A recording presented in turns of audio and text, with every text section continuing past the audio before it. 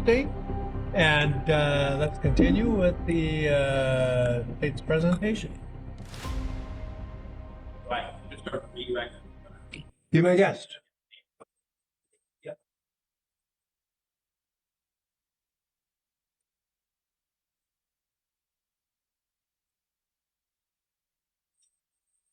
Detective Correa,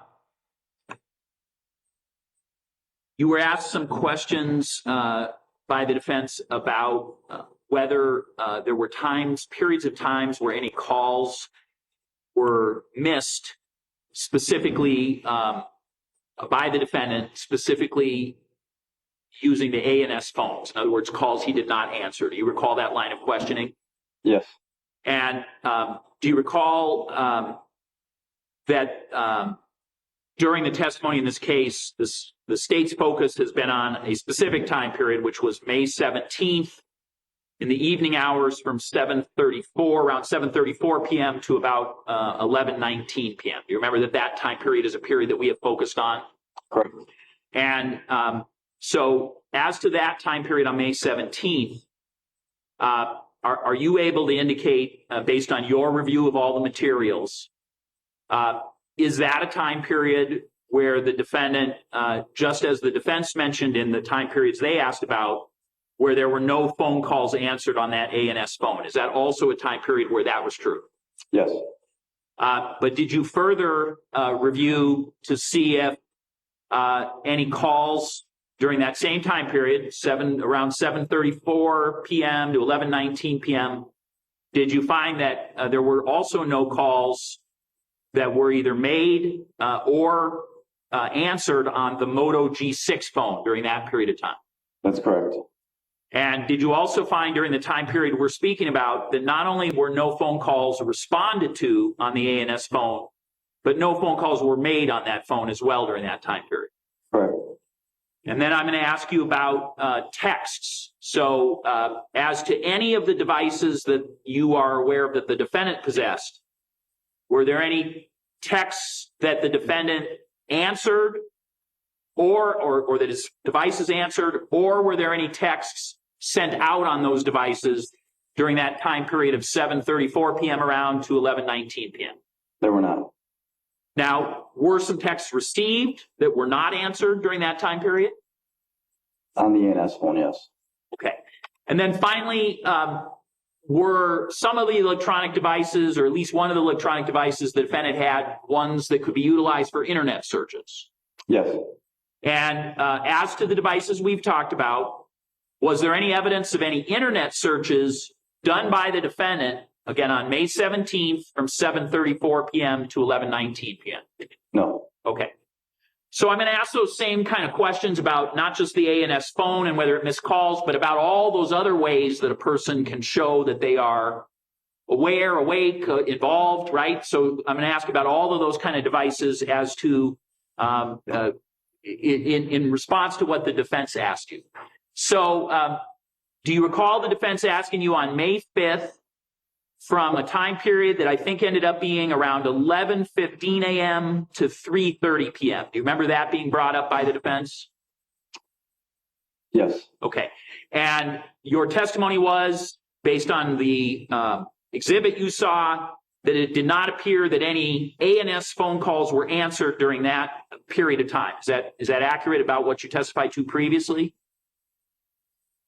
Well, I believe there was I'm saying it just began and ended with calls, and then in between there were none. okay. Correct. And so that time period covered was 11:15 a.m. to 3:30 p.m. around, right? I believe so, yes. Okay. So I'm now going to show you what's been marked as State's Exhibit 350, and this is regarding the Moto G6 phone. You set up a sheet phone, put it there.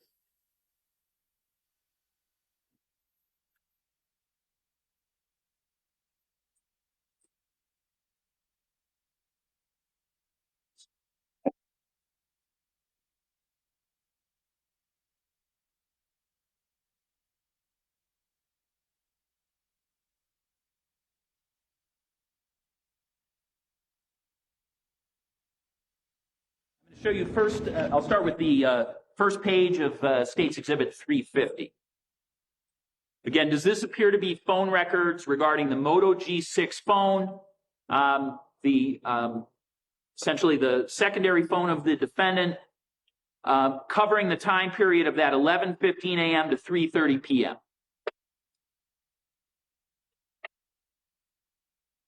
Yes. And during that 11:15 a.m. to 3:30 p.m., were any calls made on this Moto G6 phone of the defendant's? Did that phone make any calls out? Yes. And when did that occur? That was May 5th of 2020 at 12:08, 45 seconds p.m. Okay. And then were any texts made from this phone during that time period? There was. Okay. And that again was on this same phone, the Moto G6? Yes. And so when did this phone text out during that time period that counsel was referring to? 12:17, 22 seconds p.m. And then is there further a web history, meaning this phone was used to access the web during that same time period between 11:15 a.m. and 3:30 p.m.? Yes, there's a web history beginning at 12:25. Okay, so if you review that page and then on to page 2, can you tell when that web history ends as best you can tell from this exhibit? Based on this exhibit at 12:34, 13 seconds p.m.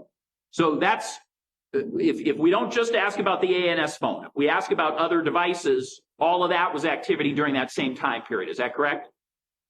Yes. Okay. So let me, I think that you were also asked about a different time period, a May 10th time period. Do you recall being asked whether you saw any activity on specifically the ANS phone on May 10th from, I think it was around 3:48 a.m. to 1:30 p.m.? Do you remember that time period being a time period you were asked to consider about whether phone calls had been answered? I recall the times in the day. I don't recall the exact times, but I do recall being asked about that, yes. And did you, but you weren't asked about whether, other than calls, whether there was any communication on any device. Is that right? Correct. Okay. So again, as to that ANS phone, did that phone also have the capacity to text out, at least on occasion? The ANS phone? Yep. Yes. So I'm going to show you now what's been, well, I'll just ask, did the ANS phone, I'll show.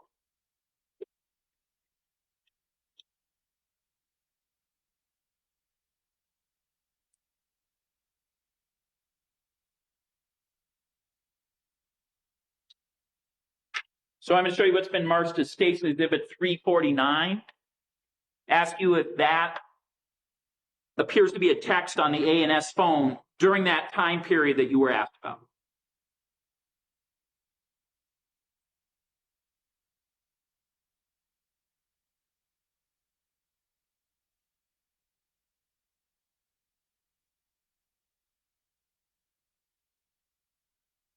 Does that appear to be a text that went out on that phone?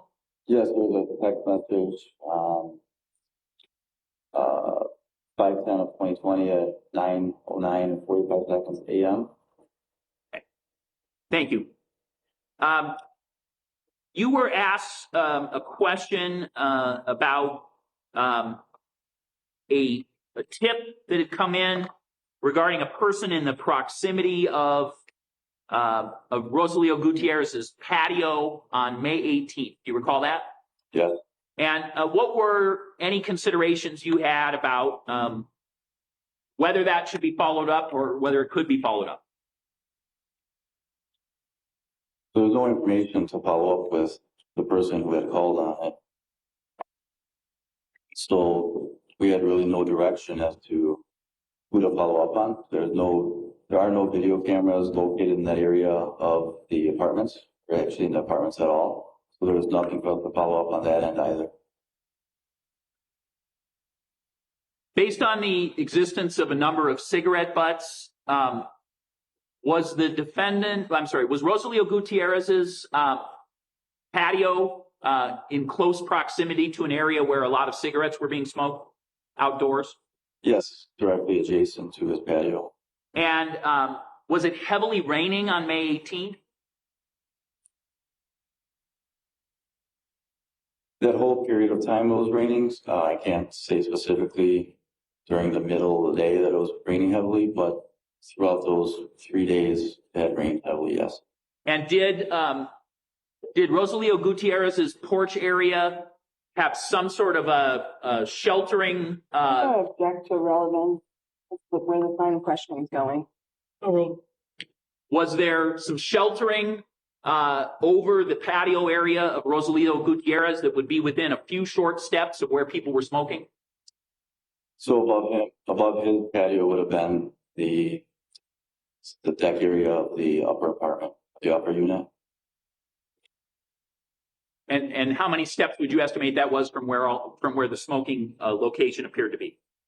Oh, his patio is directly adjacent to where the grass area is. You were asked about an area. I don't know if we ended up deciding whether it was 1 or 3 blocks, but a area that has a few trees. There were some trees that's in the close proximity to Wood Creek. Do you recall that question? Yes.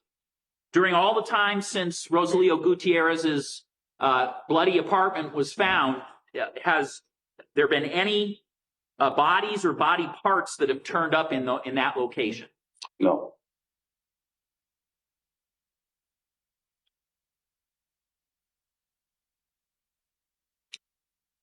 And you were asked some questions about the searches at the different locations, in this case, including a tree farm described by the defense as the Anderson tree farm. Were there work boots in any way associated with the grandfather that were found at that location? No. And also not at the lake house, the Belgium lake house from Miss Brown Williamson?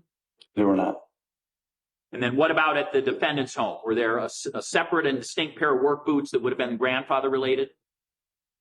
There was one pair of work boots that was located. And you were asked some questions about the missing persons database nationally and the ways that, that would be reflected officially, right? That you've kept that open. Is that correct? Correct. And if the police department has referred this as a homicide, made a decision this is a homicide, why would you keep that kind of database open? What would be your purpose in doing that? The main purpose is that without a database, there would be no way to determine if remains were located, to compare those remains through DNA or whatever means to confirm that they may be related to, in this case, Mr. Gutierrez. So keeping that open, even though the case is going and has been referred, it gives the ability that at any point, at any time, if remains are located and there is a comparison made, that Kenosha Police Department as well as the family involved would be notified of that. So without that database, we wouldn't have that ability.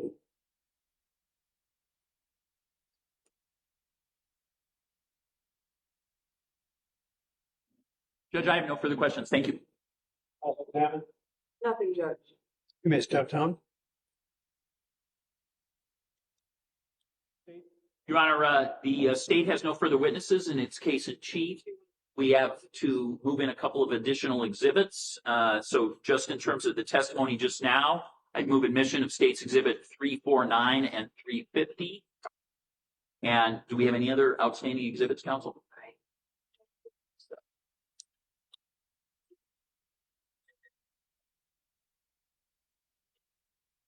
So we would just ask the court to reserve the right to move in additional exhibits, Judge, if in this massive amount of exhibits, and now with a second clerk, just to make sure that we have the ability to reserve that right if that becomes necessary in the future. But if the court allows us that privilege, then the state at this point rests. All right. Any objection to the exhibits which are offered? No objection to the exhibits. The defense, prior to making argument, also has several exhibits we'd like to move in. That would be Defense Exhibit 335, 336, 337,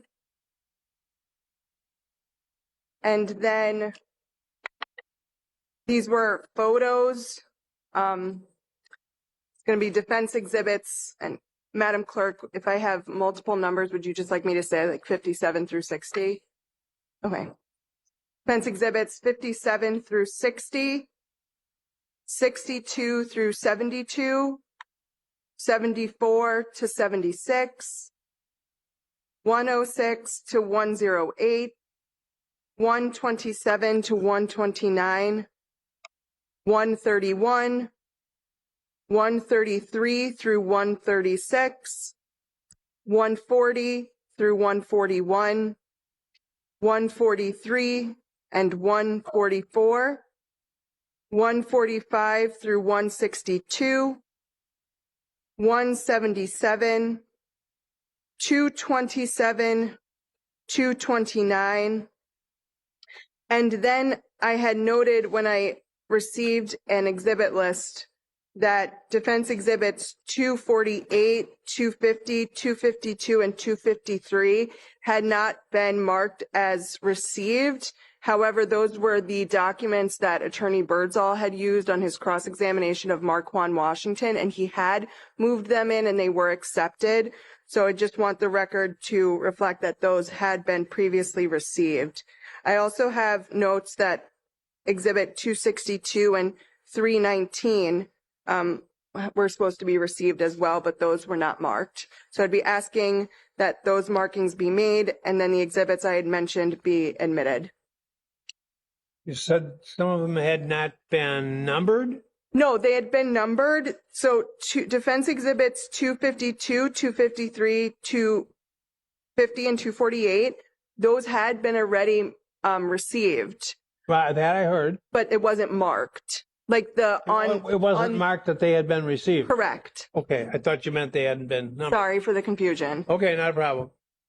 Any objection to receipt of the foregoing? So, counsel, are any of those the items that were marked but objected to? So No. they're not admitted? No. So I noticed that a couple of those were met. There were two times that you approached witnesses. We did not have the exhibit go in, but I think you maintained them, I assume, for purposes of making sure the court had them.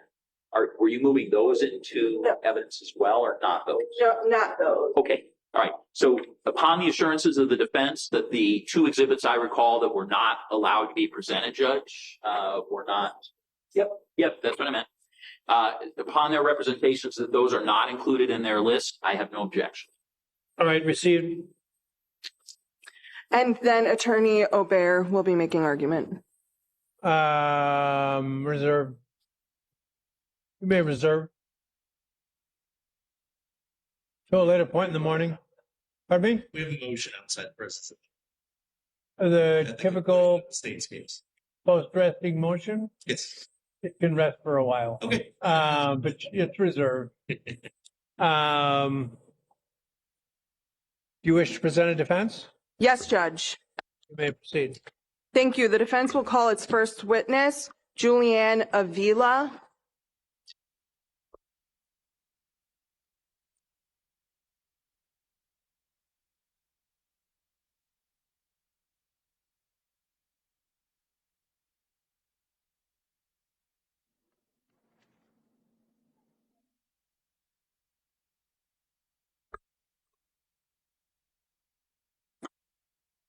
You solemnly swear the testimony you are about to give in this matter will be the truth, the whole truth, and nothing but the truth, so help you God.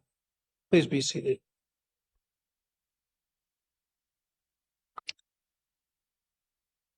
Good morning. Could you please state and spell your name for the record? Oh, do you want to check see if the mic's on? Is the green bar up? There you go. That's much more appropriate for the day. My name is Julianne Avila, JulianneAvila. And how are you currently employed? I'm a crime scene response specialist with the Wisconsin State Crime Lab out of Milwaukee. And can you explain to the jury what that occupation entails? So we respond to homicides, other investigations for maybe smaller departments that need help, officer-involved shootings, or any other major event that a submitter or an agency in Wisconsin may need help with. And what kind of qualifications do you need for your job? There are 4 of us who are full-time in crime scene response, and then we have a program chief. So for the crime lab, what we did was we have forensic scientists who had a major discipline, some of us DNA, firearms, latent prints. And then what we do is we go through training to learn how to approach a crime scene, how to respond, how to go through it, how to look for evidence that may be appropriate for the scene that we're called to, how to do proper collection techniques, documentation with photographs and video, and then eventually write a report. And so we bring our bench knowledge to the scene as forensic scientists to kind of try to get the best evidence that we can. And how long have you been working as a crime scene response specialist? So I've been a crime scene response specialist since January of 2020, but I've been involved with the crime scene response team since 2015. And prior to 2015, were you still working in the field? Yes. And what type of education background do you have that assists you in your position? So my degrees are in criminal justice and a minor in biology, and I have a master's degree in forensic science. And then we had our other specialized training within the laboratory to become crime scene response specialists with the training director at the laboratory. And so you had noted that you had been working in crime scene response since 2015. Was that with the Wisconsin State Crime Lab or was that elsewhere? That was with the Wisconsin State Crime Lab. So since 2015, you've been employed with the Wisconsin State Crime Lab. I've actually been with the crime lab since 2002. I was a latent print and footwear examiner. So just focusing on your work as a crime scene response analyst, do you have to prepare reports for the things you do? Is that a normal duty in your job? Yes, it is. And can you explain that for the jury? So the reports we generate explain who called us, who responded to the scene, what their duties were at the scene, what we did, what we eventually collected that may have been of importance. And then we also, before we leave a scene, we give over all the evidence that we've collected. So we may also make mention of what was given to the officers at the scene. And then we tell them, you know, that how many photos have been taken, where they can get those, and just kind of the overall documentation of what we did at the scene. And during your time span of employment, approximately how many of these reports have you written? Oh, I'd say probably maybe 75 to 100. And I want to direct your attention to 2020. Do you remember doing work on a case regarding Zachariah Anderson? Yes. I'm going to show you what's previously marked as State's Exhibit 43. Judge, may I approach the witness? Go ahead.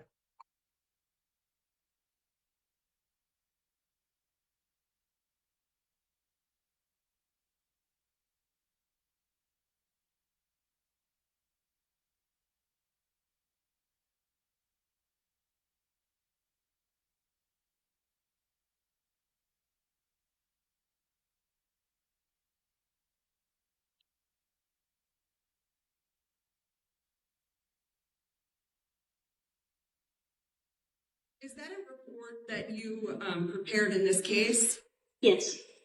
And how do you know that it's a report you prepared for this specific case? It has my name and my signature on it. I see Lisa Treffinger's initials on it, as she was the peer reviewer of this case, with our laboratory case number on it and our seal on it.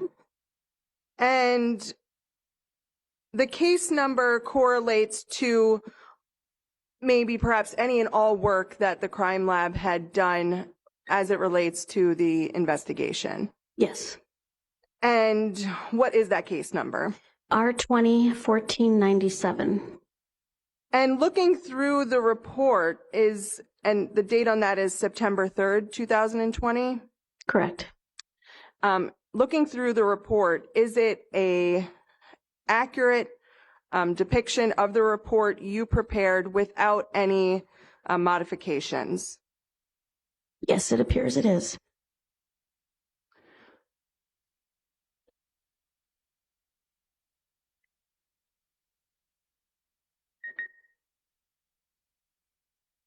Judge, I'd like to admit State's Exhibit 43 and publish to jury. Is there objection? Publishing the report? Just Hand gonna, it to them? no, I'm just gonna put it on the. Here. Go ahead.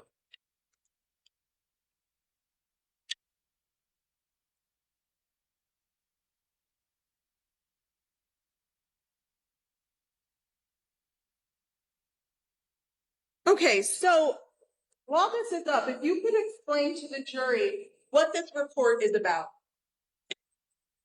So we received a Dodge Caravan into the laboratory that I was to look for any kind of possible blood evidence in the van.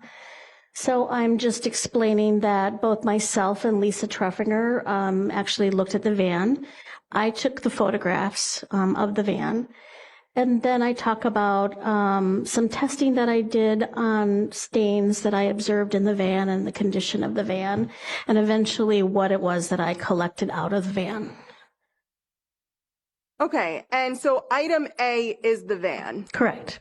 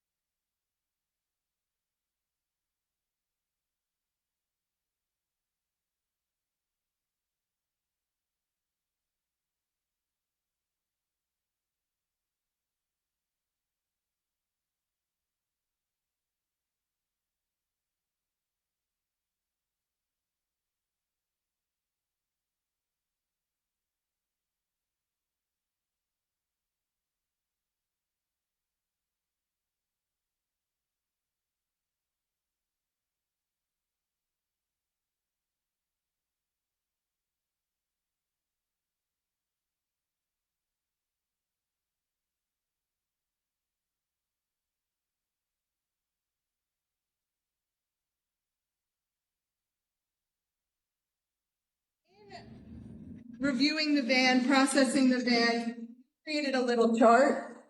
I did.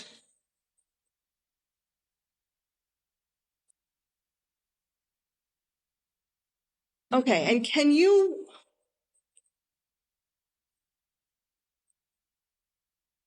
what does this chart depict generally? Record, say what the. Sure, sorry. It is. Defense Exhibit 351. I created this chart just for my own personal notes, just to see where I tested stains in the van. I did not collect these stains, but I just wanted to make note of where I had done some testing. I noted where there was carpet missing from the van, and that's generally what this is, just for my notes. And so wherever, let's start with the steering wheel. You had made a note for the steering wheel. What did that note indicate, if you remember? There was a stain, a darker stain on the steering wheel that I observed, and that was just something that I tested. And then, if maybe you could just walk through each of the items that you noted and what you did. Sure. So they don't have specific, some of them have numbers of kind of just what areas I tested. What I did was I used something called phenolphthalein, which is a presumptive test for blood.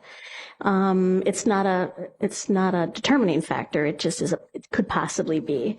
And so I tested the steering wheel. I tested the running board along the side of the driver's side of the vehicle. There was an area behind the front passenger seat, the seat belt, the carpet, and then the seats were all missing out of the van. So I tested a few areas of the carpet. I also tested it, if you know, like sometimes in the back of those vans, they have like cup holders where the seats would be. There were some reddish stains there that I tested. I tested areas on the metal parts, which is the bottom part that had no carpet. I tested along there with phenolphthalein, and they were all negative. And when you say they were all negative, what does that mean? There was no indication of blood using phenolphthalein as the presumptive test. Did you do any other tests? Strike that. There are other types of tests that can be employed to determine the presence of. Are there any tests that can be employed to determine the presence of blood? Yes, so usually when we start out looking for blood, we're using basically just a high intensity flashlight looking for any signs that appear to be reddish brown stains, as blood usually appears to look. After that, if something that you can't see with your eye, we might employ luminol, which you may have seen on TV. If you spray it in the dark, instead of giving a color change, it gives a change of light. It emits like a light. So once I was done testing with phenolphthalein, I used luminol and sprayed the van with that. And I saw one area that had a little bit of a glow, and I collected that stain. And that stain, though, wasn't further tested. I believe it was tested, but that would have been by the DNA unit. I didn't test it with any kind of presumptive test. Was that A2? Yes. Okay. That wasn't A1. Correct. And can you explain to the jury if luminol reacts to any other substances or things other than blood? It does. It's just a presumptive test, like phenolphthalein. It'll react to rust, bleach, and some other kind of cleaning products. So it does react to bleach? It can react to bleach, yes. You had noted that there were some bleach stains in the vehicle, or did you? I did. They appeared to have the consistency of what bleach might look like. When you did the luminol testing, did it react to those areas? No. And then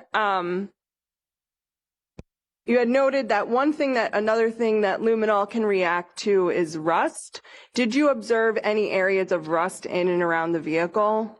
Yes, the car did have rust. What was your overall impression of the state of the vehicle? The vehicle was had a significant amount of wear and tear to it. As I said, the carpet was missing. The carpet was dirty. There was a lot of clutter in it. And was it very dirty in the inside? It was. You had also taken some pictures. Yes. I'm going to go through them. It's a packet of pictures that were taken, marked as Defense Exhibit 352. Show you the first picture in that packet. It looks like a big dark screen, but can you explain perhaps what this photo was? I don't remember what that. Do you take photos when you're doing the luminol processing? I do.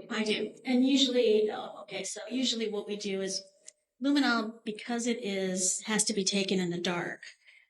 Sometimes your exposures will be a little too dark. It's hard for that luminol to show up. It has to be like sometimes maybe a minute or a minute and a half exposure to try to capture it. And because the luminol was so faint, it doesn't really show up very well on this photograph. Okay. The next picture. I believe that is the area behind the driver's seat in the back. So in the back area where there would possibly be bench seats, there were some compartments back there and cup holders. Okay. These are just the items that were inside. And was this we can see a reddish stain in this photo? Yep. Was that one of the stains that you tested?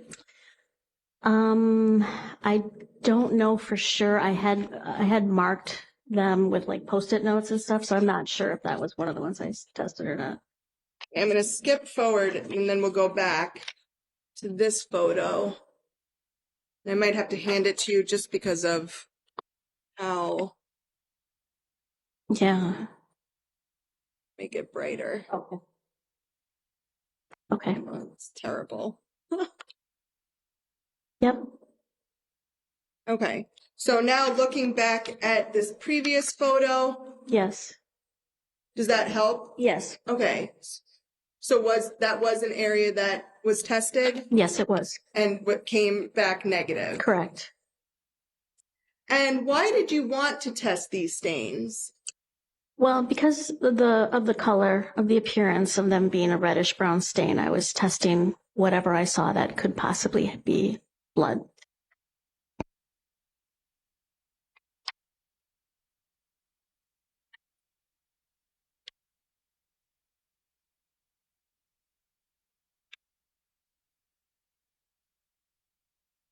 This photo area. So this is a mid-range photo of the footwell of the driver compartment. And did you observe anything of interest in that area? No. And did that area appear to have been cleaned? Cleaned? No.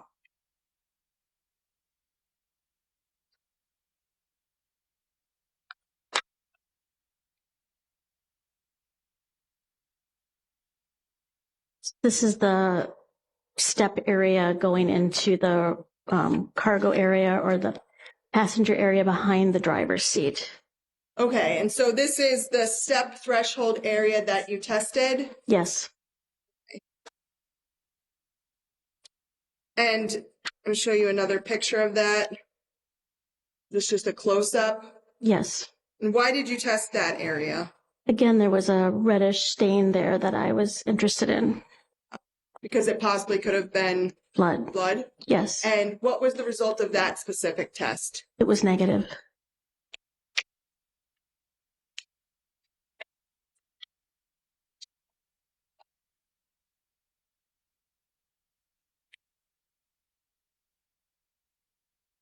Can you describe what this is? This is the back area, the very back area of the van by the lift back tailgate of the van. This is the metal part. You can kind of see a little bit of the carpet in the upper right-hand corner. And so this was just the bare metal. And the bare metal, was there a lot of dirt and debris on top of it? It was dusty. It was kind of dirty. It was dusty? Yeah. Okay. And there's also arrows in this photo? Yes. And are those arrows depicting areas that you tested in that area? Yes. And the test for presence of blood? Yes. And what were the results of those tests? They were all negative.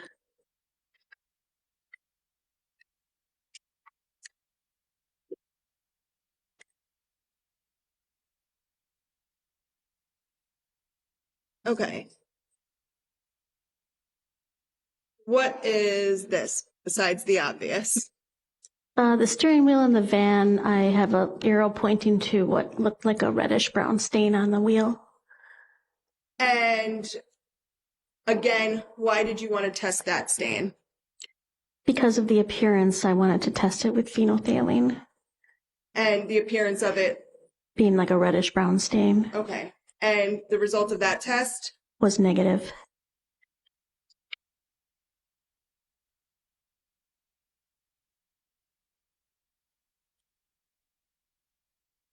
Do you remember this? I do. This is the stain on plastic. This is the stain. I believe this is the stain on the headliner above the cargo door area. It would have been on the driver's side. So as you lift the door, it would have been right up here at the top. Okay. And that was tested? It was. And that was negative. Yes.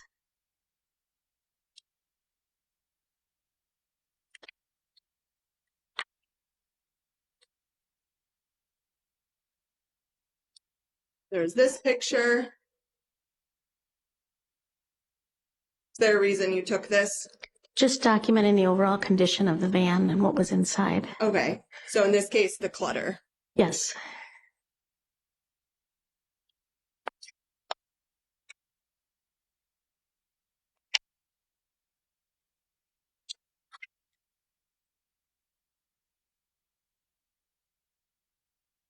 In this picture, was there any significance or just another overall? Again, just documenting the overall condition of the van. Okay, and in this picture, I'm going to point to it on here, we see this container. Were you able to determine what that container was? I don't remember offhand what that is. Do you remember finding any sort of cleaning wipes or any wipes in the van? I think there were, and that could be it. There were bleach wipes, perhaps.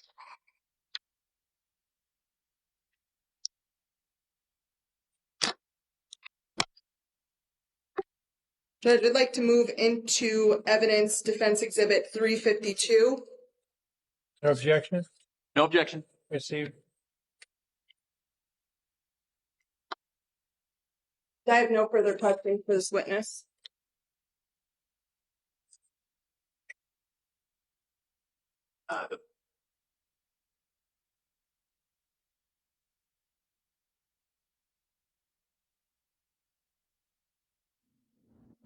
Okay, so we talked, I think, about A2, Ms. Avila.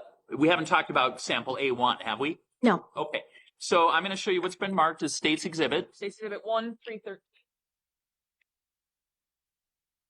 So again, this is State's Exhibit 1, 313. It's going to show up on the screen up there on the television.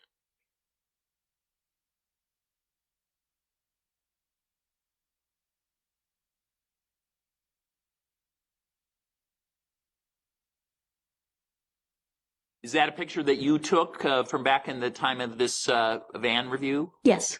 Do you recall what day you and Ms. Treppinger did this process with the van? It appears to be prior to June, or prior to late June at least. Do you remember when this was? I don't remember the specific date, but I believe it was in May. So if I indicated to you the photograph is dated 5/21, is that an excellent way to figure out when you did this? Yes. And so if you look up at the exhibit, does it have a time and date of the photograph? Yeah. So are these the photographs? Is your photography in this, if it says it started on 5/21, does that refresh your memory about when this happened? Yes. Okay, so just for purposes then of the record, when do you believe, based on your memory being refreshed, that these photographs and this testing is completed or done? I took these photographs on 5/21, it appears. Okay, of 2020. Yes. So you were asked briefly about the condition of the back of the van. Does this accurately reflect what you saw on May 21st? Yes. So when you saw it, the items that would normally anchor in the carpet or be anchored in by the carpet were situated off as they are in this, or have you manipulated that in some way at this point? I pulled those off myself. You did? Okay. Yes. So previously, were they in the location they would normally be if the carpet was still remaining? Yes. Okay. And you looked at a number of items where there was a red brownish thing in appearance, and you felt like you needed to do what you called what did you call it? A preliminary test? Presumptive. Presumptive test. Okay. And so you did that at a number of locations on this vehicle, correct? Yeah, that's correct. And that includes on A2 that was brought up to you that was a area on the lower plastic molding in the rear cargo area. Is that correct? Luminol would be a presumptive yes. Okay. So, could you smell the bleach when you reviewed this particular vehicle? Do you remember? I don't remember smelling bleach, no. Could you see some clear stains, some of which are depicted on this? Yes, Did they appear to be consistent with bleach stains based on your observations? they did. So if bleach sometimes reacts with luminol, and if you're seeing a bleach stain, why doesn't the luminol do anything in this case if you know? I don't know why it didn't react. Okay. But you maintain that your physical observation is that appeared to be bleach stains. Yes, All right. Does luminol always react to bleach, or is that something where it is not always happening? I would say it probably doesn't always happen. Okay. So for you, it is an indicator, but it is not definitive in your experience. Correct. So how many times have you, during your employment, been an individual who was observing stains and having to make at least the most preliminary thought process about whether something is blood? How many times? Yeah, how many times do you think you've done this on behalf of the state crime lab? Well over 100 times. And in that time period, then part of that is because you're trying to figure out, is this going to be tested further, DNA unit, et cetera, correct? Correct. Okay. So when you came across A1, is A1 depicted on the exhibit that's up right now? Yes, it is. And if the judge gave you a pointer, would you be able, remember those pointers from the old days? Yes. If he gave you one of those old traditional pointers, could you point out where A1 is on this particular exhibit? Sure. No.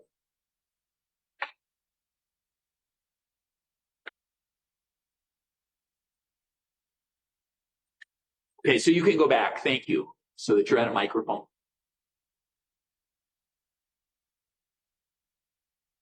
Thank you. So are you the one who placed the sticker on A1 then? Yes. So this would be another one of those things that needed consideration for yourself and for Ms. Treffinger, correct? Correct. And this was a team approach. You and Ms. Treffinger were trying to consult at times where either of you felt the other's expertise would be helpful. Yes. So as to this A1, did you and Ms. Treffinger have any kind of discussion about whether any of the presumptive testing should be utilized on A1? Yes, we did. Okay, and why would you need to do that? If the other places you put little tabs were either sprayed or had a presumptive test applied, why would this one be one where you need to discuss it? This was a very small stain. As Lisa and I were standing at the back of that van, I was on the passenger side, she was on the driver's side. We were looking in, and we have a height difference. And as I looked, I could see on that molding just this very, very small stain. And as we talked about it, we decided that it was best to just collect the stain so we had all of it, as opposed to trying to take a little bit of it for a presumptive test. It was just very small.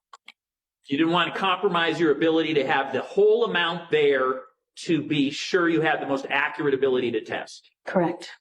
So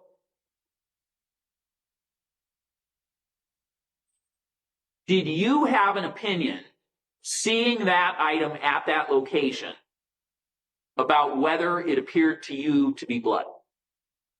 I did think it was possible that it was blood, yes. And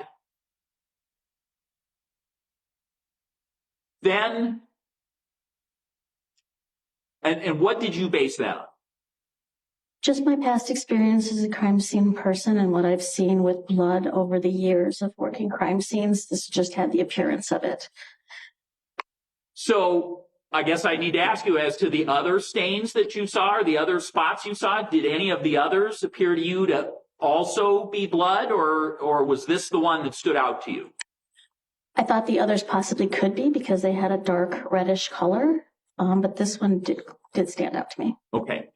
And what about it stood out to you? So why, based on your experience, did you say, you know what, these others might be blood, but this one stands out? Just the appearance of it. There was a little bit more, if I remember right, a little bit more to it. It was a little thicker, but it was so small. and just had the appearance of just a spot of blood. So let me just show you a close-up of this same picture if I can. This is states 1-315. And I'm going to bring this even closer if we can magnify this a bit. Okay, so again, looking at this, is that consistent with what you're discussing? Yes. Okay. And having been a crime scene analyst, you said you've done this particular profession for 5 years, correct? More than 5, yes. At that point, right? Uh-huh. Are you still doing it now? Yes. So you have an additional 3 years of experience at this since then, correct? Correct. Do you have an opinion as to whether the characteristics of what we see on the screen is consistent with items that have been transferred to that location as opposed to have fallen or splashed or something else at that location? When we talk about transfer stains, we talk about something that may have either been on your hand and you touch an item and it's left behind. Or if blood is already on something and you put your hand through it, that's a wipe. The other one would be called a swipe. To me, this just looks like a very small speck of possible blood that was just possibly came off of something. It just got just a little bit of a drip or a splash, but it's not what I would call a transfer stain. So in your experience, professional experience, it's not consistent with a transfer, with somebody deliberately applying it? It does not appear to be, at least in that fashion.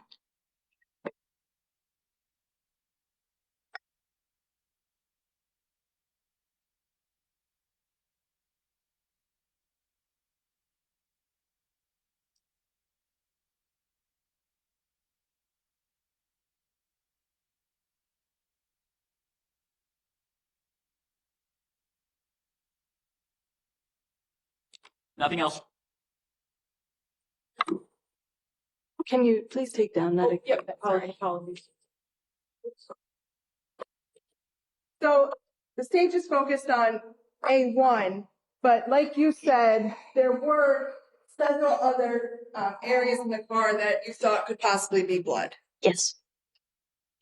And there were other stains that had a similar appearance as well. Yes. A similar appearance as item A1. With the reddish brown stain, yes. No further questions. Nothing else? The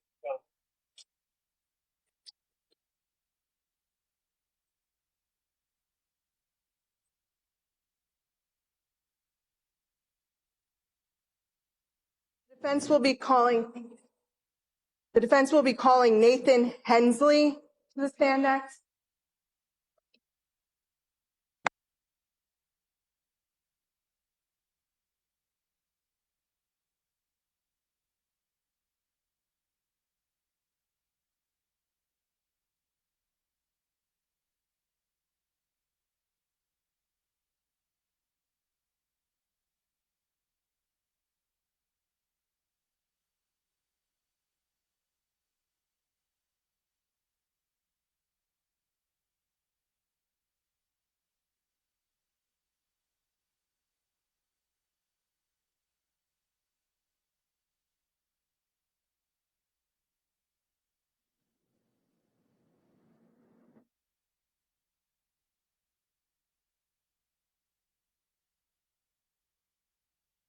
You solemnly swear the testimony you're about to give in this matter will be the truth, the whole truth, and nothing but the truth, so help you God.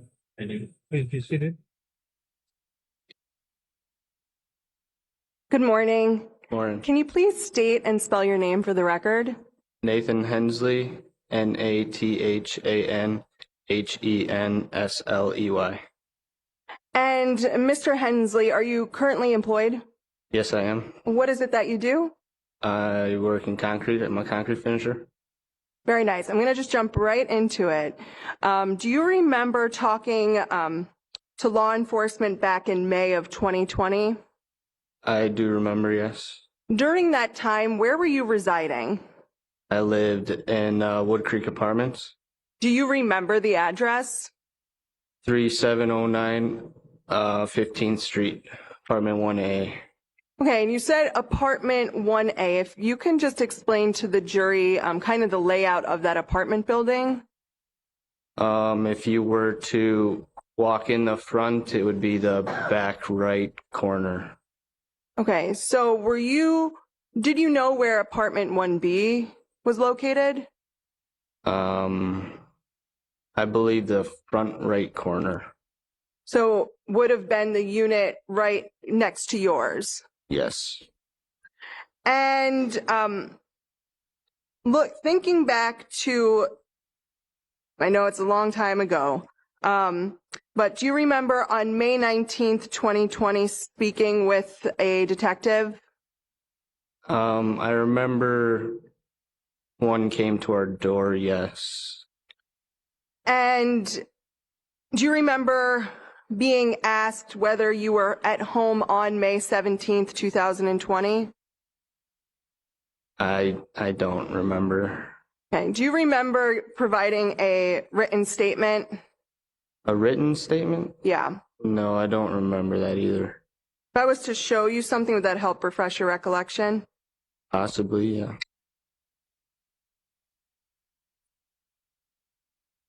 I'm good.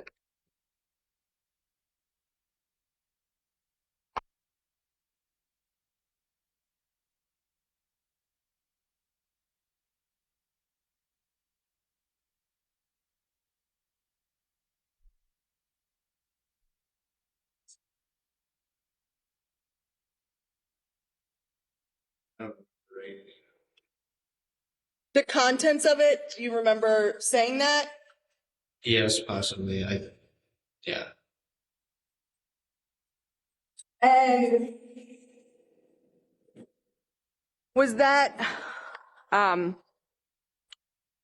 so now that you've reviewed that, do you remember what you told law enforcement about your observations on May 17th, 2020? I believe I told him I didn't hear anything or see anything. And was that in regards to the time frame that the detectives were interested in? Yeah, And you were home at that time? I believe so, yes. And you're saying during that time, so evening hours of May 17th, 2020, you didn't see or hear anything? Not that I am aware of or remember. I have nothing further for Mr. Hensley.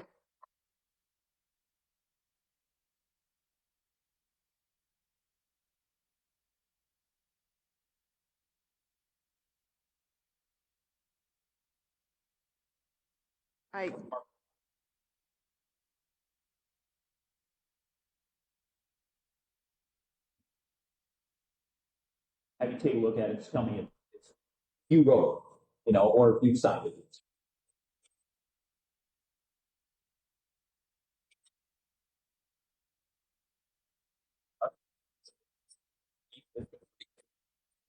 So it's not exhibit 1, it's exhibit 353. Okay, then I'm gonna show you.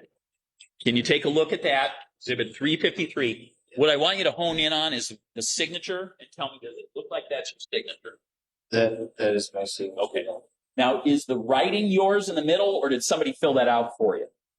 That doesn't look like my writing, no. Okay.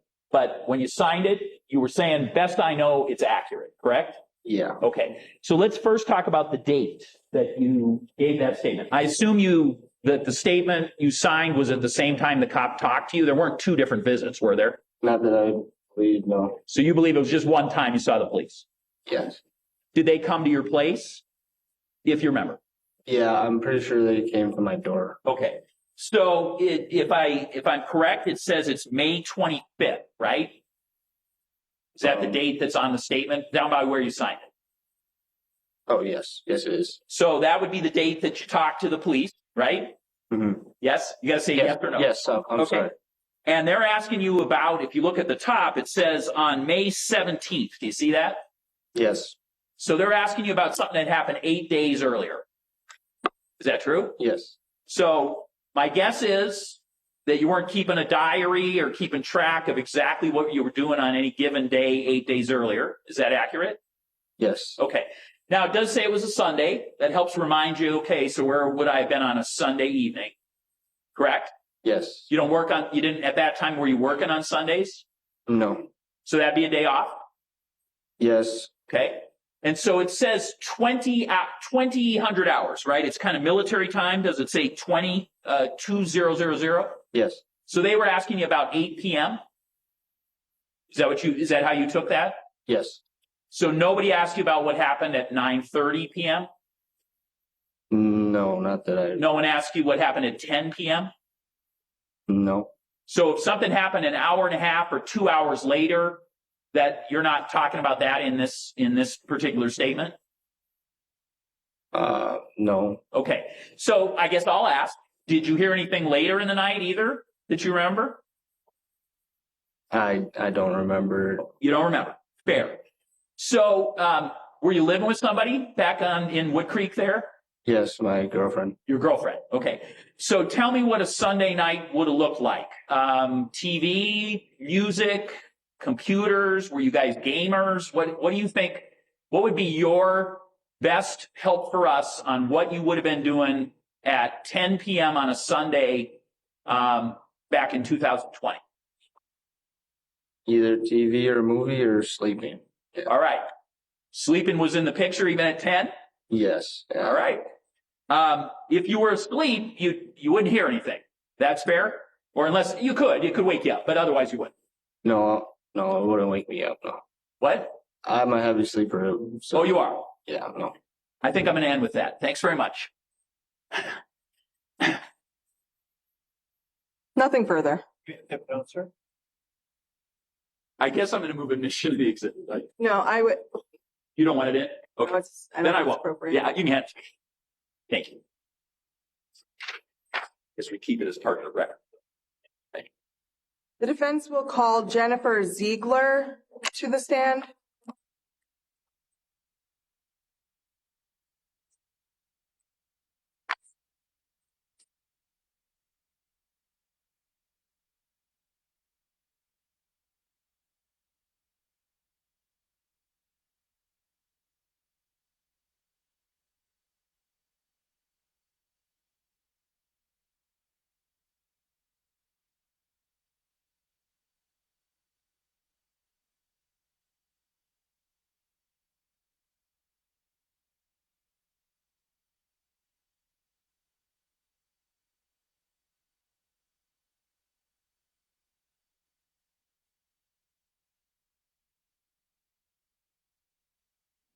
Do you solemnly swear the testimony you're about to give in this matter will be the truth, the whole truth, and nothing but the truth, so help you God? Yes. Please be seated. Good morning, Miss. Is it Ziegler? Ziegler, yes. Ziegler. Can you please state and spell your name for Madam Court Reporter? Yes. Jennifer Ziegler, Jennafer, Ziegler. And are you in a relationship or residing with an individual named Nathan Hensley? Yes. And for approximately how long have you resided with Mr. Hensley? A little over 4 years. So back in 2020, were you residing with him? Yes.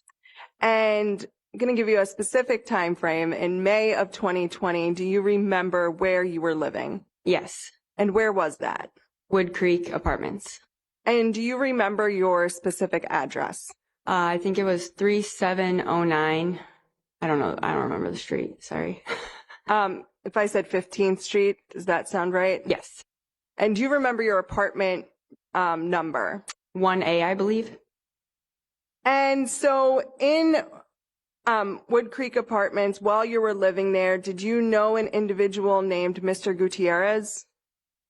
No, not personally. I knew him after everything kind of happened. I guess I heard of him. Okay. And do you know where apartment 1B was located in relation to your apartment? Yes. And where was that? So it would be right next to us, basically. Yeah, to our left. Okay. So I want to jump back to May of 2020.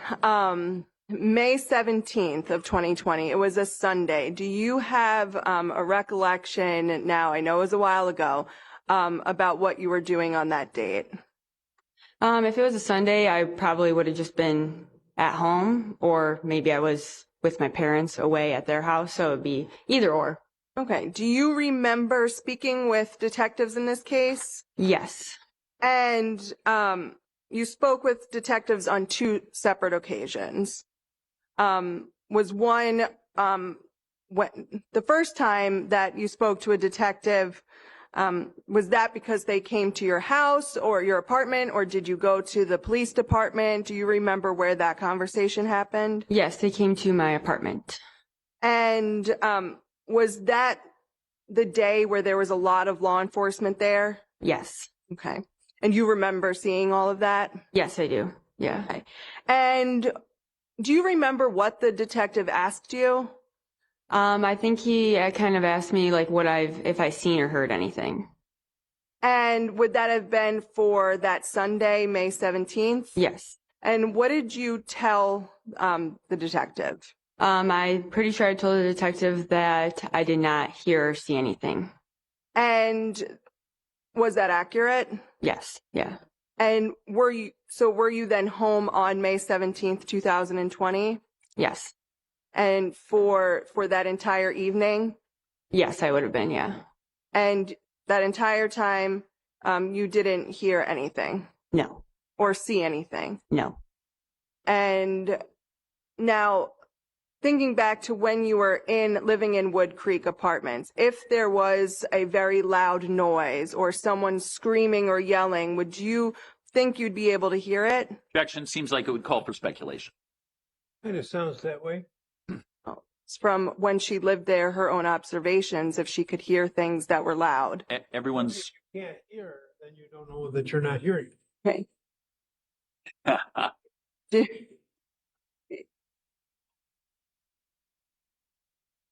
Have you heard people arguing or screaming before in Wood Creek Apartments? Arguing and screaming, no. I heard footsteps. I hear footsteps and stuff like that, like doors shutting and stuff like that, yeah.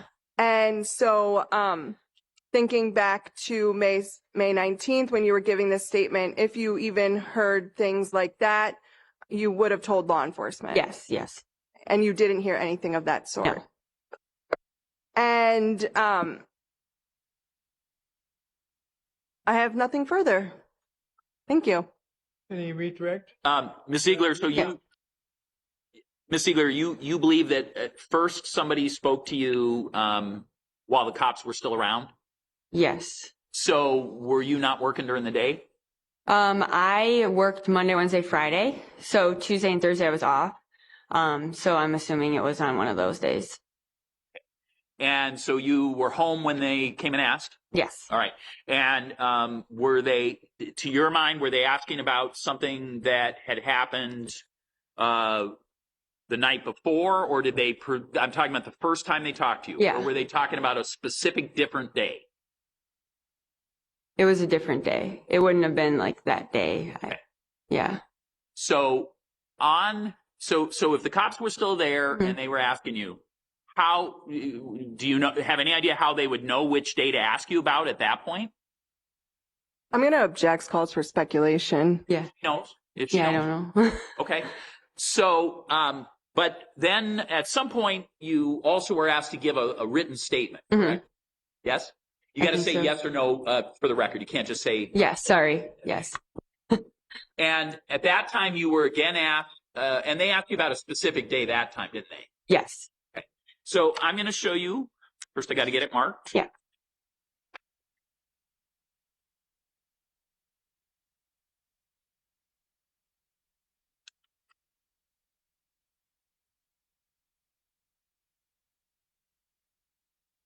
So I'm going to show you what's been marked States Exhibit 354. And the first thing I want you to do is look at the bottom of this and just tell me if you recognize your signature. And you can hold it. Okay. Yes. Okay, so is that your signature? Yes. Okay. So when you signed that, were you trying to report everything you knew based on what people were asking? Yes. Okay. So is there a date by where your signature is that says when they were asking you about that? So you know what date they were asking? in the area where your signature is. Yes, I see a date right under. And so what is that date? 5/25/2020. Okay. And so, and then in terms of what time they were asking about, date and time, is that at the top of the document where it says on May 17th, 2020? Yes. So that'd be 8 days difference, right, in terms of this statement? Yes. Okay. And on Sundays, you didn't work? Yes. Okay. And were they asking you, based on the military time they wrote down, did it look like they were focusing on 8 p.m. on the evening of May 17th? Yes. Based on military time. It says 20, right? Yes. 00, which would be 8 p.m.? Yes. Okay. So I want to actually ask you about a couple hours later on a Sunday, okay? And whether people maybe were headed for bed and things like that a little later. So by 10 p.m. on a Sunday, do you remember whether you guys would be in bed yet? Yes. I go to bed early, so. Okay. And so if I told you it was at 10 p.m., would you expect to hear things out in the I hallway? don't object to speculation. Well, I didn't hear the whole question. It sounds that way. Yeah. Well, But you used the word expect, so. Yeah. To put your question, but you're on borrowed time. not the first time. And the court has allowed me to pay up on those borrowing a couple of times. So my question is, if it was at 10 p.m. on this Sunday, what, if anything, can you tell us about how that would impact your ability to hear things in either the hall or the neighboring apartment? Yes, because we sleep with a box fan, so we wouldn't be able to hear. I think I'm going to end there, Judge. I do have some redirect, Judge. Thank you. You talked to law enforcement twice. Yes. So the statement that Attorney Gravely was just going through with you, that would have been the second time you talked with law enforcement? Yes. And thinking back, if they were detectives asking you about that entire evening of May 17th, 2020. Yes. And if you were sleeping and you knew you were sleeping at that time, would you have told law enforcement that? Yes. Yeah. Nothing further. Well, you're saying that if you went to bed sometime on the evening of May 17th, you would have told the officers I went to bed? No, sorry, no. Okay. No. Anything else? Very, very limited. You told them you didn't see or hear anything. Yes. And it wasn't because you were sleeping. Let me rephrase that. If you had been sleeping, would you have told law enforcement, I was sleeping, so would not have been able to hear or see anything? I just told them I just didn't hear or see anything just because they just asked if I heard or saw anything that day. And thinking now, can you remember if you were sleeping or not? No, it was 3 years ago. Okay. But I would be sleeping because I go to bed at 9 p.m. At 9 p.m.? Yes. Okay. And I've been going to bed at 9 p.m. because I wake up at 5. Nothing further. Nothing. You may step down. You give it to the district attorney when you walk by. Would please.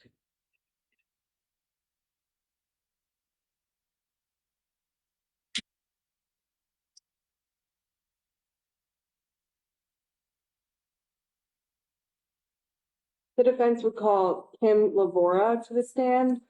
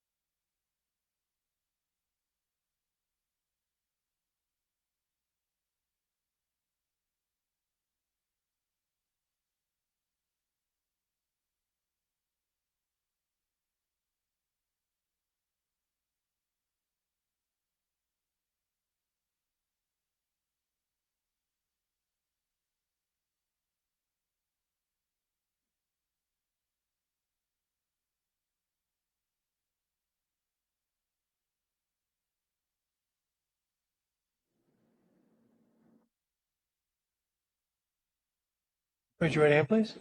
You solemnly swear the testimony you're about to give in this matter will be the truth, the whole truth, and nothing but the truth, so help you God. Please be seated. Good morning. Good morning. Could you please state and spell your name for the court reporter? Sure, Kim, Kim, Lavora, Lavora. And Miss Lavora, is there another first name that you also have? Yes, Could you please state and spell that also? sure, Umdeun, Umdeun. And is it okay if I just refer to you as Miss Yeah. Lavora? Okay. Miss Lavora, are you currently employed? Yes, And what is it that you do? I'm an accountant Where? at Wacker Newson. Okay. And how long have you been employed there? It will be 10 months. Very nice. Sorry. No, you're fine. I want to kind of jump back in time to May of 2020. Sure. And during that time frame and before, did you know an individual named Rosalio Gutierrez? I only know him through text. Can you explain how you know him in as much detail as possible? Oh, sure. I was on a Facebook dating site, and then he liked me, and we started conversating through text only. Had a few texts. I felt like I felt nervous. I never met him. We talked every day. We text every day. He told me personal things about him, his daughter, his business. Moving forward on to May, he told me that he was going to Menards and picking up his daughter. And then the following days when it happened. So I want to go back a little bit. When did you first, if you remember, when did you first start talking to Mr. Gutierrez on Facebook dating?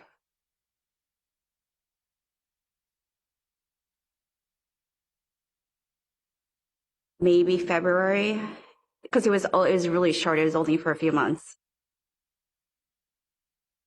And from the time that you started talking to him to about May, let's say 18th, 2020, what was the frequency of your communication?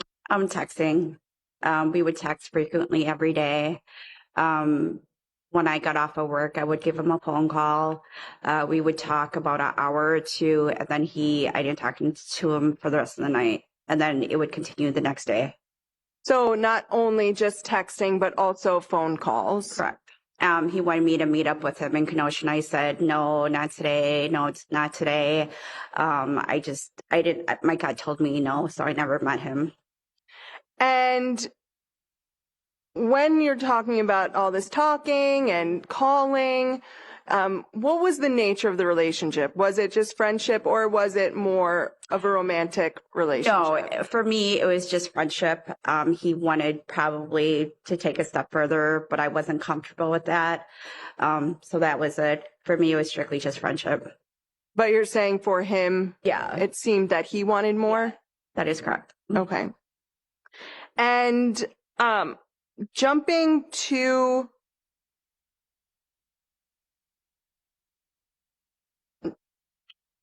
May 17th, 2020, do you remember having a phone call with Mr. Gutierrez?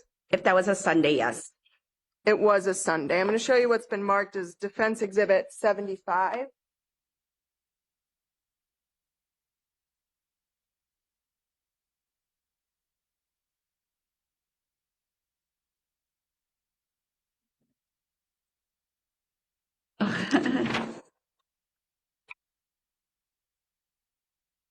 So it's just going to pop up on the screen.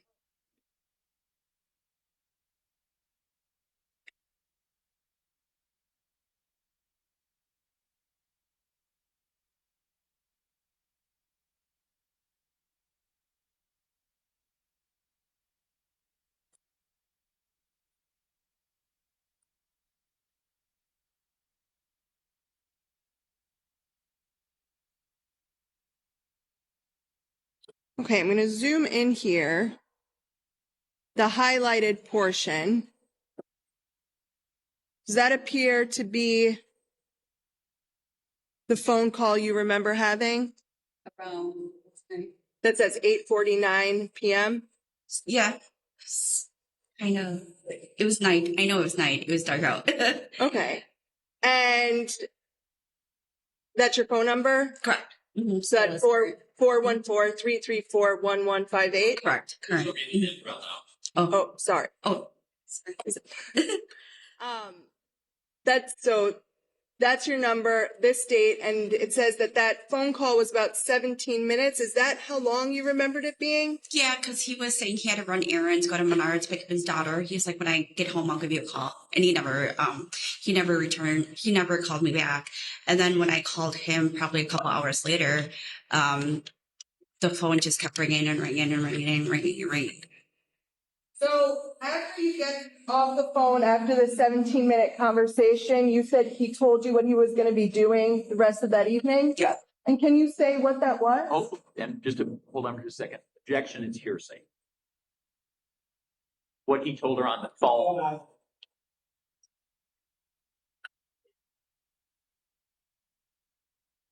Why would it not be?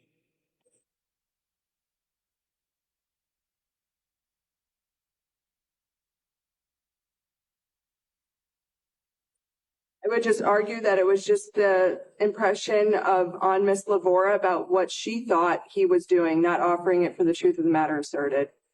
What difference to make what she thought? That's the defense's position. I have nothing further, Judge. Do you have any other questions? No, I am objecting to that hearsay. Well, I have to say the sound is so bad in here. Yeah. I thought that is the defense's position, nothing further, Judge, which I thought was the end of your examination. Maybe what? Maybe you just didn't want to haggle with Nothing further on our position on the objection. Okay. Let's take a break. Please don't talk about the case during the break. Read, watch, or listen to any account. And 10 to 15 minutes.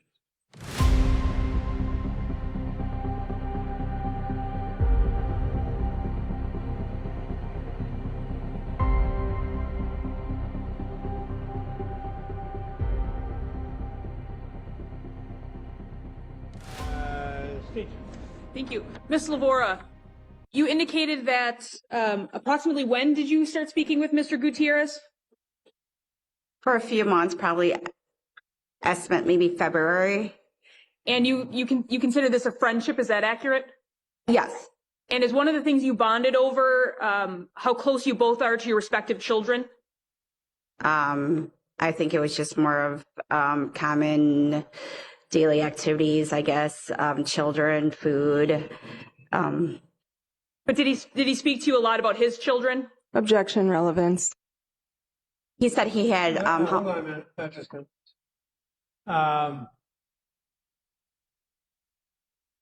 What's relevant?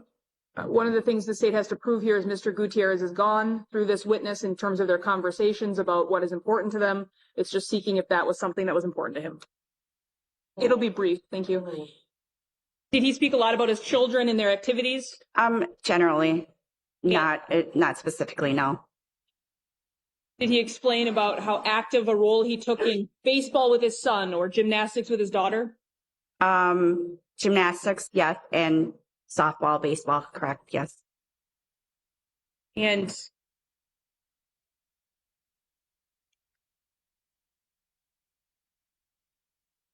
you indicated that through May 17th of 2020, you guys were in communication daily, multiple times a day? Correct.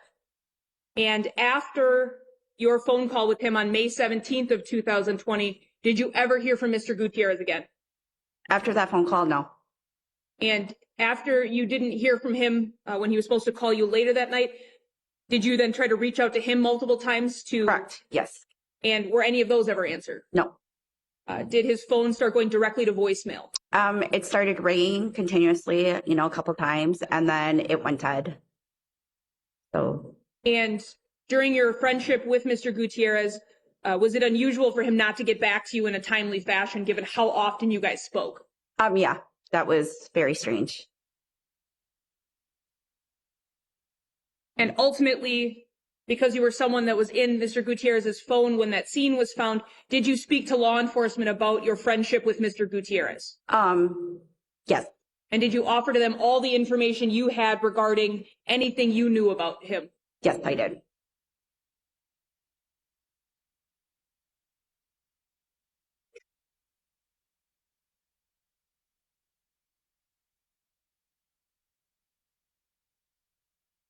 And in fact, during your time of talking via the phone for those couple of months, there were times you were actually in Kenosha physically and you two did not meet up, correct? I was never in Kenosha.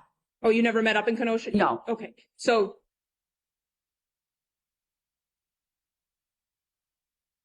you and Mr. Gutierrez never had any plans to meet up as of May 17th, 2020? He wanted to meet up, but I never went.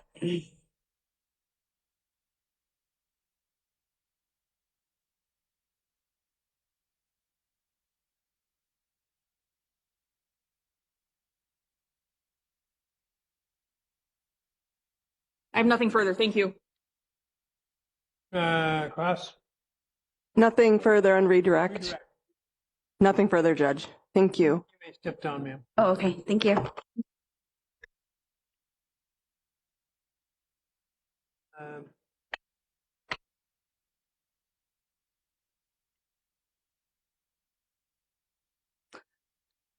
Judge, at this time, the defense would like to make argument. We have witnesses. There was a development where the state had talked to an individual today, sure. So we don't have witnesses ready now because of the development until the afternoon. So we're hoping to take this time to make the arguments that we would have made earlier and to instruct the court on where we're going to be moving forward.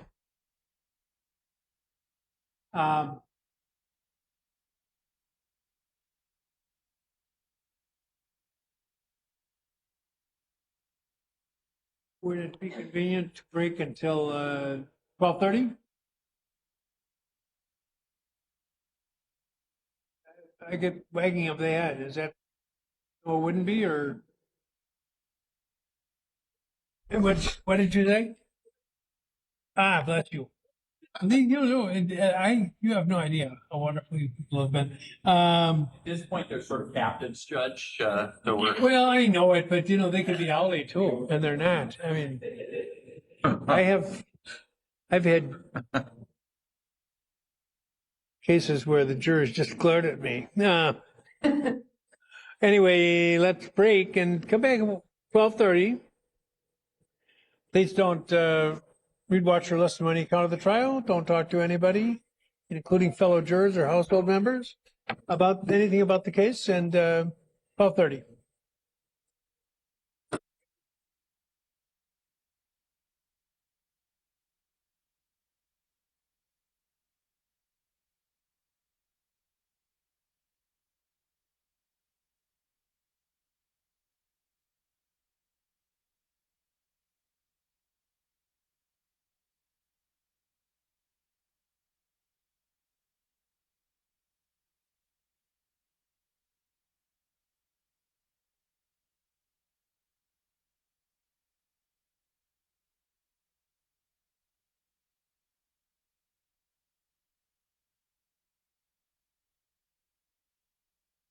All right. I did permit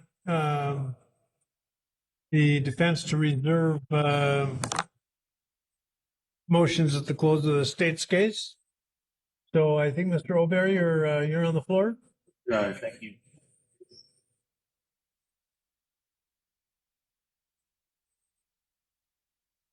Your Honor, at the close of the state's case, it's required under appellate case law and for the defense to make a motion generally as it relates to whether or not the state has presented enough evidence that any reasonable jury could find the defendant guilty. And what I want to do is talk in particular about, and I'll start with count 2, because there is a failure of proof with regard to that charge. That is the stalking, where Rosalio Gutierrez Jr. is the victim of that. And as the court is well aware, when we look at the jury instructions for stalking, it is committed by one who intentionally engages in a course of conduct directed at a specific person that causes that person to either suffer serious emotional distress or to fear bodily injury or death to himself or herself, or a member of his or her family or household. And that would cause a reasonable person to, again, either suffer serious emotional distress or to fear bodily injury or death to him or herself or a member of his or her family or household. And where the actor knows or should have known that the conduct would cause that person to suffer serious emotional distress or to place the person in reasonable fear of bodily injury or death to himself, herself, a member of his or her family or household. So the state has presented no evidence at all concerning Mr. Gutierrez either perceiving such a serious, and again, it's not just any emotional distress, but serious emotional distress, and or anything about bodily injury or death, any apprehension of that. Of course, another way that that can be brought in is if it would have, well, a second element actually is that it would have caused a reasonable person to have those same beliefs. The only evidence that has been introduced at all regarding the effect of these activities on Mr. Gutierrez himself was specifically that he was not afraid of Mr. Anderson in any way. In fact, there was some, we might call, jousting, not afraid of this guy type stuff. And there hasn't been any evidence presented by the state that would fit those elements as it relates to Mr. Gutierrez at all. So the fact that there's no proof on that element that's been introduced by the state, that should be a directed verdict of not guilty. Now, I want to talk about count one, because there was some evidence that was received relating to Ms. Beecham's apprehension of emotional distress. There was one point where she testified that she was, quote, fearful. There was also evidence introduced surrounding all of the other circumstances, how she felt in response to it, what her reaction was, and things she did in response to them. Now, it's important to note that when we have, and I'm going to make an analogy here to the law that we understand as it relates to simple disorderly conduct, and you'll see why in a second. Because as we know, there's activity that we as a society are willing to tolerate within the bounds of normal and sometimes difficult interactions between human beings. And the court's well aware disorderly conduct is an example of that because it has to rise to a level where it's outside the scope of what we would consider to be tolerable activities, given the fact that people do have difficulties in life and sometimes do express themselves in ways that don't rise to that criminal level. So complications and arguments and some jousting going back and forth, some argumentation going back and forth, practically all of which was in the context of the children, but also what could probably be characterized as just normal friction that goes on when there's the ending of a relationship. The fact that Ms. Beecham had, and as she testified in the stand, at one point she did use the word fearful, but there was no evidence that this was serious or severe emotional distress, and no evidence that she was fearful for her actual safety or life. So, taking the evidence as a whole, there is not, in our opinion, sufficient evidence that any reasonable jury could find Mr. Anderson guilty on count one either. And again, I acknowledge that there was one statement where then she used the word fearful. That was all she said. Now, the most complicated aspect of this case, of course, is the fact that the state has charged in count 3 first-degree intentional homicide. And, of course, that relates to causing the death of Rosalio Gutierrez Jr. with intent to kill that person as a Class A felony. The state has established, I think it's reasonable to state, and a reasonable jury could conclude that he is at least missing, and it's not an illogical step for the state to argue that he is in fact dead under the circumstances. So we acknowledge that. But the fact that and Mr. Gravely himself put on a great deal of evidence about how extensive the investigation, all the different places that they looked, and one would have to believe that with all of those resources at the state's disposal, that something more would have come up. So I know this is very difficult to quantify in any particular way. There's no mathematical formula here, but the state would ask, the defense would ask the court to determine if the state has met that threshold as to whether or not the state has produced sufficient evidence that would enable a reasonable jury to render a guilty verdict at that point. And the same argument really goes for count 4, because acknowledging that there is evidence that could be perceived as somebody removing a corpse if the person was dead from the apartment and then doing something with it. The only real evidence of that is the missing rug, the amount of blood, and arguably this other spot that was in the car. And assuming, of course, that the cutting out of the rug is something that the state believes that they've established timeline-wise. So again, hiding a corpse, there isn't a corpse. And it's, again, one of those complicated situations that the defense would ask the court to determine if a reasonable jury would be able to find the defendant guilty of that count. So with regard to counts 3 and 4, I think those are pretty much traditional arguments that the defense makes at these types of situations. But I, again, on count 2, would emphasize there's been a complete failure of proof on the elements of causing Mr. Gutierrez to suffer either serious emotional distress or to fear bodily injury or death. And then again, with regard to count 1, relating to Sadie Beecham, that with the exception of her use of the word fearful, which we'd argue doesn't rise to the level of serious emotional distress, there's been a failure of proof with regard to that as well. And we'd ask the court to direct a verdict with regard to that as well. So asking for directed verdicts on count 1 and 2. We're asking the court to dismiss counts 3 and 4 on the basis that the state hasn't produced sufficient evidence to enable a reasonable jury to come to the conclusion.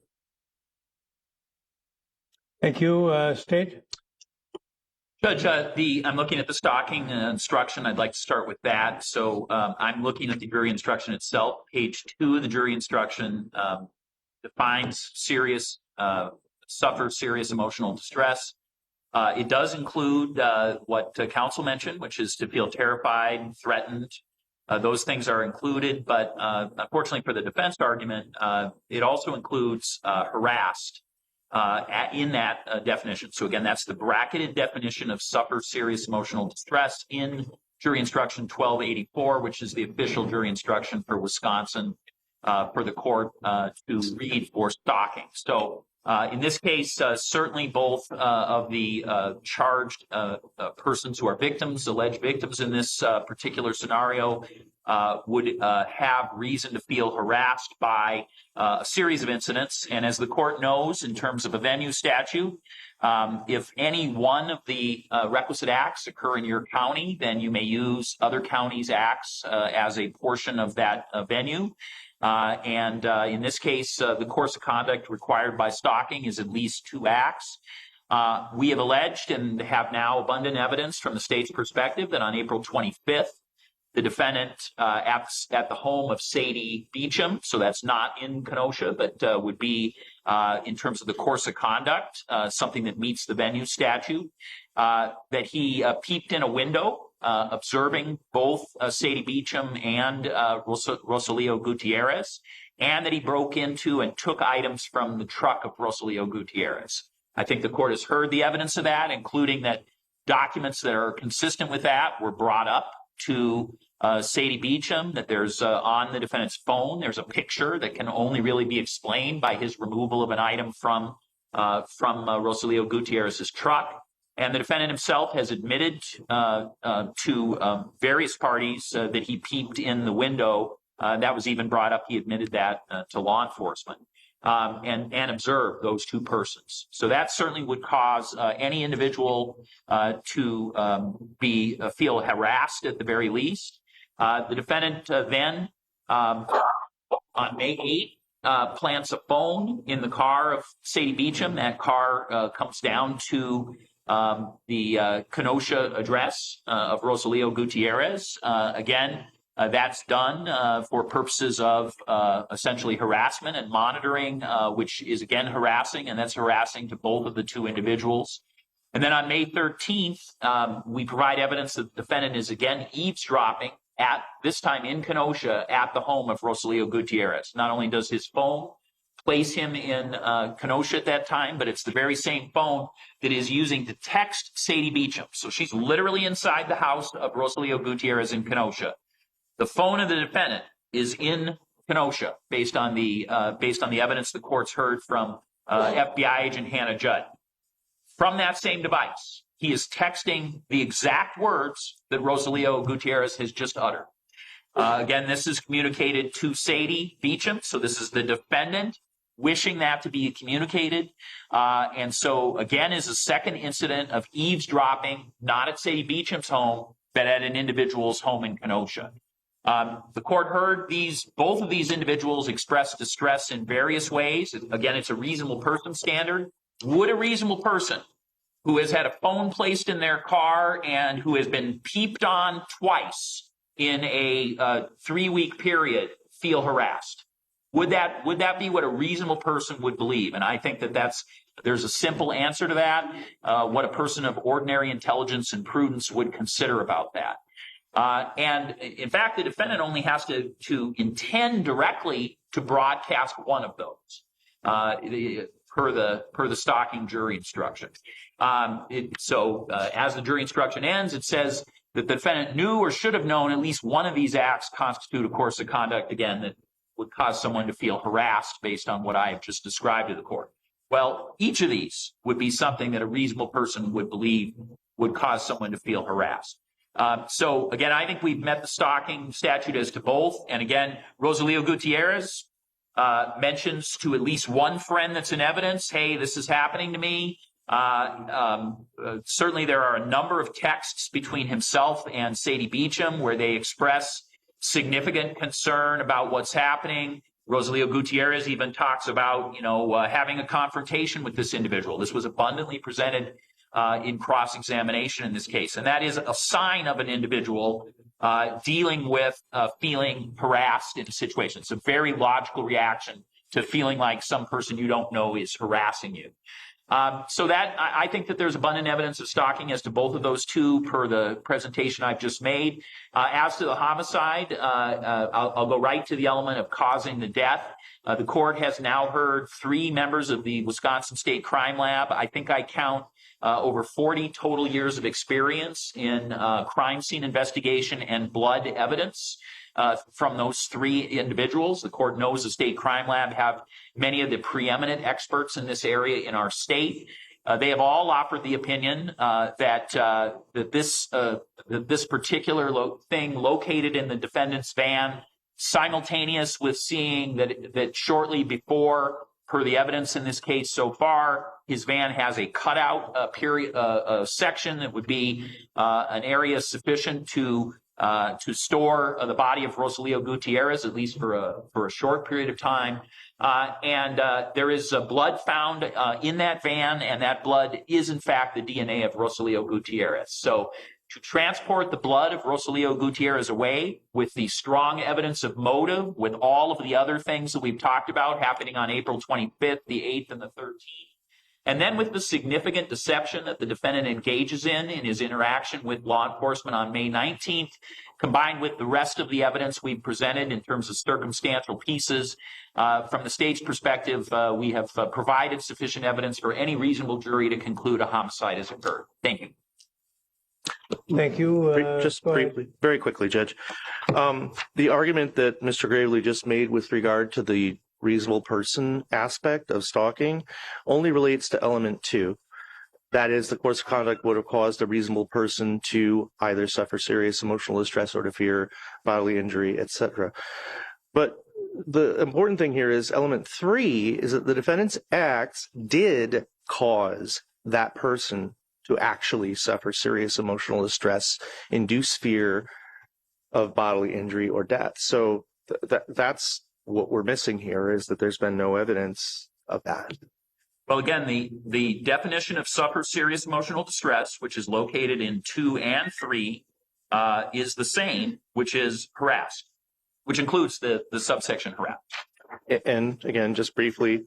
Well, no, that's you're combining the act with the cause with the effect. You're merging them into one concept. But the definition remains the same. Oh, I'm not arguing that. So yeah, you both have to, the conduct and the result, but the result is the result of the words suffer serious emotional distress can include that the individual involved feels harassed.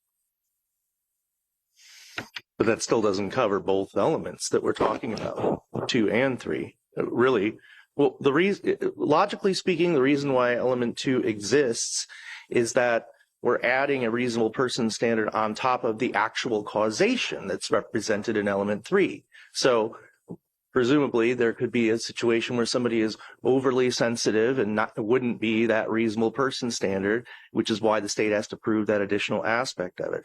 But also, I think it's a leap to say that eavesdropping on somebody is harassment. And that's essentially what the state is saying. But checking in on the mother of your children and see what she's doing doesn't rise to harassment necessarily. No, I don't know about that. But I'm not having such trouble, but I guess I think there's a step being skipped here.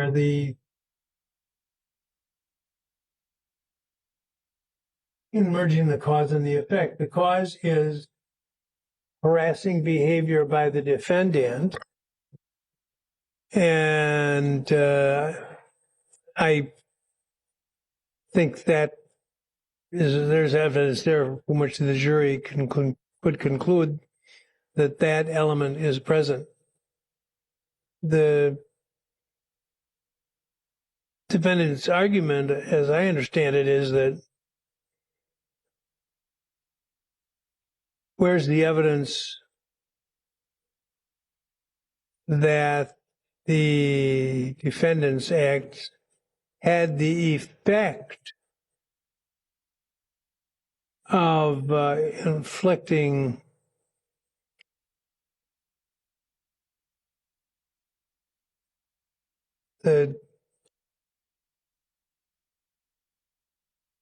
one of the subsections in 3 is caused Rosalio Gutierrez to suffer serious emotional distress. Right. So yes. So the second element here is what would a reasonable person be feeling out of this, right? That's the second element.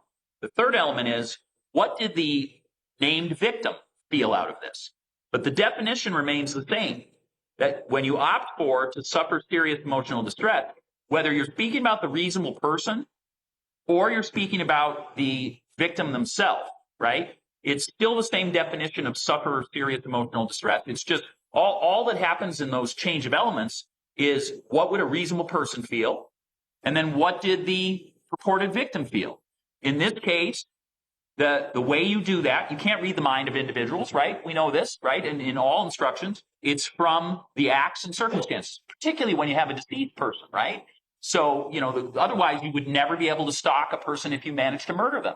You'd never be able to do it, right? So the third element here is what impact did this have on Rosalio Gutierrez? And within the definition of suffer serious emotional distress, one of the options is, did he feel harassed? Okay. So what is the element? What are the pieces of evidence he felt harassed? Well, he told an individual that he felt that this person was a problem. And if the court remembers, the court limited that evidence on various times. We described it. We were wanting friends of Rosalio Gutierrez to talk about how he had identified an individual who was a problem for him. But we did manage to get one individual to be able to say that. And in their text messages back and forth, which were covered extensively, Judge, it's clear that Mr. Gutierrez is feeling harassed. And I told you, I think the most clear answer about that is the way he is planning on solving the issues that are related specifically is he's thinking, I will go over there. He does as much as collect the address of this individual. And I think that's the most rational and logical way that one would respond. So elements 2 and 3, the only change is what is a reasonable person going to be impacted? And then element 3 is how about the victim himself? But it's the same definition of suffer serious emotional distress. So certainly a reasonable jury could say, based on the facts we heard, Rosalio Gutierrez is someone specifically who would feel harassed here. If I may. Well, they didn't, the legislature did not use, or at least, this is the legislature. This language is taken from the law itself, not just a pattern instruction from the committee.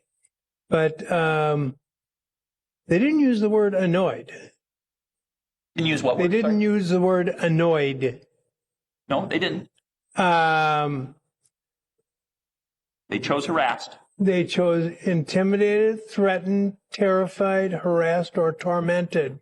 Now, we had a case in here a couple of years ago. Not you, but a couple of people from your office, and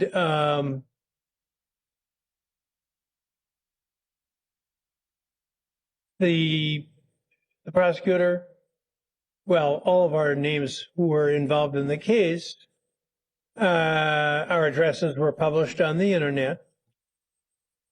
My children's names were published on the internet. What the goofball thought were my children's addresses were put on the internet. All wrong. So I was annoyed. I cautioned my family. I made them aware of the situation, but in the case of at least one of your assistants, the correct information was published. And you know what he went through. I don't know. I don't actually know what his reaction was. I know what a reasonable person would have felt. Terrified,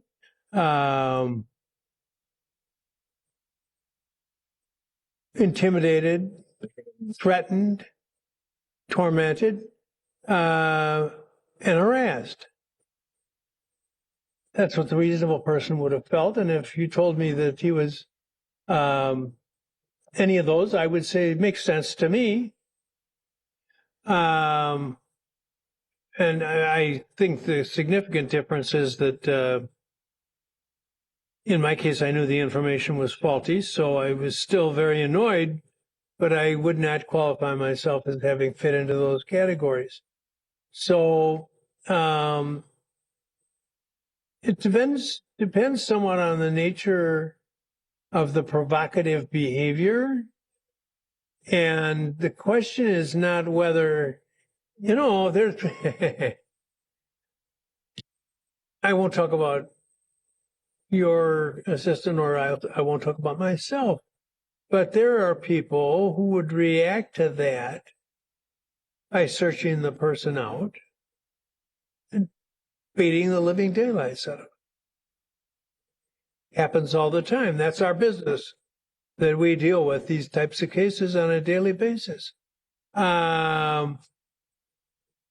So I'm not sure. Terrified, intimidated, threatened, maybe harassed, tormented. This person was. You're talking about now. We're not talking about the reasonable person. We're talking about Mr. Gutierrez and the If that element were written as being annoyed, I would quickly dispose of this motion. He's peeped on twice. So within 3 weeks, he is inside the privacy of someone's home, their castle. Okay? And a person who does not have a right to look in the window, make observations, and then taunt individuals outside does those things, Judge. That's the allegation here. 2 separate times in 2 locations, he is eavesdropping on private conversations inside the home. This is I would say to you, that's the definition of harassing someone. That is the definition of harassing someone. If somebody was outside your or my window when we were in the privacy of our own home, and they were then communicating to people that we were close to and saying, here's what I am observing in there. Here's what you just said inside your house. Yeah, that would prove what a reasonable person's reaction would be. But this is a deceased individual. So the court knows that those things occur. I can't presuppose that, by the way. I'm not the jury. We cannot look into the mind of an individual in this situation. We cannot do that. Except what I've told you already, what I've already shared with you, which is we've shared extensive email information back and forth where he and Sadie talk about how the stress of this particular experience, right? They're communicating about this. And Rosalio Gutierrez's reaction, shared with the jury, is, I think I'm going to take care of it. I think I'm going to go find this guy. I'm going to deal with him. And they even have a conversation revealed in the text messages about the address. So the court indicated, well, if someone shares your information on the internet, that might be your same situation. Yes. But the added information the court has is that what Rosalio Gutierrez knew at the time was that his information was he had been literally peeped on twice in private residences, where then the information obtained in that peeping on him was being used to taunt people. And I'm not even talking about breaking in his vehicle, which of course is something that is a worry as well. Private information, right? So for instance, what happens is a letter is taken from his vehicle, and that letter is utilized to try to indicate that Sadie should be watching out because he's actually in some other relationship.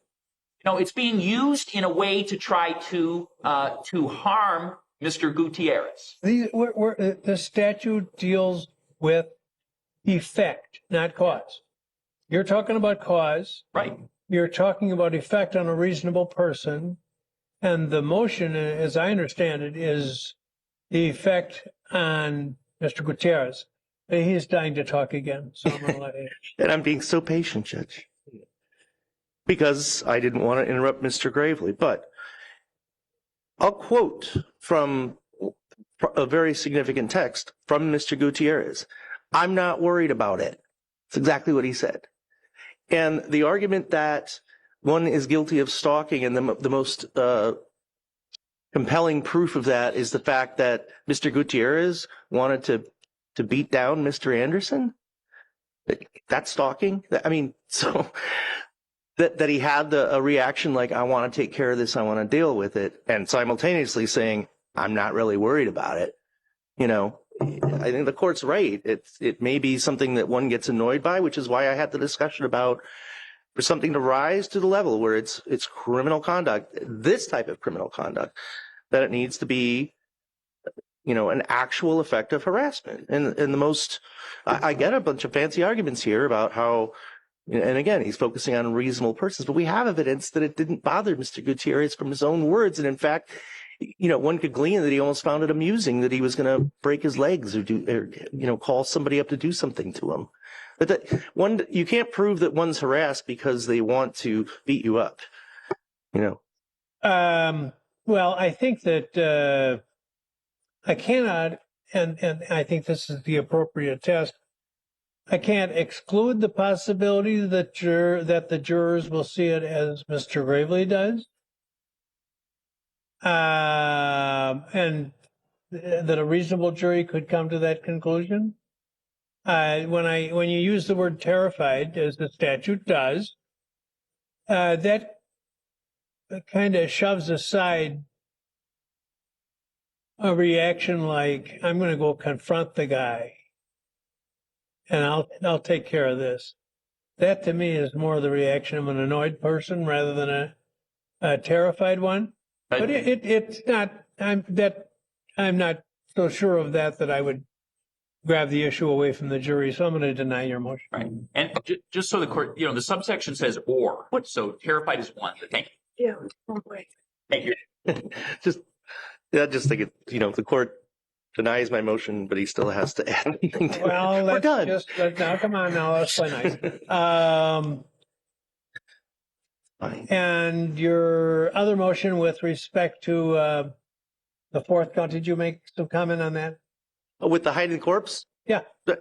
Very simply that, we don't have a corpse, and I know we don't have to have one, but the evidence of, again, the aspects of that, similar to count 3, I simply asked the court to analyze the evidence as to what evidence there is that a reasonable jury could find that Mr. Anderson himself, as opposed to anybody else, hit a corpse with the intent to avoid apprehension for a crime. And I acknowledge that if there is a corpse, if there is a death, which I know that the state has to prove that as part of this, but even supposing that, I'd ask the court to make that determination. I'm required to make the motion in any event. Well, if the jury is satisfied of the state's proof on count 3, then there was a body and it's gone. And there's evidence from which the jury could conclude that it was the act of the defendant that led to the removal of the body. So motion is denied. What else? That the defense wanted to just inform the court of where we are witness-wise for the remainder of the day. There was a development where the state had talked to an individual, and that nixed the necessity of 3 witnesses we had lined up for this afternoon. So now, instead of having 6 witnesses for this afternoon, the defense only has available 3. However, we believe that those 3 will take up this, if not the whole afternoon, the majority of the afternoon. So that's the 2 witnesses who are in custody, Marquand Washington and Nicholas McAtee. And then we have an officer witness available to testify after that. As far as the other witnesses, due to their commitments and availability, we have them all lined up for Monday. And we have a remainder of, I believe it will be 8 or 9 witnesses for Monday. And so given that the majority of these witnesses are short, we would expect to rest on Monday afternoon. Well, did you have comment, by the way? No, I appreciate that counsel have tried to keep me appraised of our developments. So, and that is why we were able to remove 3 witnesses. So, I mean, I guess I want to tell the court, I think that development was a positive one. When we interacted, we were able to check some things that I think allowed them to not need to call those witnesses. So, no, I think that is the current schedule, and I defer to them about how many more witnesses they have or where they think the schedule will take us in terms of length.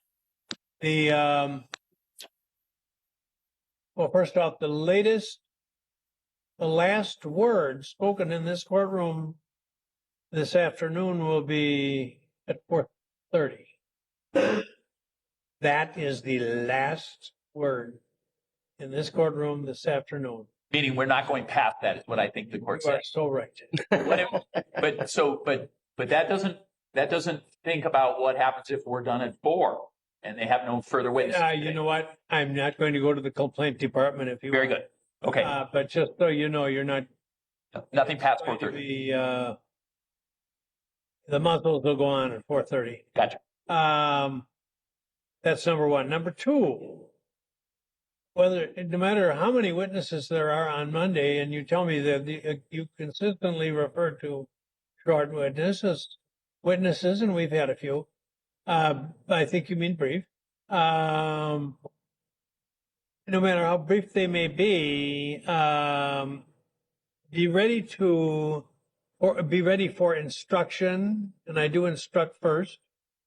Be ready for instruction on Monday, which is why any requests that you have on verdicts or instructions will be due at, what did I say when we were talking? Said 5 o'clock Sunday. p.m. on Sunday, 5 p.m. on Sunday. Send it to my email that you've gotten on prior communications, and of course send copy to the other side. And you can list the instructions by number unless you have changes. If you have changes, you need to set forth the full change you want. And highlight the differences between the standard and what you want.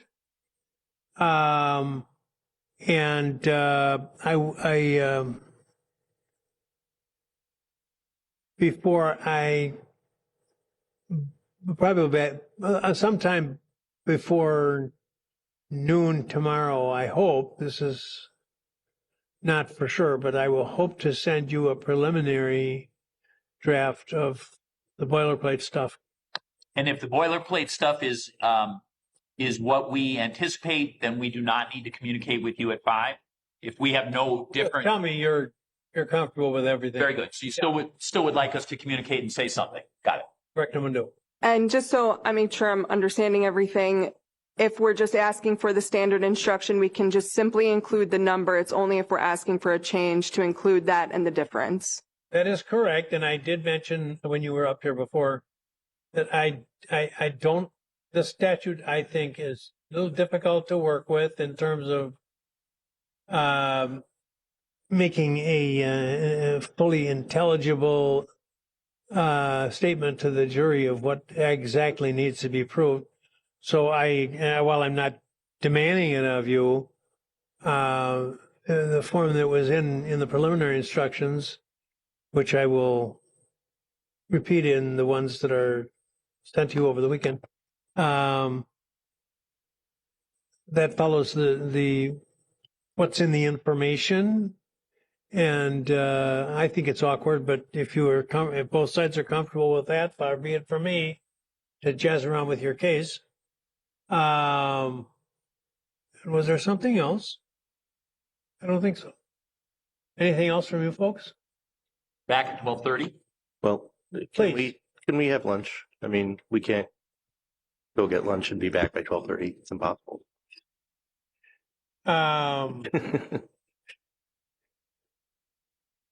Well, there is fast food available. Yes, and you can even have meat if you like. All right, So what time should we be back? 12:30. Okay. No, yeah, the jury's been so good, Yeah. and I feel like such a traitor if I give you more time than I give them, and have them sit up there in the dungeon. I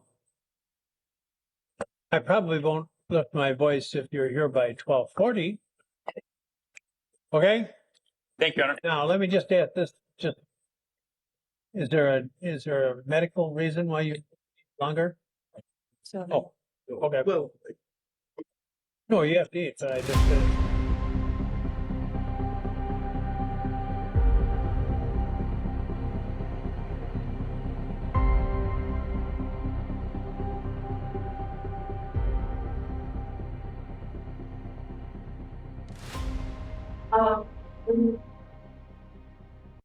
Pardon me?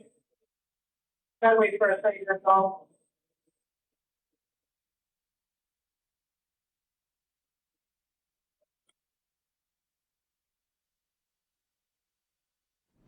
I did not. I didn't realize.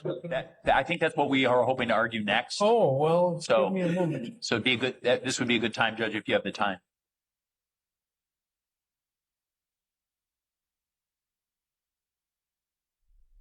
They keep adding stuff to my pile So there's a No, I report agree with you. I just wanted to from try to. Badger State Investigative Services, and then there should be 2 copies of criminal complaints.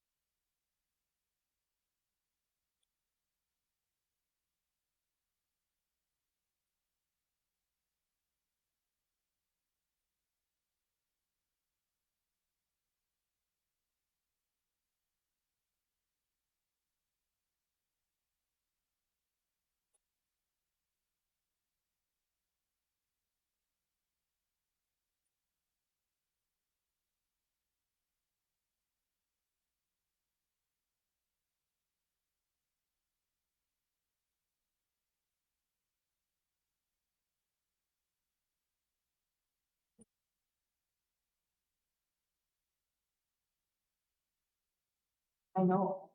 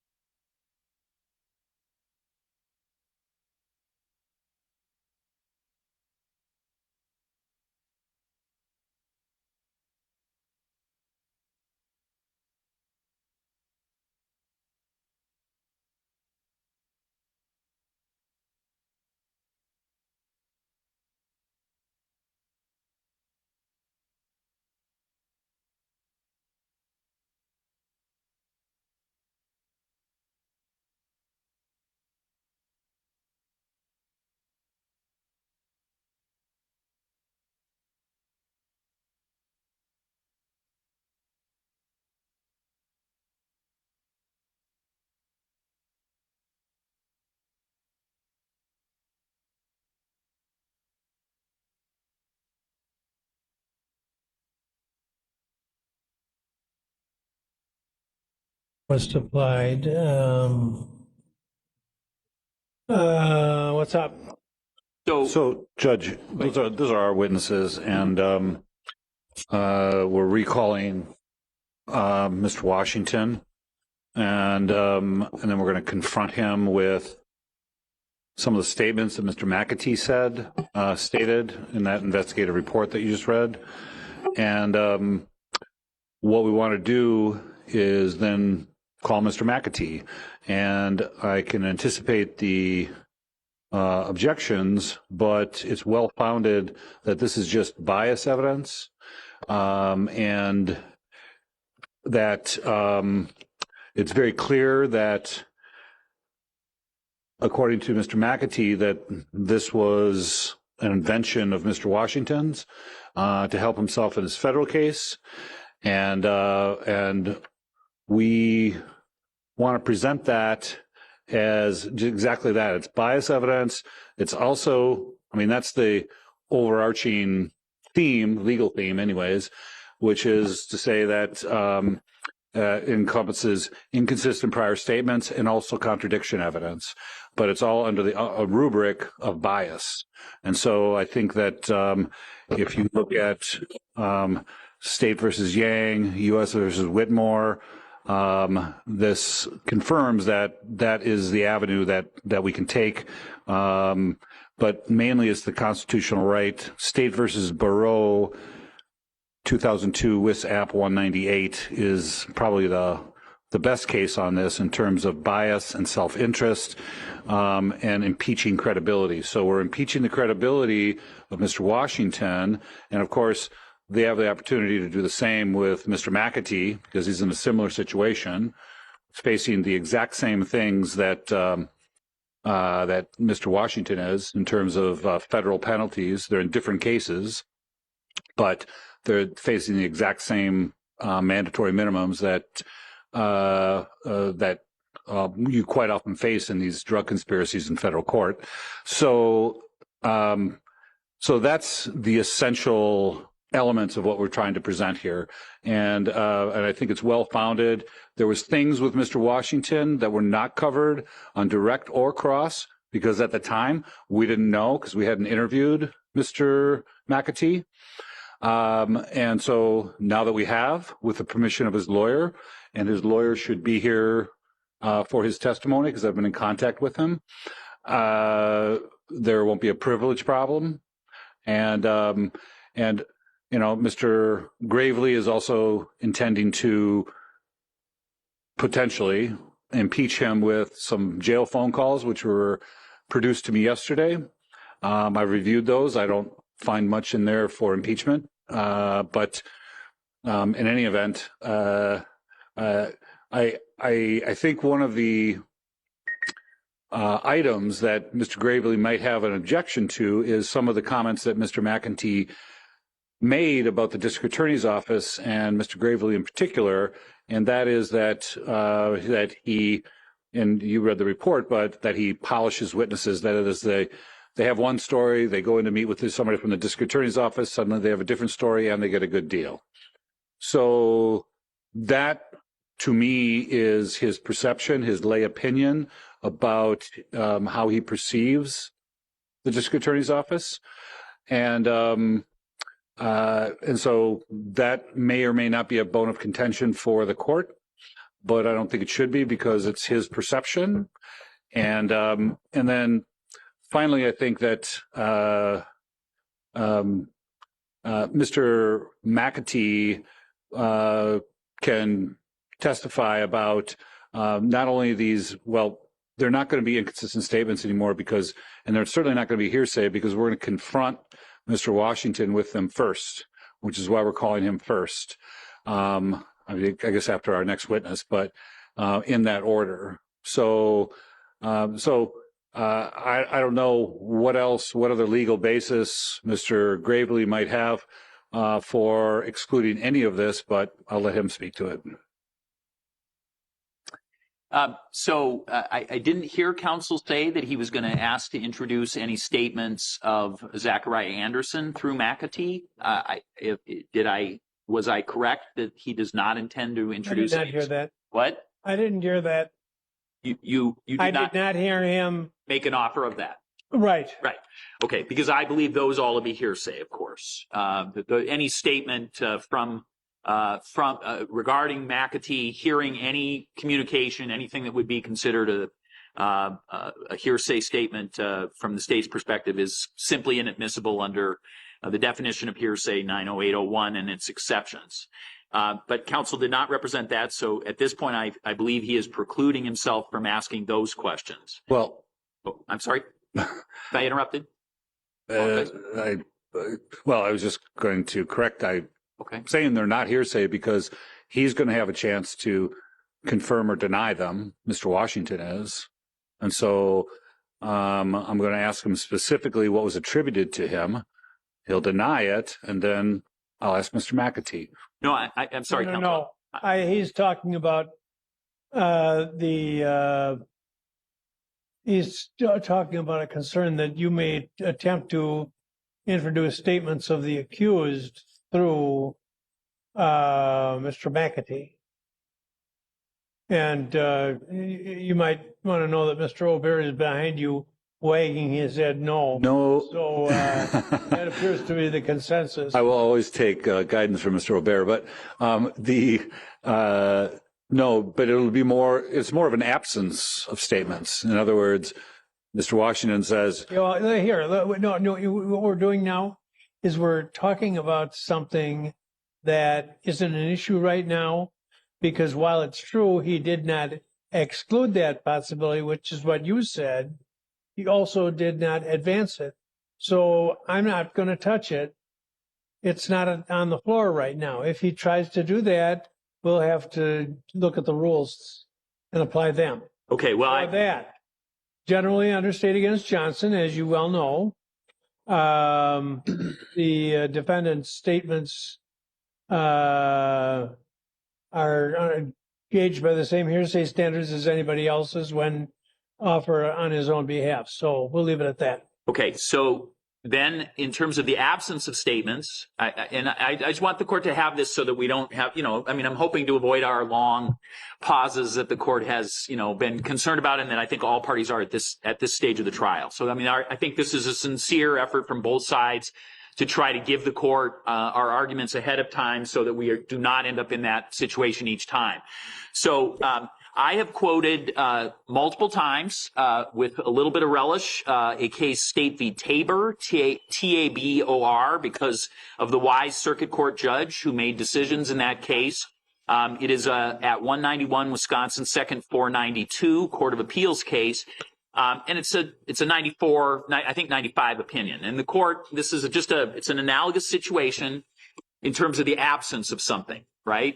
Criminal conduct, those kind of things. So in that case, in Tabor, the court ruled that in a sexual assault case, you could not bring on additional people to say, well, he didn't commit a sexual assault against me, and I was similarly situated, those kind of things, right? And the court said that's irrelevant. On the basis of relevancy, you said the fact that a person has not done some injurious conduct to one person is not relevant to whether they have done it to another, even if there's a similarity of situation.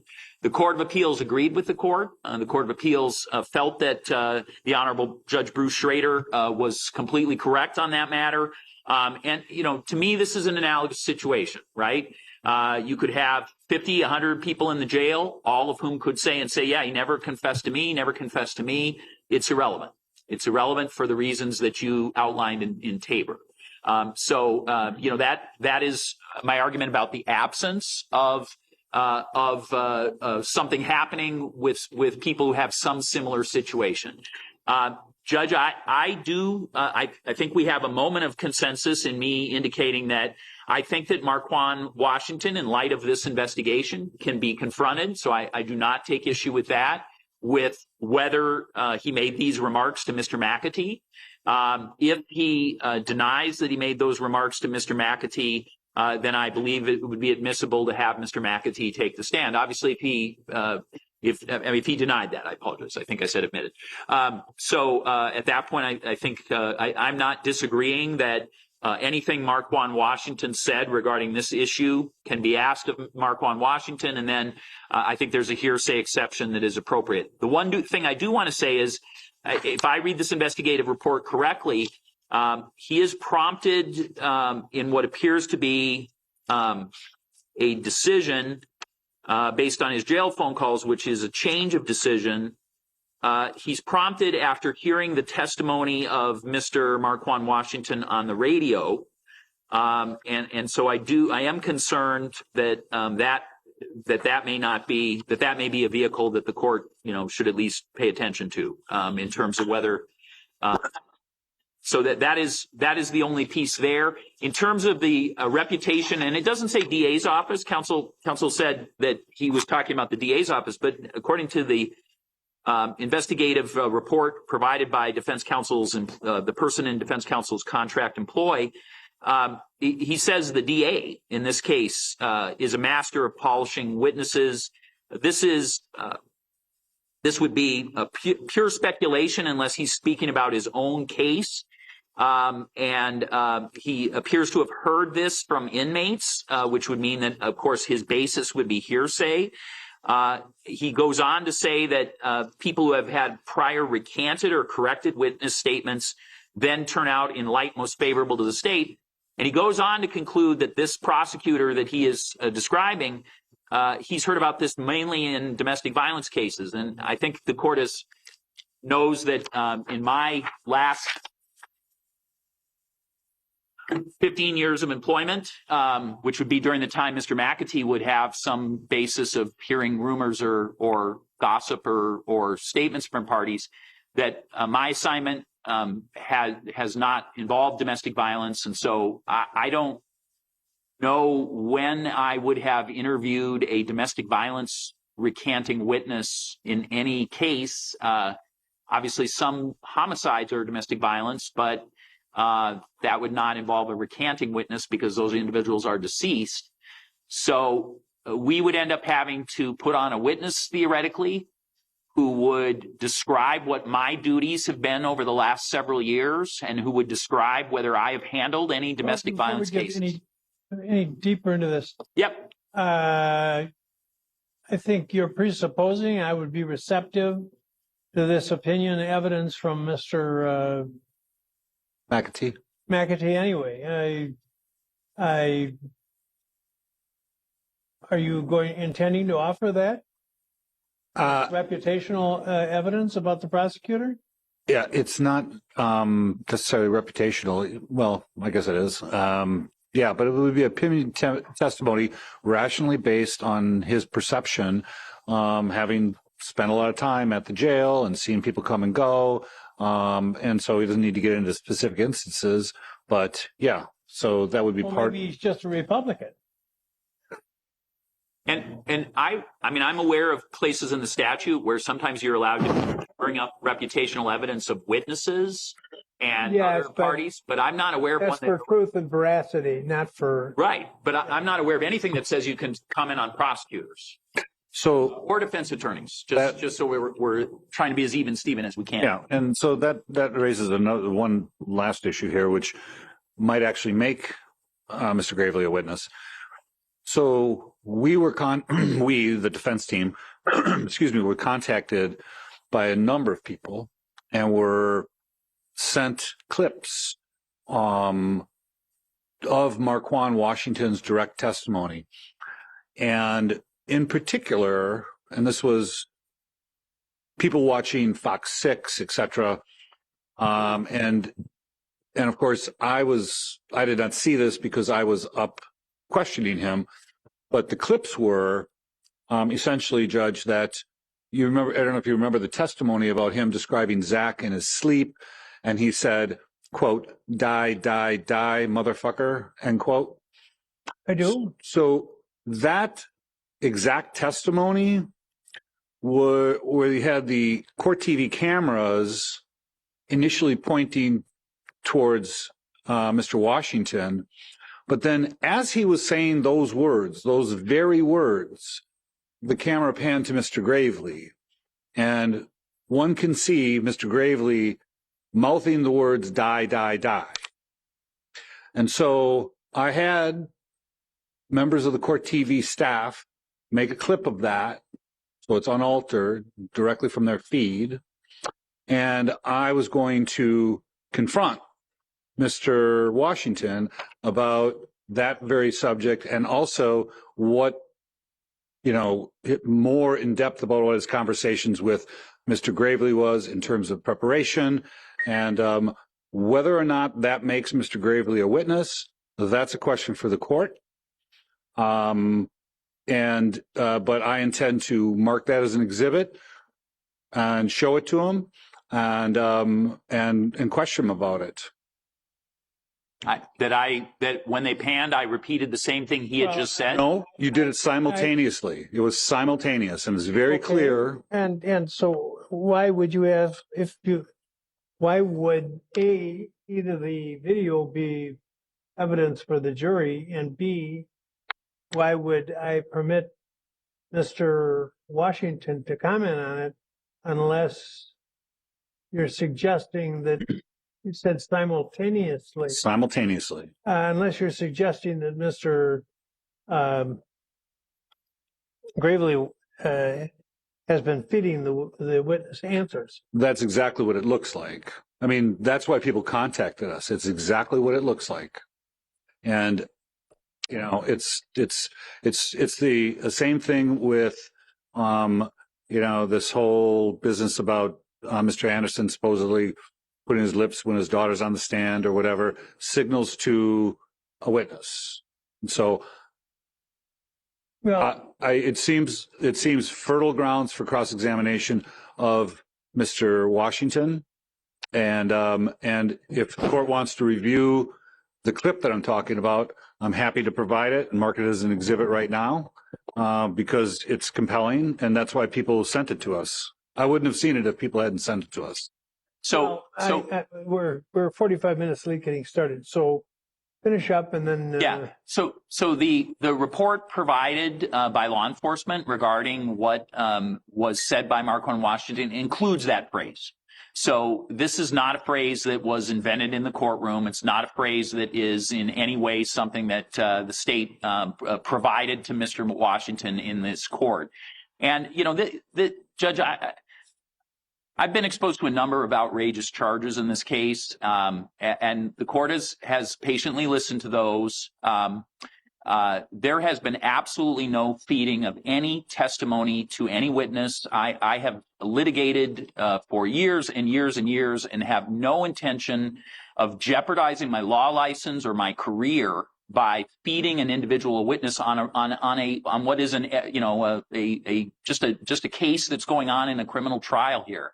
And this kind of accusation, and I understand that counsel got it from somebody on the internet, but this kind of accusation is poisonous to this proceeding. And I just want the court to know that I don't think it is an avenue that's an appropriate avenue of exploration in front of this jury. It essentially accuses this prosecutor who they have had to listen to and have this go on throughout this case, and puts in the mind of a jury the suggestion that I have fed some evidence, and it is, and I want the court to see that clip before it ever made a decision that such a question could be asked of Mr. Washington. And I'm not going to pre-screen what questions might be asked and give approval or non-approval in advance. You'll know if there's an objection, I'll rule on the objection. But the taint is out there, then, Judge, is my concern. Well, I don't, if he claims that you were feeding answers, I can't tell him. You can't do that. He's entitled to make that accusation if he wants to. And if it turns out badly for his case, that's not, I don't know how I would preclude him from something that he claims. And I suppose if I have ultimately to make a rule on this subject, then I will look at this video. But that in and of itself is not going to be determinative.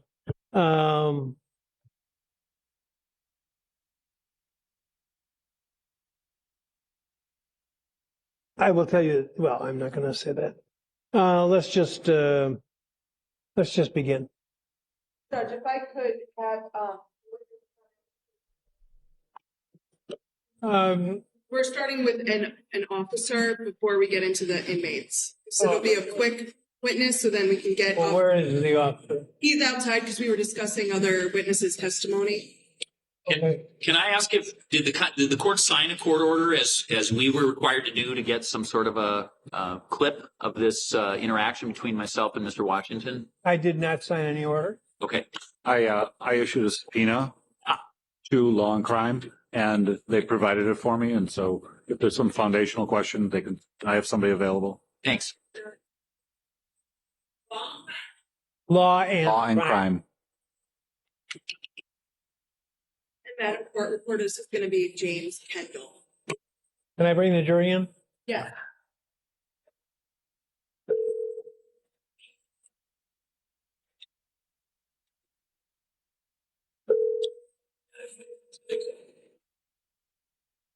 Hello. Would you come down, please? Yes. Thank you.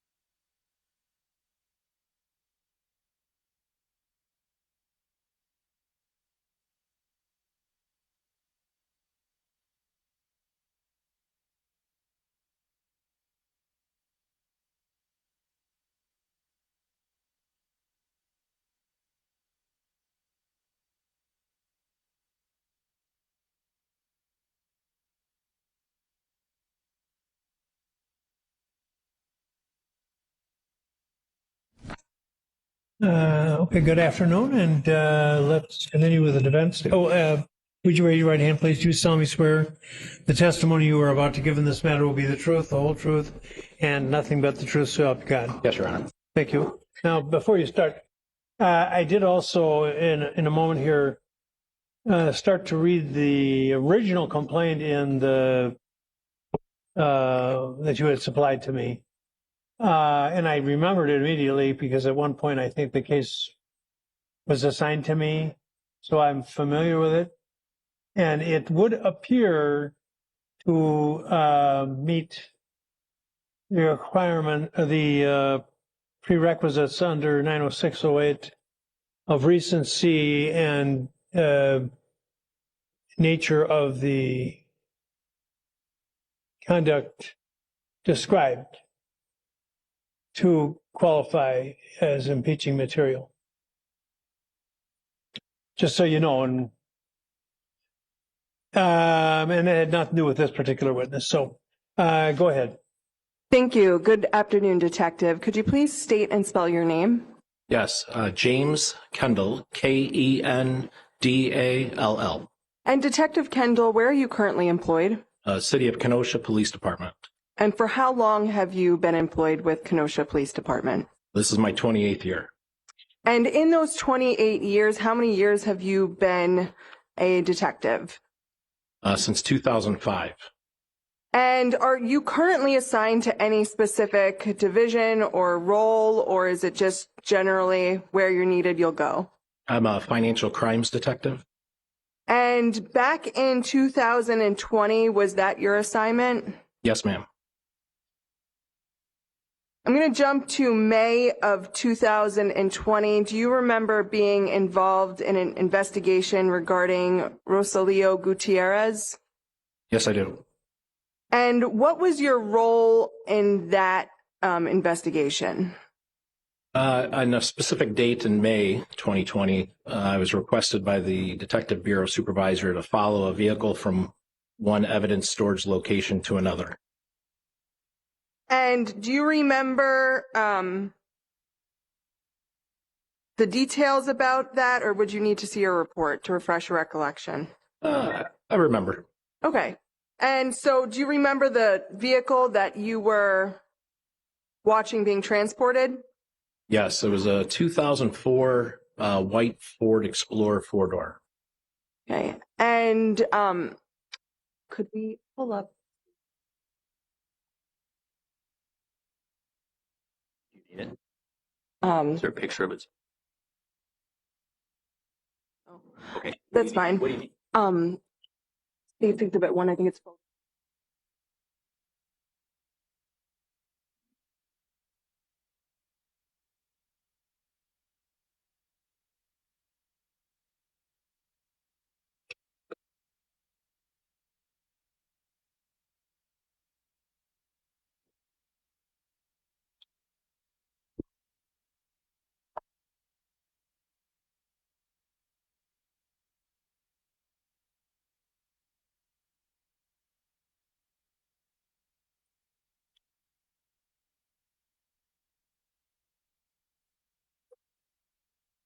Okay, if you could just look on the screen, I've pulled up State's Exhibit 1, Photo 1.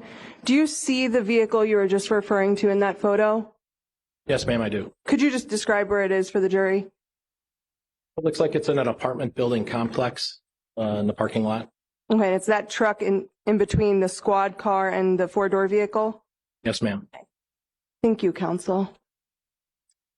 So you followed that truck and to, was it Jensen's tow yard or a different tow yard? Do you remember? Jensen's tow yard. Okay, and when you followed the truck and it arrived there, what did you do next as it relates to the vehicle? I had the tow truck driver raise the vehicle. It was on a flatbed. Raise the vehicle.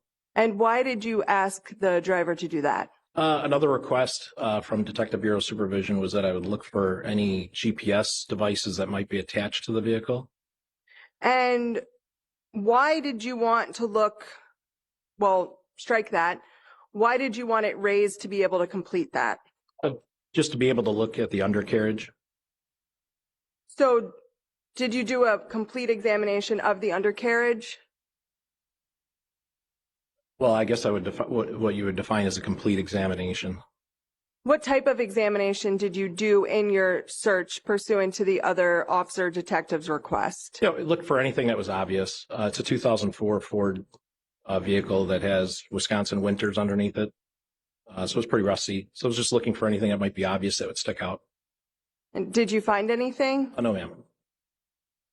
Did you search any other areas of that vehicle? The inside cabin, I recall that the vehicle had a bunch of tools in the rear of it, as well as in the interior. So it was just a couple of locations in the council that I looked for. Did you remove any interior portions of the vehicle to search anywhere? In my report, I refer to removing the consoles, but that was the glove compartment, just to see if there was anything that had been installed behind that. And then the fuse panel for the vehicle to see if there was anything installed there. Did you find anything? No, ma'am. I have no further questions for this witness. Detective Kendall, this was an activity that you conducted on May 20th, 2020?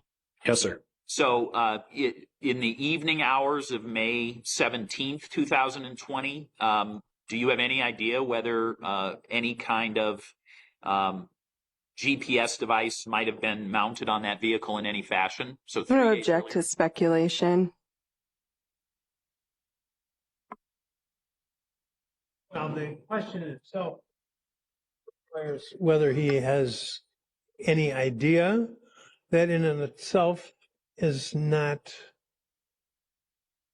speculation, but the next question would probably be loaded with it. So you can have that answer, though. I'm sorry, can you read?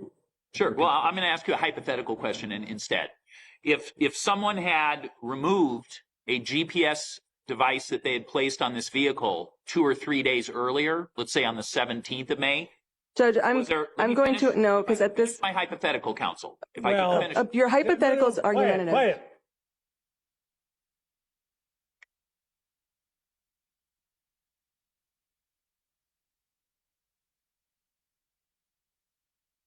Finish your question. Thank you. If someone had removed some GPS device that they had placed on this vehicle, say in the evening of May 17th, 2020, would you have seen any signs of that removal in the inspection you conducted on May 20th? I'm going to object as it's argumentative in the form of a hypothetical question. No, he's actually, it's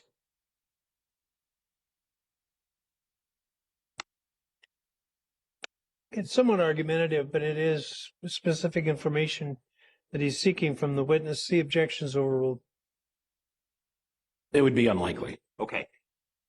And so, based on your inspection, do you have any means to have knowledge of whether a GPS device was on this vehicle 3 days earlier? No, sir. Nothing else. Nothing, Judge. Mr. Townsend.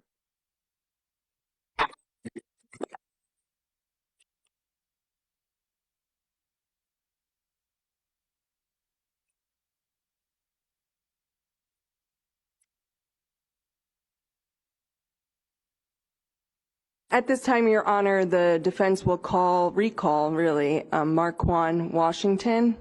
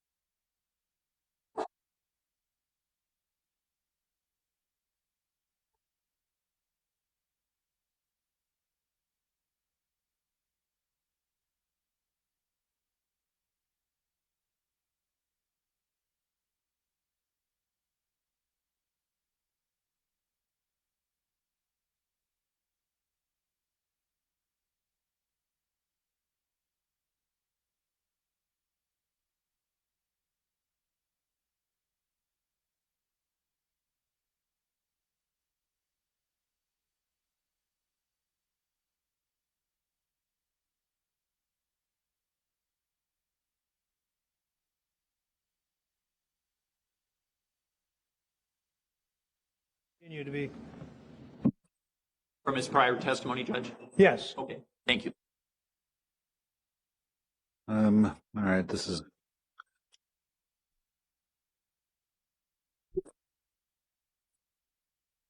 Can you see me okay, Mr. Washington? Yes. All right. Kind of problematic here, but we'll do the best we can. Yeah. I'm just going to move over here a little bit.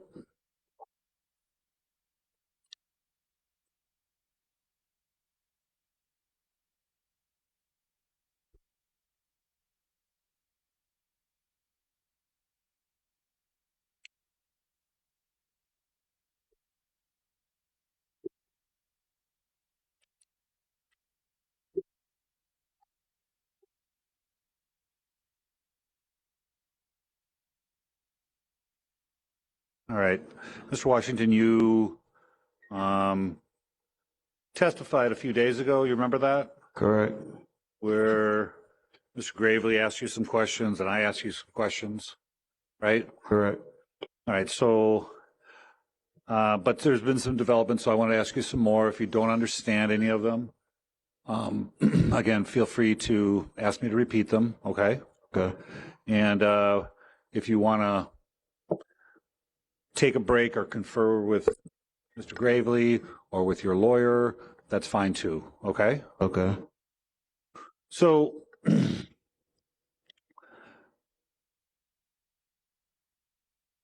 wanted to ask you a number of questions about, I just want to actually refresh your memory, first of all, about your time in the cell with Zach. Okay. So, if I remember correctly, you had and I'll just summarize these, but you had said that he was sleepless and Objection. This is all leading. So this is a recalled witness. If this lead, I'm going to object leading. well, Judge, first of all, this is originally the state's witness, so I would ask for some leeway to treat him as a hostile witness. I think that's fair. Well, it is somewhat leading. It is strictly cross-examination, but up to this point, I think I'm going to overrule the objection. Go ahead. Okay. So, but you've been in custody on this federal case, well, starting when? What's your recollection? Since October 19th of 2021, I believe. Okay.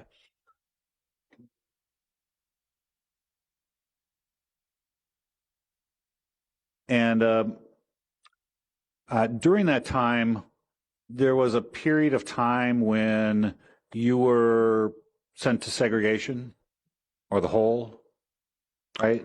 At what point in time are you asking about? January, February timeframe of 2022, so early last year. I believe I put myself in a hole when they moved me off of the unit by Zach and them, because they moved me to the dorms and I didn't want to be in a dorm, so I placed myself in a hole. Yes. Okay, so you did that voluntarily. Correct, to get moved back to the cells. Okay, and so your nickname, is it Munch? Correct. And do you know an individual by the name of Maine? Maine? Maine. No. Do you know a Nicholas McAtee? McAtee? No. McAtee? No. Okay. So when you were in segregation in early 2022, well, first of all, can you just confirm that segregation is a situation where you're in a cell by yourself, right? Correct. And you're in your cells 24 hours a day, right? Correct. And you only get out to shower? Correct. And you can't see people in the other cells, right? Correct. But you can talk to them, right? If you know somebody or want to yell through doors, yes, you can. Okay. So while you were in there during this time frame, you were in on a federal case, right? I am federal MA, yes. Right. And in KCDC, there's that's one of the facilities that the federal government uses to hold federal prisoners, right? Objection leading. Hold on. Hold on for just a minute.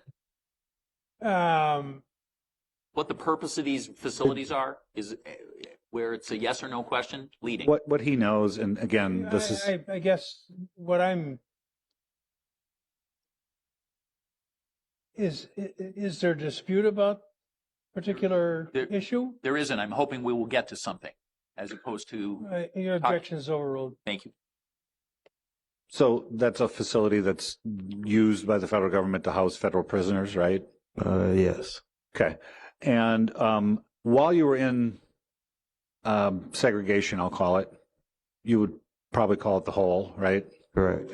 So while you were in segregation, there was another federal prisoner there that you were communicating with from your cell, right?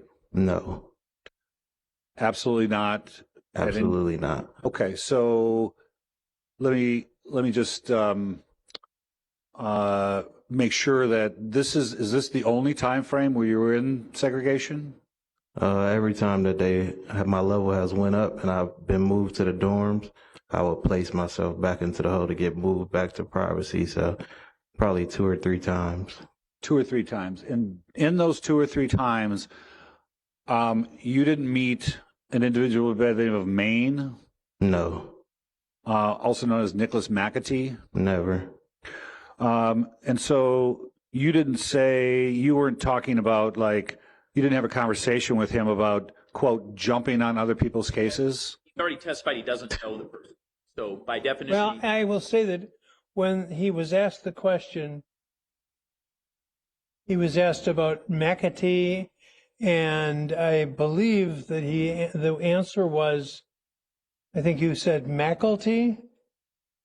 But I was trying to pronounce whatever name he Well, said. I understand, but Correct. so it's not entirely clear to me that he really understood who the information was desired about. So the objections overruled. Okay. You made a statement talking about how easy it is to, quote, jump on other people's cases, right? No. You made a statement that says, quote, you have to find a way to put yourself on someone's case to get time cut off your sentence, end quote. Absolutely not. You made a statement after someone inquired about how you do that. You said, quote, you have to get a person to talk and find out about their case and make yourself part of their case, right? No.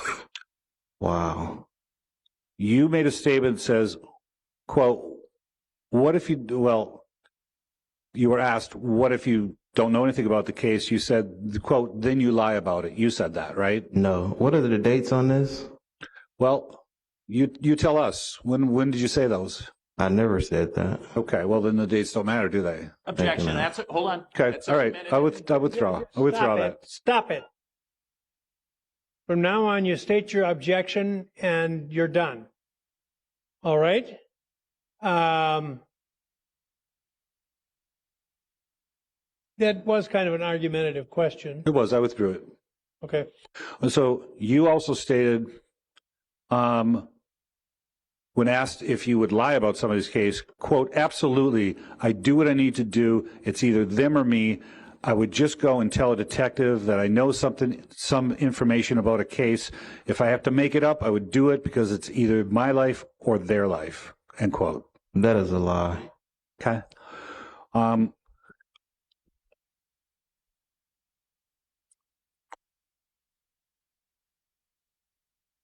But you agree that in KCDC or any other jail, there's a lot of people, quote, jumping on cases. In other words, getting to know somebody and then calling up detectives to try and get time off of their sentence, right? Objection. I haven't seen it. Just hold on. If there's an objection, you do wait until Okay. I rule on it. Now, I didn't hear your objection. I think it's irrelevant and we call for hearsay. Overruled. You can answer. I haven't seen that done or talked to nobody who's done that. No. Okay. Well, how much time in your adult life have you spent in jail? I've been to prison twice before this, state prison. Okay. For how long? The first time I did maybe 4 years, I think, and then I got revocated after that for about 3 or so. So during, like, before those prison stays, you spent time in county jails, right? Yes. And that's where, and so you're saying, like, how much time in county jails? So Just in round figures. again, objection, Judge.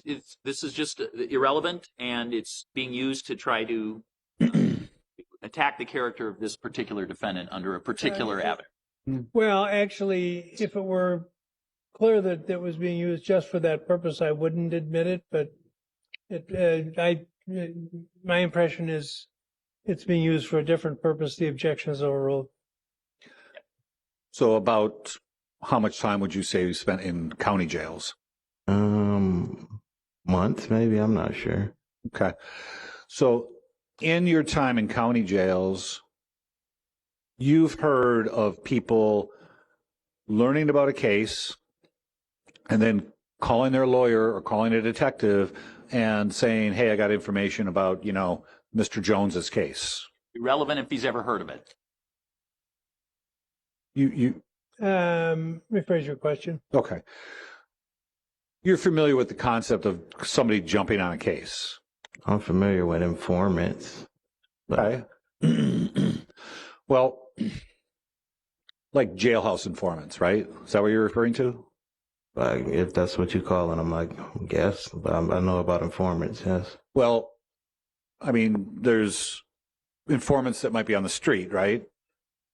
They could be locked up as well. Right. Like you. Right. For example, right? I'm locked up, yes. And you're an informant. right? If that's what you labeled it as, I guess so. Well, I'm not labeling it. What would you call yourself? Objection, again, irrelevant what he would call himself. Sustained. Okay.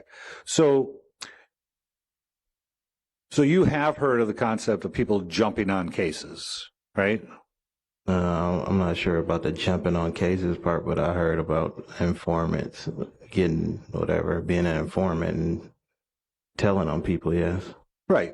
Like in jail, they would tell on maybe their cellmate or somebody they would see at meals or whatever that they had gotten to know, right? Objection, irrelevant what other people do or what he's aware other people do. What? The objections overruled. You can answer. What did you say again? I said, you're aware of these informants in jail,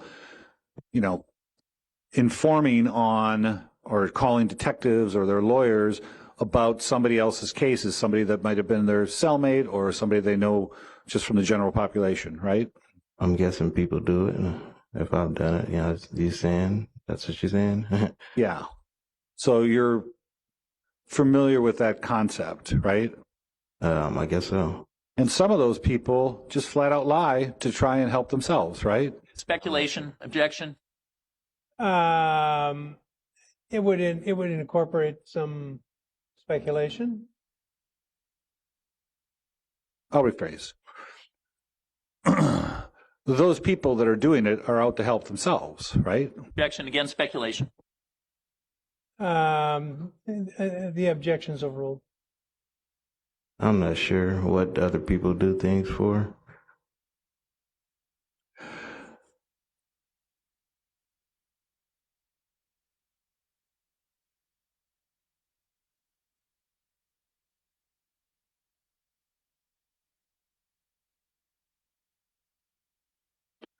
So when you were preparing to give your testimony last week,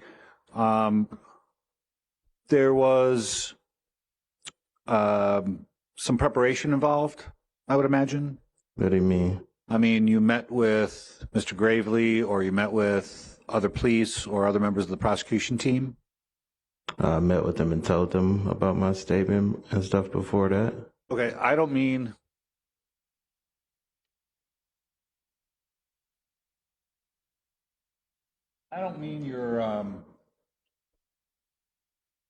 your original conversation with them about the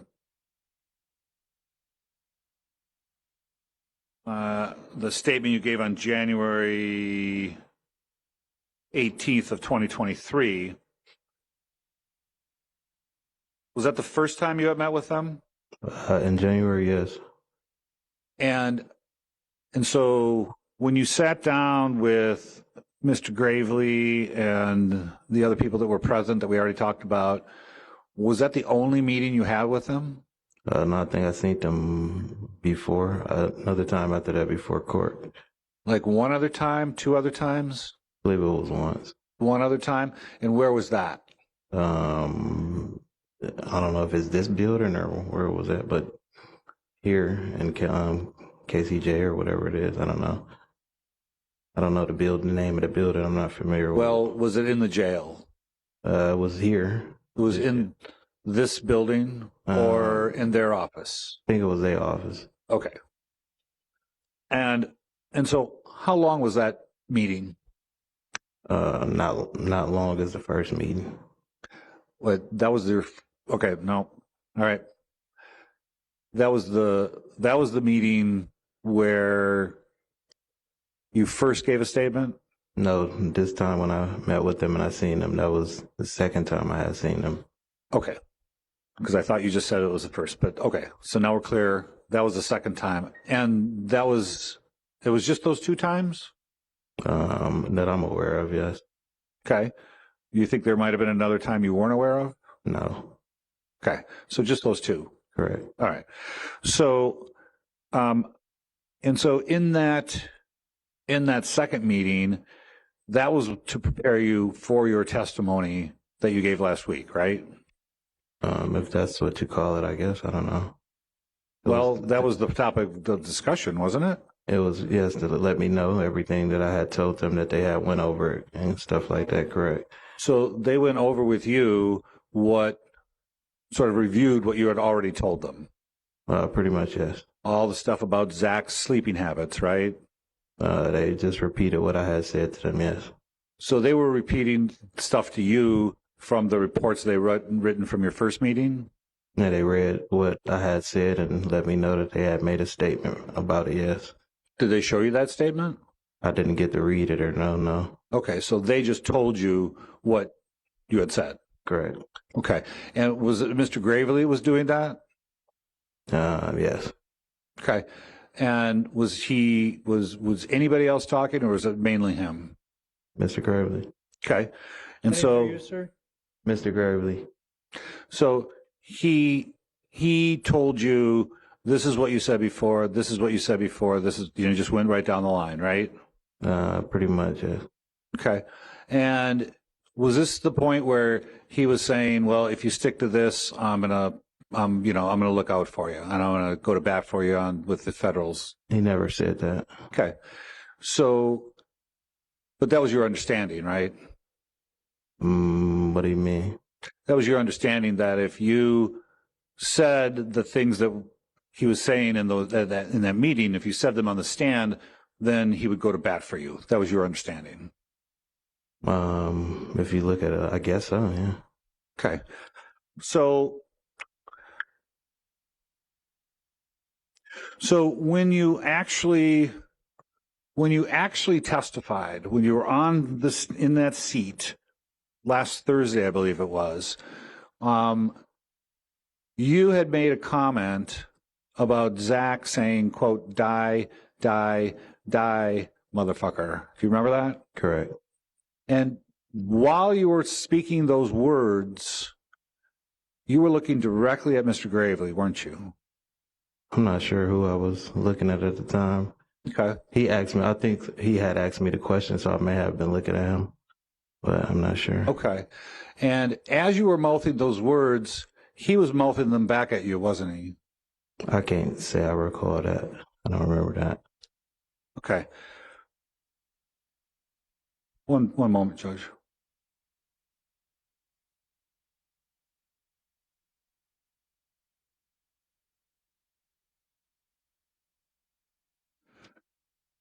So you don't have a recollection of that? Correct. Would it refresh your recollection if I played you a clip from court TV showing that very moment? Objection, Judge. From the state's perspective, this is if this is something that's going to be shown in any fashion, it's not been Well, disclosed. the question was whether it would refresh his recollection, which would ordinarily not be,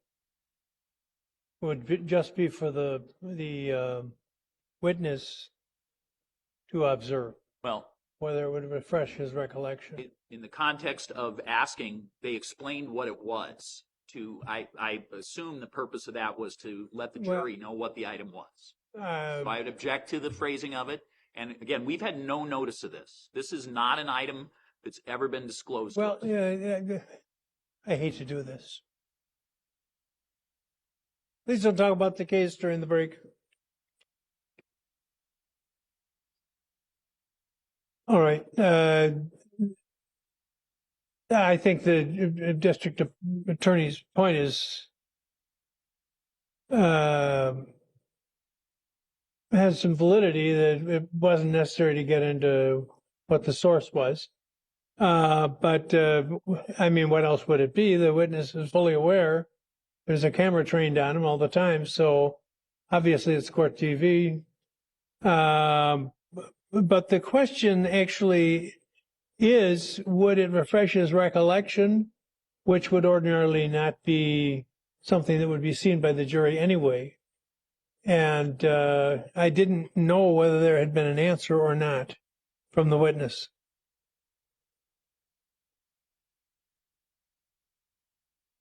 Quiet.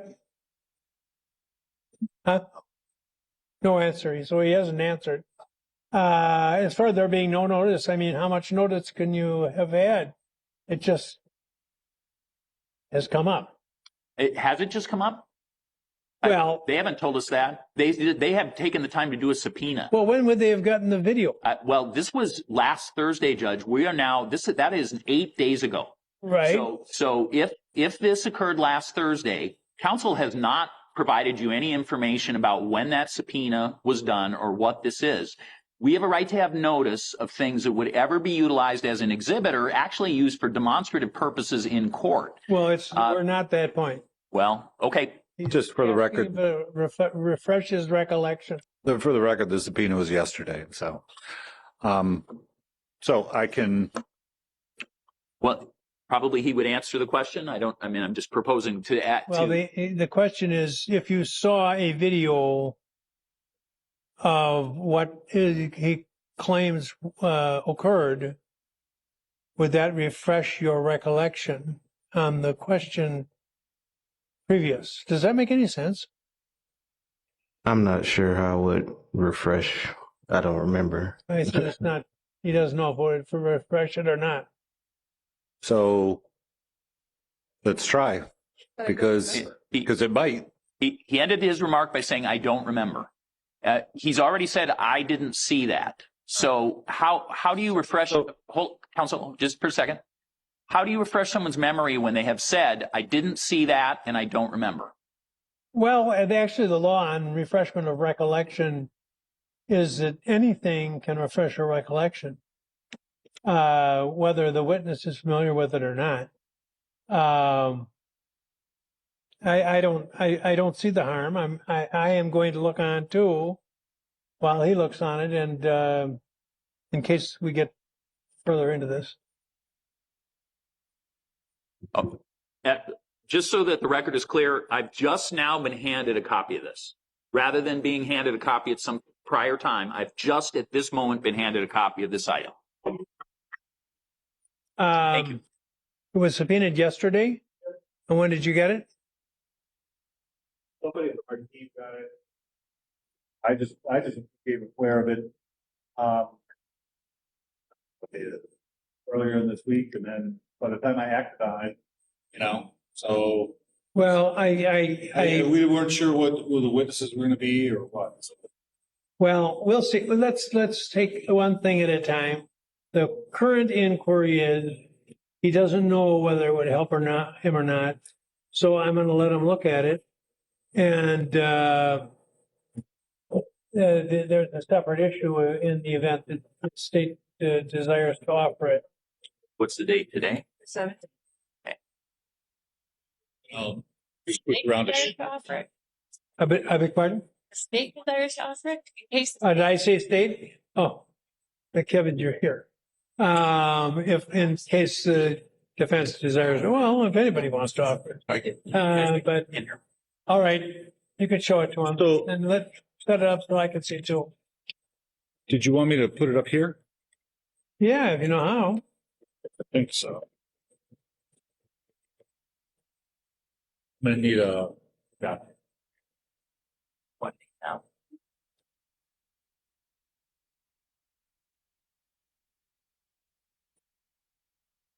No. I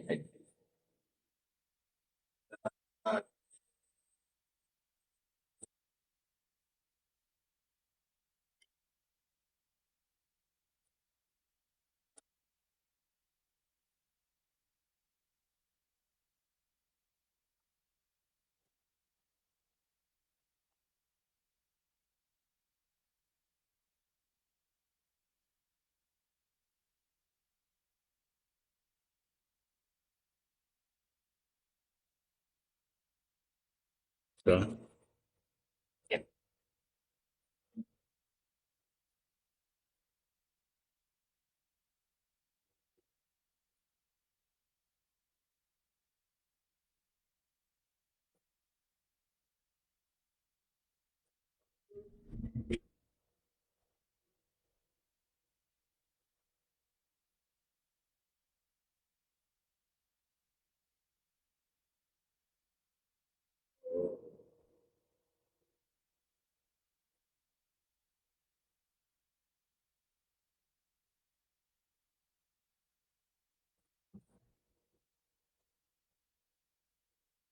Sure, I have to have my sound on for this.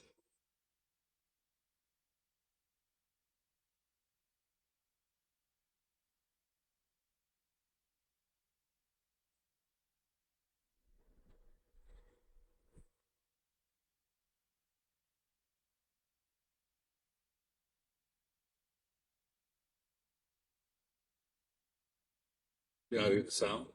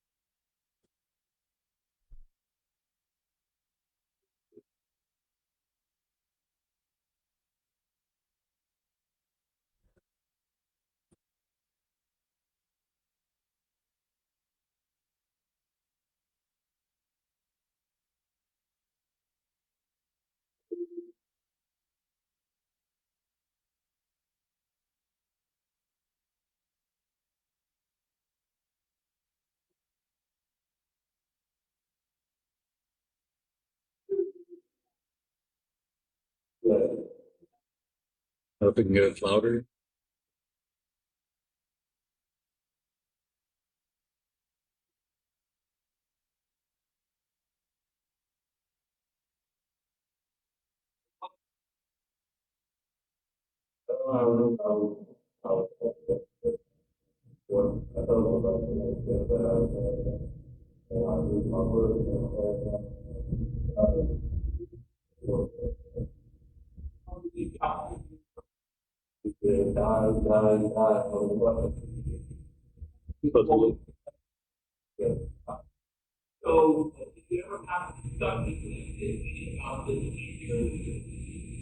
So that's not a perfect representation, given that there's some lag Well, the pending question is to the refreshes. whether it refreshes his recollection. Right, right.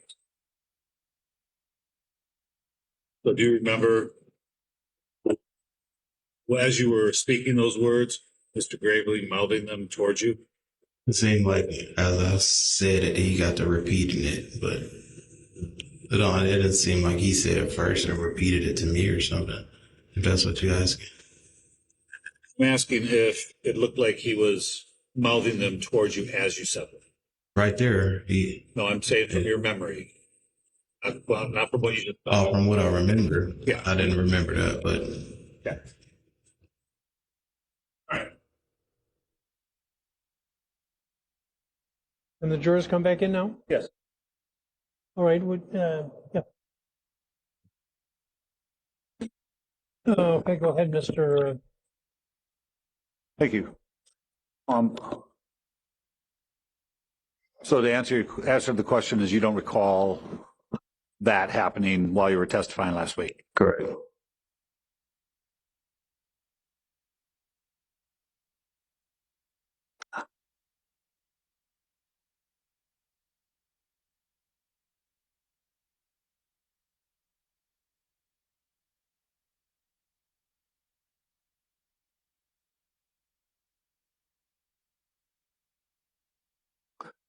That's all I have, Judge.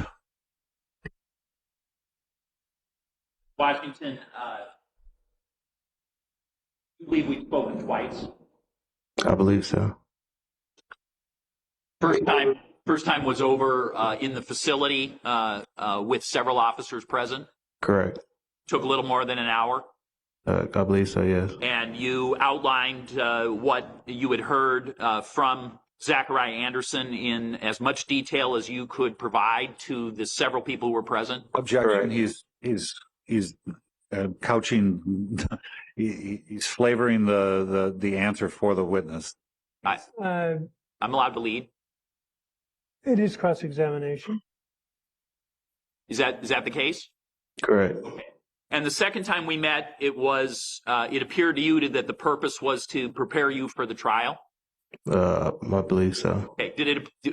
Did you understand the trial was already going on? Yes. Did we spend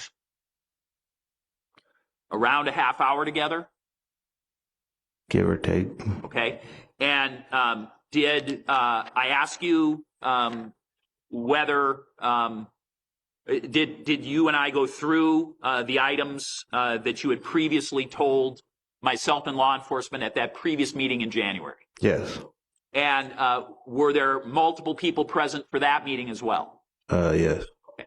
And during that time period, the second meeting, did I ever use any phrase like that I would go to bat for you? Did I ever say anything, any even approaching that? No. In fact, you are a person who has a federal prosecutor involved in your case, correct? Correct. Are you aware of any ability I would have to directly impact your case? No. Is it your understanding that the way this would work is if you are honest in your testimony that your attorney would let the federal prosecutor know and they would make a decision on your case? Correct. Do you think that I am in any way a decision maker on what happens next in your case? No. Now, you were asked if something refreshed your memory, correct? Correct. Okay. And what was your perception of what you saw? Sound like you was repeating what you already knew I was pretty much going to say after I had started saying it. So you were saying something and I was saying those words after I heard you? Correct. Now, you were asked several questions about, time you've been in prison and in the jail. Have you ever been a person who informed on individuals previous to this time? No. And have you informed on anyone else in this federal prosecution case other than Mr. Anderson? I object. What's the possible relevance of this? This is exactly what he was seeking to keep out. And was, go ahead. Shame on me for not interrupting sooner. Rephrase your question. You testified in Racine on a case you were an eyewitness to, correct? Correct. And other than that, have you provided any information to law enforcement about any other cases? No. No? No. Were you housed with individuals charged with first-degree homicide named Renan Brownlee? Was he somebody you were housed with at some time? Yes. Did you ever inform on him? No. Objection. Same objection, Judge. Yeah, that's How is this possibly relevant? Sustained. Well, State versus Tabor.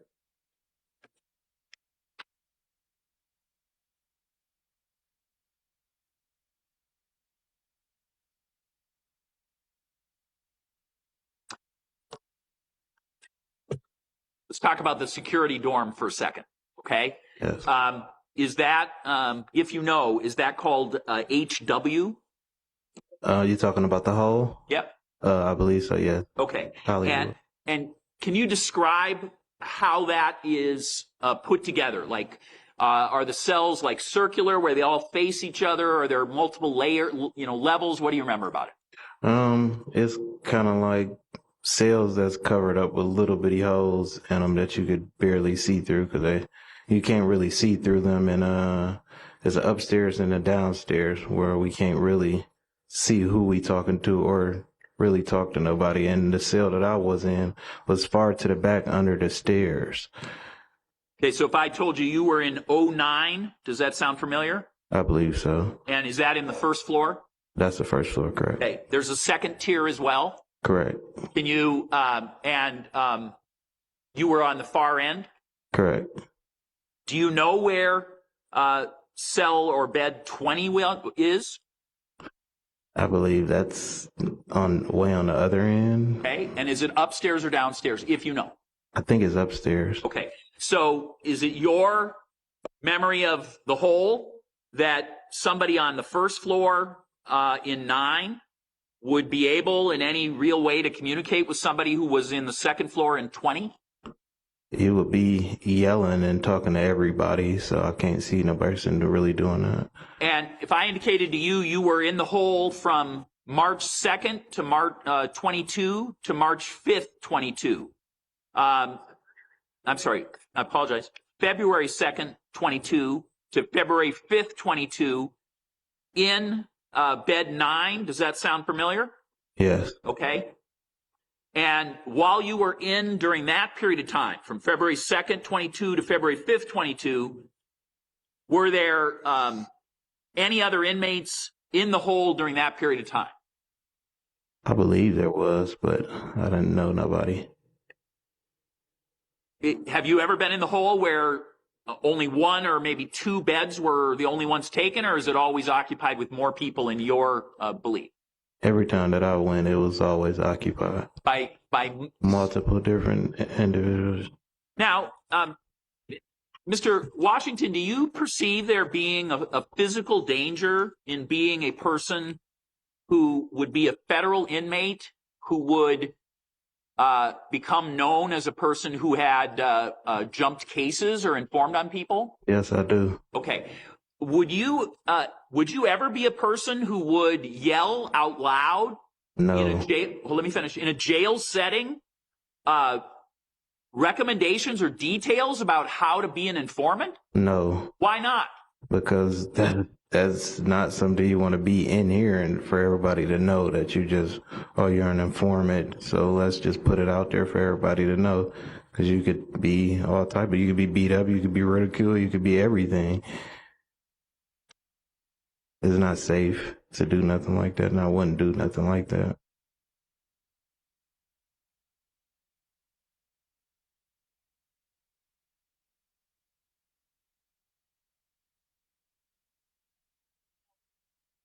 I got a quick sidebar.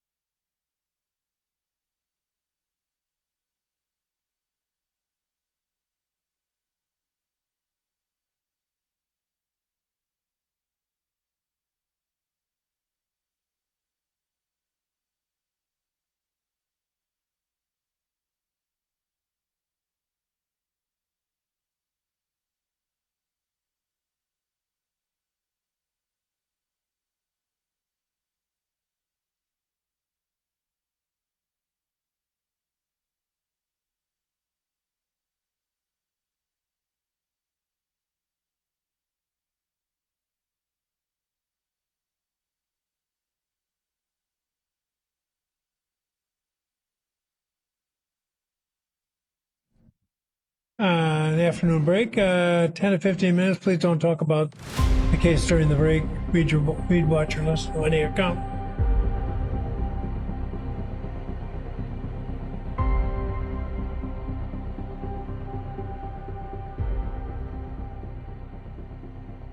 Now, I play the video again. While he's setting that up, I wanted to indicate to the court that the defense counsel specifically represented when the court asked the question that they had done a subpoena yesterday for this item. We have now been provided a copy, and it indicates that it was modified, meaning that this item was manipulated on March 15th, which would be 2 days ago at 10:14 a.m. So the idea that a subpoena was done yesterday, from the perspective of the electronics we've been given, appears to be demonstrably false.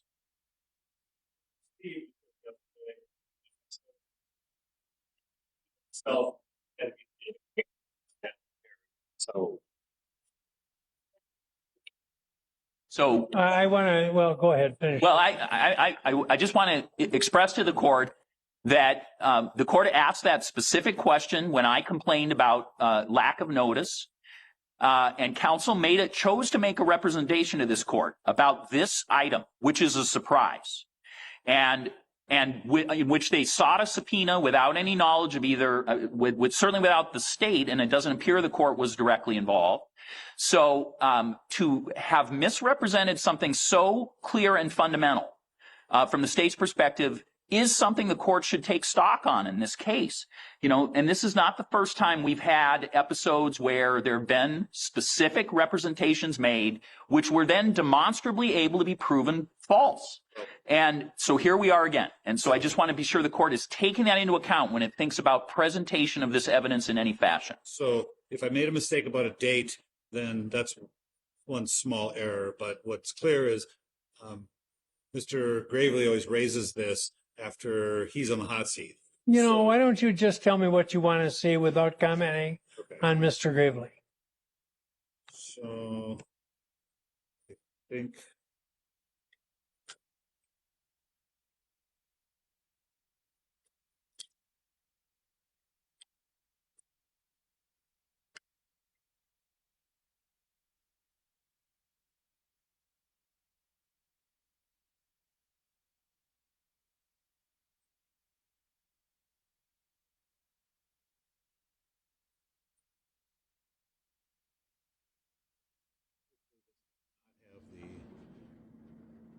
delay.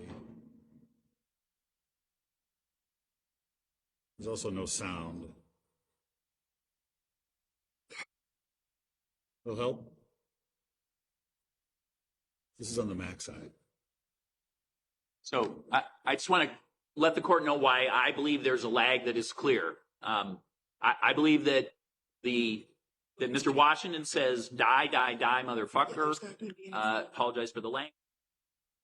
That you can see me say die 2 times, which implies from the state's perspective clearly that I am behind and repeating what is something that is being said to me and to everyone in the courtroom.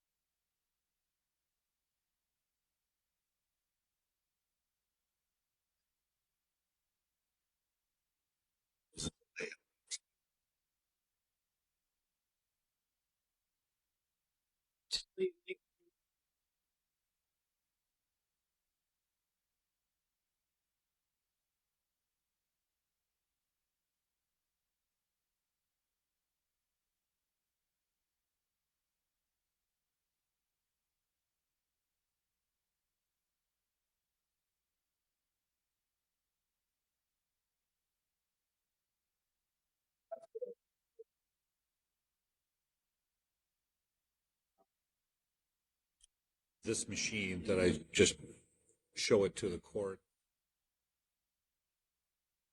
I can't seem to play it. Play it. Can you play it on the screen and take the audio directly off the computer? Okay. So I don't know. If you can't, you can't. try here.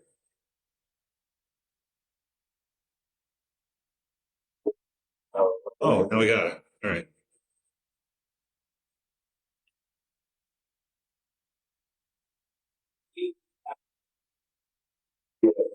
And what do you remember about that? I remember I was laying there the night before. I thought about the next day, but I was laying there and I was reading my book and I heard him shouting at police before he woke himself up. And what did he shout that you heard? He said, "Die, die, die, motherfucker." And you're quoting, and you remember? Yes. All right. Judge, from what you would see on this screen, whatever it has to do with this feed. Take it back about 2 minutes, 3 minutes. Well, the whole thing's only 38 seconds, but I'll just take it to the beginning. What did the poll say? Don't ask me for time. That's the one thing I can't give you. Yeah. And what do you remember about that? I remember I was laying there the night before. I told him about the next day, but I was laying there and I was reading my book and I heard him shouting at police before he woke himself up. And what did he shout that you heard? He said, "Die, die, die, motherfucker." And you're quoting, in fact, remember? All right, I don't know what the exact timing is, but on the video, as I'm seeing it, it appears that Mr. Gravely, his lips are moving shortly after the witness testifies. Doesn't appear that way there, Okay? but not on the actual item. Not on the what? Not on the actual item. If you just plug it into your computer, it would not be on it. It's very much simultaneous. Well, give it to the district attorney to view. I did. His copy. We believe we've reviewed our copy. We hear the defendant, Mr. Washington say die, die, die. And I repeat die 2 times, which is. That's what I saw. Yeah. So I don't know what, how I can simultaneously be mouthing the words when I'm not saying the same. He claims that it shows up differently. But just read my lips. Pardon me? But just read my lips. I only do it twice. No new taxes. I'm sorry, what? No new taxes. It's a famous line from President Bush the Elder. All I can say is, Well, I'm not supposed to put those into state equipment or, but I have a personal computer here and I'm gonna take a chance with it. Well,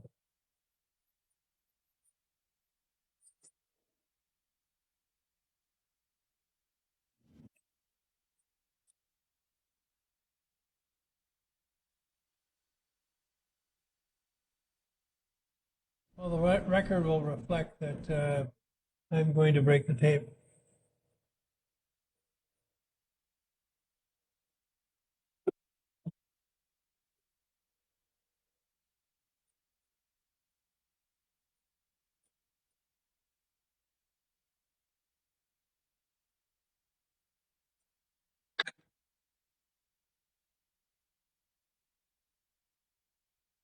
All right, I actually cut the tape, and there's a.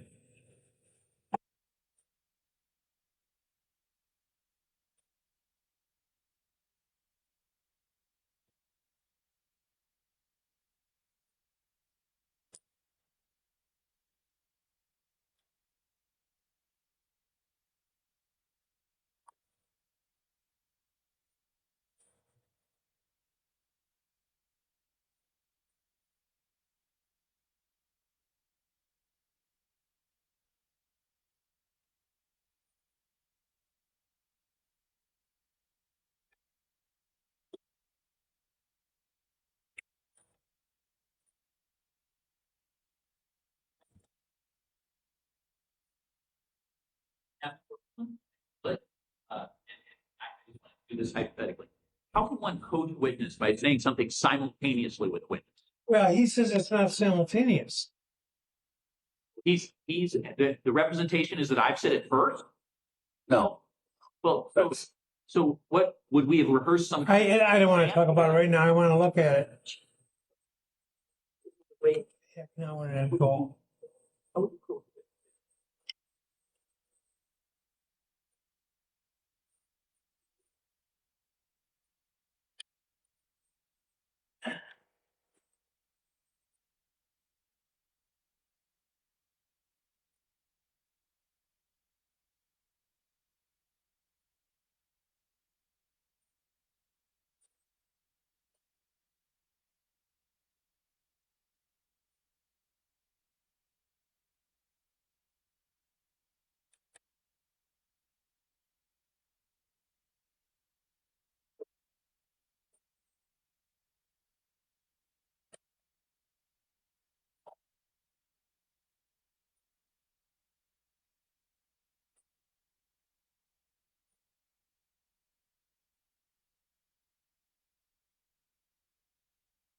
I remember I was laying there that night. I told him about it the next day, but I was laying there and I was reading my book and I heard him shout in his sleep before he woke himself up.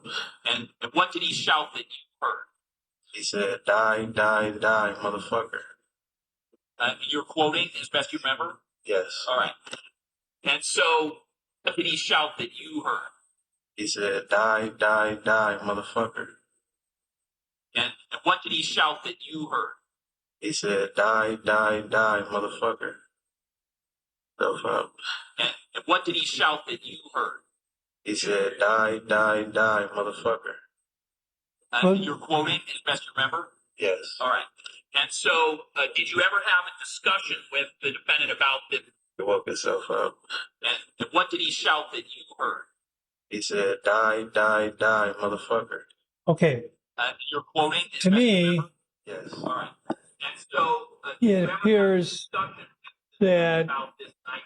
Mr. Gravely said, Yes, I did. die, die, die. And also that he did so simultaneously with the witness. That's my impression. That was our exact assertion, Judge.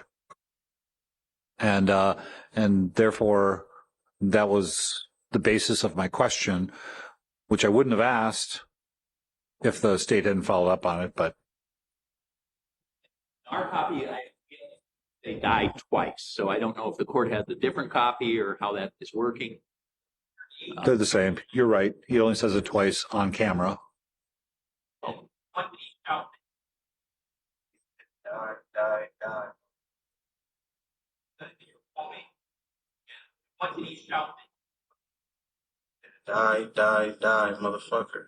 Well, now that I look at it again, the camera actually Did you ever have takes you out of the picture at the point where I say I saw the third one. So Die, die, die, motherfucker. maybe it doesn't show it 3 times. No, it shows it twice. Yeah.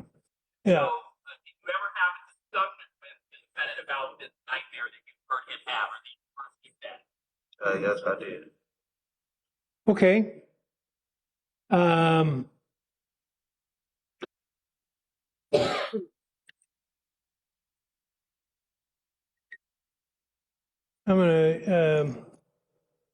gonna keep this. You can get a copy from the district attorney, okay? And this is all one exhibit. Well, I guess it's already marked, so. And I would move for its admission, just so it's part of the record. It's received for record purposes. Okay. All right. So what's next? Well, my next question will be, well, I don't want to preview it for the witness, but it'll be about this subject. Okay. Did you ask the jurors to come in? Oh, I guess they're upstairs, huh?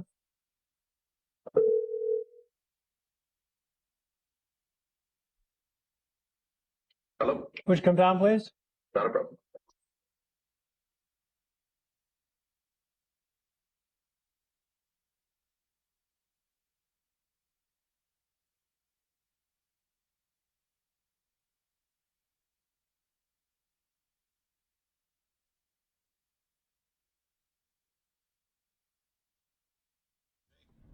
says barricade. Oh, no. The fireworks are not done. Now we're getting commentary on the case. I'm surprised they haven't asked for the DA to leave the room.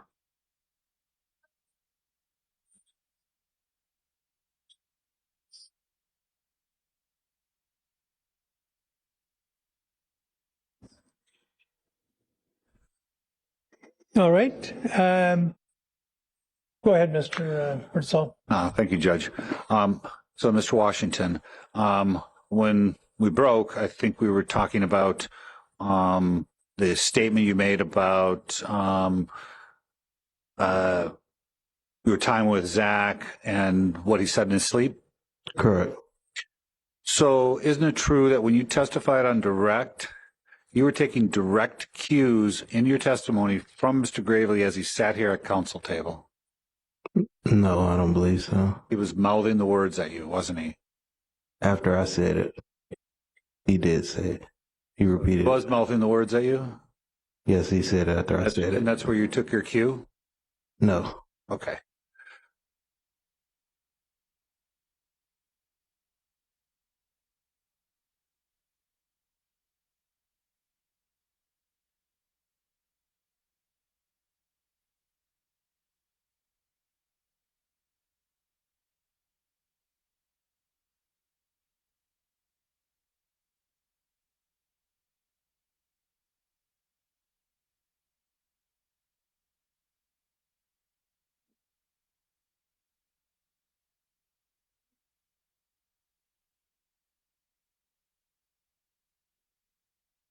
That's all I have at this time for this witness. Thank you.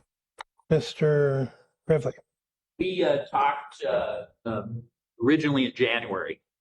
Who brought up this idea that in a nightmare that the defendant had said, "Die, die, die, motherfucker"? I told you about it. And when we and so when you testified on direct, when I was asking you questions, did you have an independent memory of that being what Zach Anderson, the defendant, told you or said in the nightmare that you heard? Yes. And did you get any assistance from me in either remembering that or testifying about that at all? No. Nothing else. I have nothing, Judge. You may step down, sir.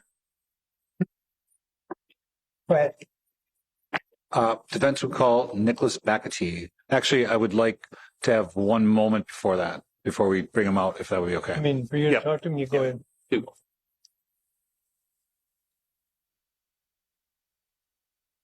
to object. Why do we need a moment? This is not his attorney. This is his witness. My objection is let's keep going. Well, I agree with about half of what you said. But as I told the jury, I think it was just yesterday, that it's customary for the attorneys to speak with the witnesses for a moment in an ethical manner, and I'm not going to deny him that opportunity.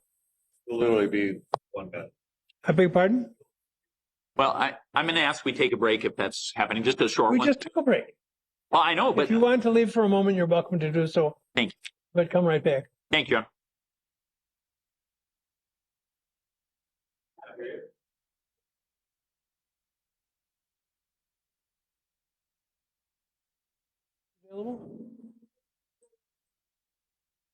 I beg your pardon? Oh, it is.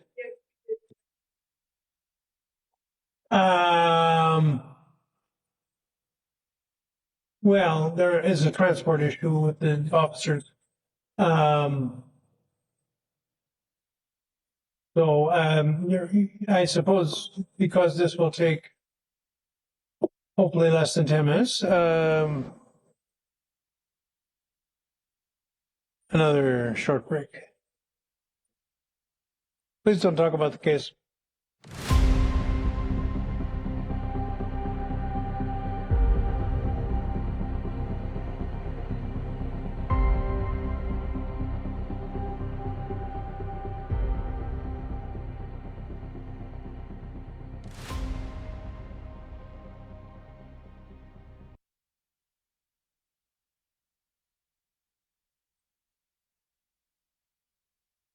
Okay. Would you raise your right hand, please? Do you solemnly swear the testimony you're about to give in this matter will be the truth, the whole truth, and nothing but the truth, so help you God? Yes, Your Honor, I do. Okay, thank you. Would you state your full name and spell your first and last names for the record, please? My name is Nicholas Ryan McAtee, NICHOLASMCATEE.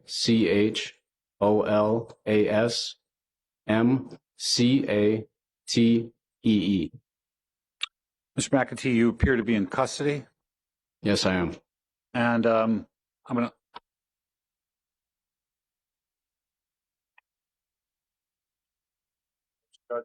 Go ahead.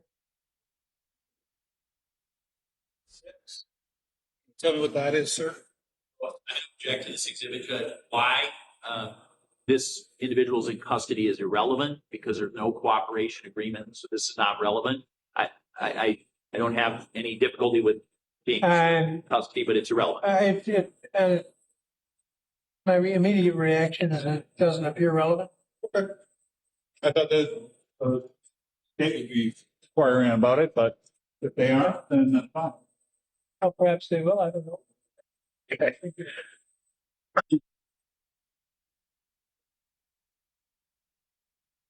Mr. McAtee. Yes. So you are in custody at well, tell us where you're in custody. I'm in custody at the Kenosha County Detention Center. Okay. And do you have a state case? No. You have a federal case? Yes, I do. And just, you don't have to get into all the details, but what's the nature of the charge? Objection. Why? What the objection sustained? Okay. So you are here as a witness for the defense, right? Yes. And had you been, for your testimony, had you been promised any benefits for that testimony by anybody? Yes. Who? The prosecution. Well, and objection. Irrelevant hearsay that You say the prosecution, meaning the U.S. government? No. The state. The state? Yes. Mr. Ami, to your knowledge, is there any kind of an agreement of any kind at any level, state or federal? Okay. There's no completed agreement. There was discussions. Well, so the answer, if there is an agreement, there isn't as of this point. Is that what I'm hearing? That's correct. Yeah, there's not. You think the facts are otherwise? No. There's not an agreement of any kind. Okay. Any dispute as to that being the fact? As of we sit here today, yes. Historically, that's not the case. Now, don't testify. Okay, but yes. Testify. No. You're gonna ask a question. I will. I know you won't disappoint. Thanks for the confidence. Mr. McAtee, the court just spoke with your counsel, Mr. Ahmad. Is that right? Yes. So he's here in the courtroom. So as I ask you questions, or as Mr. Gravely asks you questions, if there's a time that you feel that you want to confer with him, feel free to ask, okay? Yes. Now, have you had time to talk to Mr. Ahmad about your testimony here today? Yes, I have. And do you feel like you've covered everything in terms of how this relates to your current legal situation? Yes. And do you have any questions for him at this moment in time? No, I do not.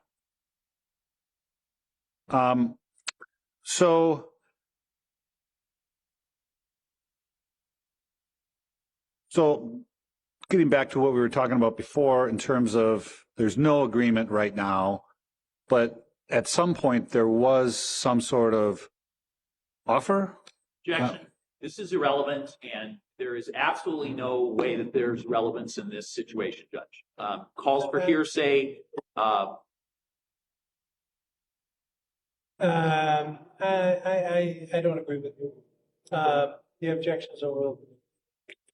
Was there a point where your understanding, without saying who said what, but your understanding about whether or not there potentially would be a situation where you would testify for the prosecution? Yes. And what was your understanding? My understanding was that. Okay. Sorry, sir, I apologize. I'm sorry, but could he finish his answer? Wait. He wants to make an objection, I assume. Yep. Objection. It sounds like it calls for what his attorney has informed him, since I'm not aware of any other basis, and that would be hearsay and would be an improper area. Do you want his attorney to testify? Well, I would suggest to the court that Mr. McAtee is not the person who should be able to report that, because it is hearsay and is not appropriate for him to talk about that. Well, then Mr. Gravely is going to be a witness because. Please. Well, no, because. Please.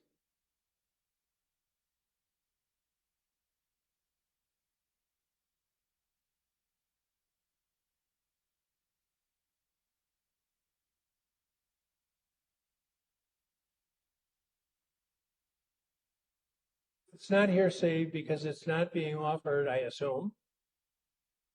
Well,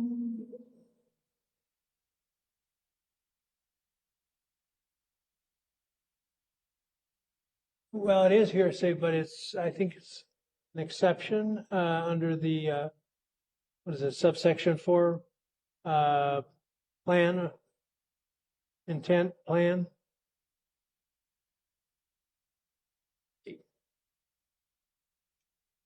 Take a look at the statute.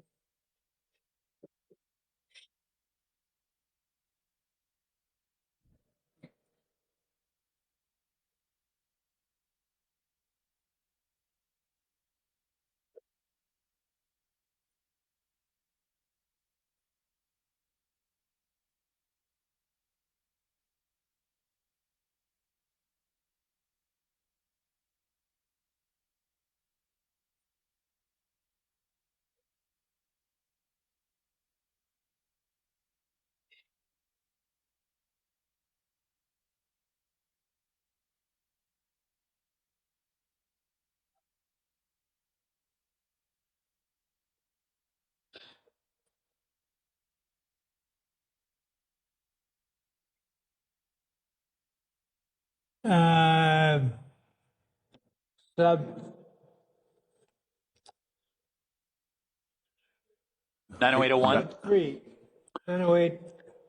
908.03 sub 3 are not excluded by the hearsay rule. Sub 3, a statement of the declarant's then existing state of mind, emotion, sensation, or physical condition, such as intent, plan, motive, design, mental, feeling, pain, and bodily health. So the question is really inquiring into whether he's been asked about whether there had been a deal discussed. And of course, he would gain awareness of that through his attorney, but it's not being offered to prove that there was a deal, but rather what his intent was. So the objection is overruled. You can answer if you remember the question. Yes, I was offered consideration on my federal case or testifying for the prosecution if I were to. Did you consider it? Yes, I did. Very seriously. So I'm going to back up and come back to this. There was a time when you were housed with Zachariah Anderson, right? Yes. Do you remember when you was there more than one occasion when you two were cellmates? Yes, on 2 different occasions. So do you remember when the first one started? Yes, it was in August of 2021, roughly October of 2021. Okay, August to October 2021. Yes. And so, was this in just general population? Yes. So when you're in general population, how much of your time is spent together? Some regulation about that? Lockdown in the cell is roughly 12 to 14 hours on a general population dorm. And so, needless to say, you spend a lot of time together? Yes. So did you get along with him? For the most part, yes. Did you, was he forthcoming about his cases or his case? Objection, State v. Tabor. I don't know how that applies here. I'm not sure it does either, but I do think the objection is well stated. Okay. This is irrelevant based on State v. Tabor. So I'm not sure I agree with the case you're citing, but I do agree with your legal principle. Thank you. So, so you got to know him though over that time period? Yes. And can you tell us what you observed about his sleeping habits? He slept roughly 4 hours a night, 5 hours a night. Not anything abnormal. Was there ever a time when he would have nightmares or wake up screaming? Objection, same thing. Irrelevant based on case law. Well, and I guess I do follow his rationale now. It's a Tabor type incident. Pardon me? Well, why don't you do the citation? Okay. As well.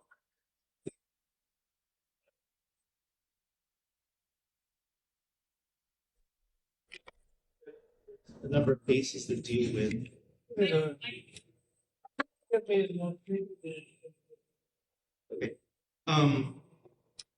But are we making legal argument too, or are you just being asked No. to say the case? The case citation. Just asking for the case. There is, the most recent is a 2019 case. It is unpublished, but the facts are so remarkably similar that I'll give it to the court, at least for support. At State versus Yost, Y-O-S-T, 2019, Wisconsin Appeal, APP, 58. Again, that's from 2019. And that talks about inmates.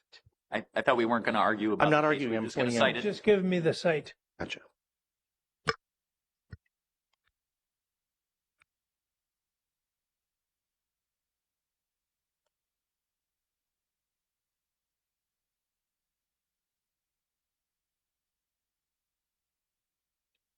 Page number? Paragraph 11. Y-O-S-T? Paragraph 11. Yeah, Y-O-S-T. Well, I actually am searching by, Oh, I'm sorry. It says 2019 WIS app 58. 58? Yes. At what paragraph? 11. Thank you.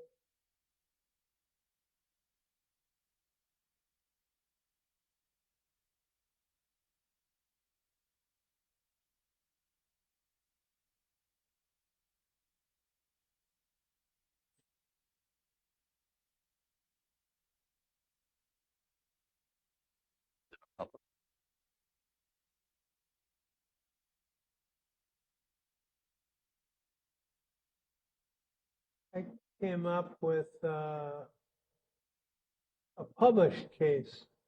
Yes. It is published? No, the one I'm talking about right now, and I only pointed out because the facts are so similar. There's reference to a general rule in, as you see in that paragraph, Osseth versus Farmers Mutual Insurance, going back to 1959, talking about the general rule, as you can see, is that when the absence of a statement. No, stop. Okay. Stop. Gotcha. I'm not trying to argue. I'm just.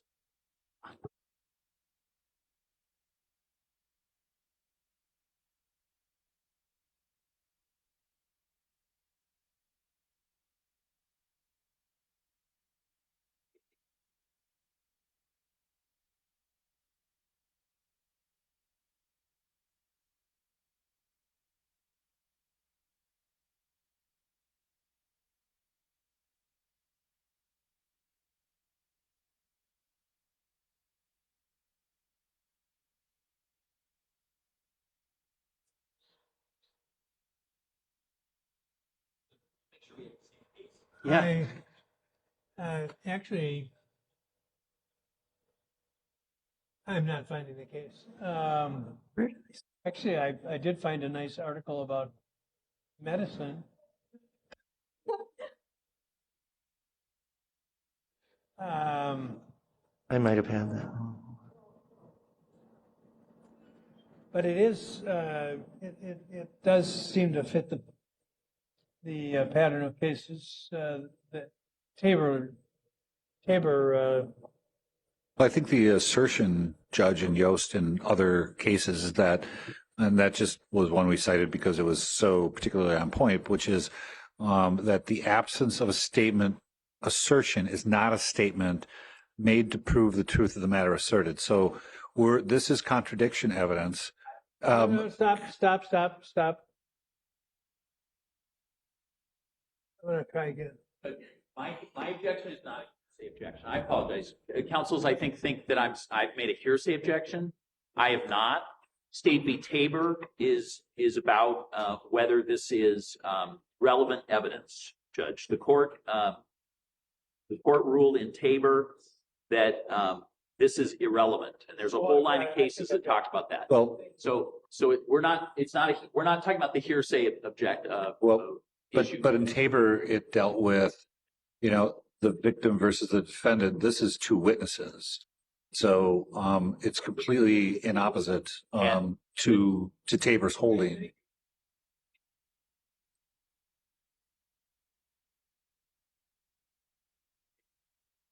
Couldn't find it either. I have it. I just Yeah. Not paragraph it, 50, paragraph, so yeah. it doesn't exist.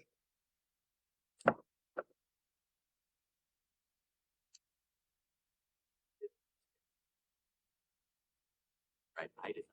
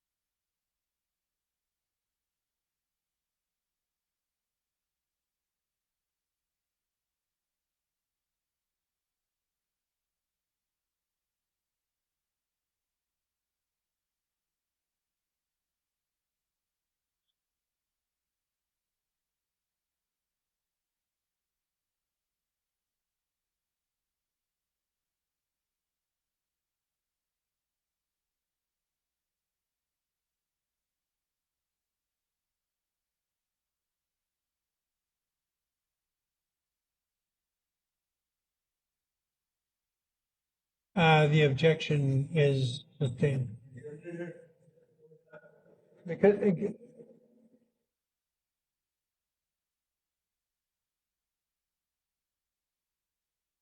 all right, the objection is sustained.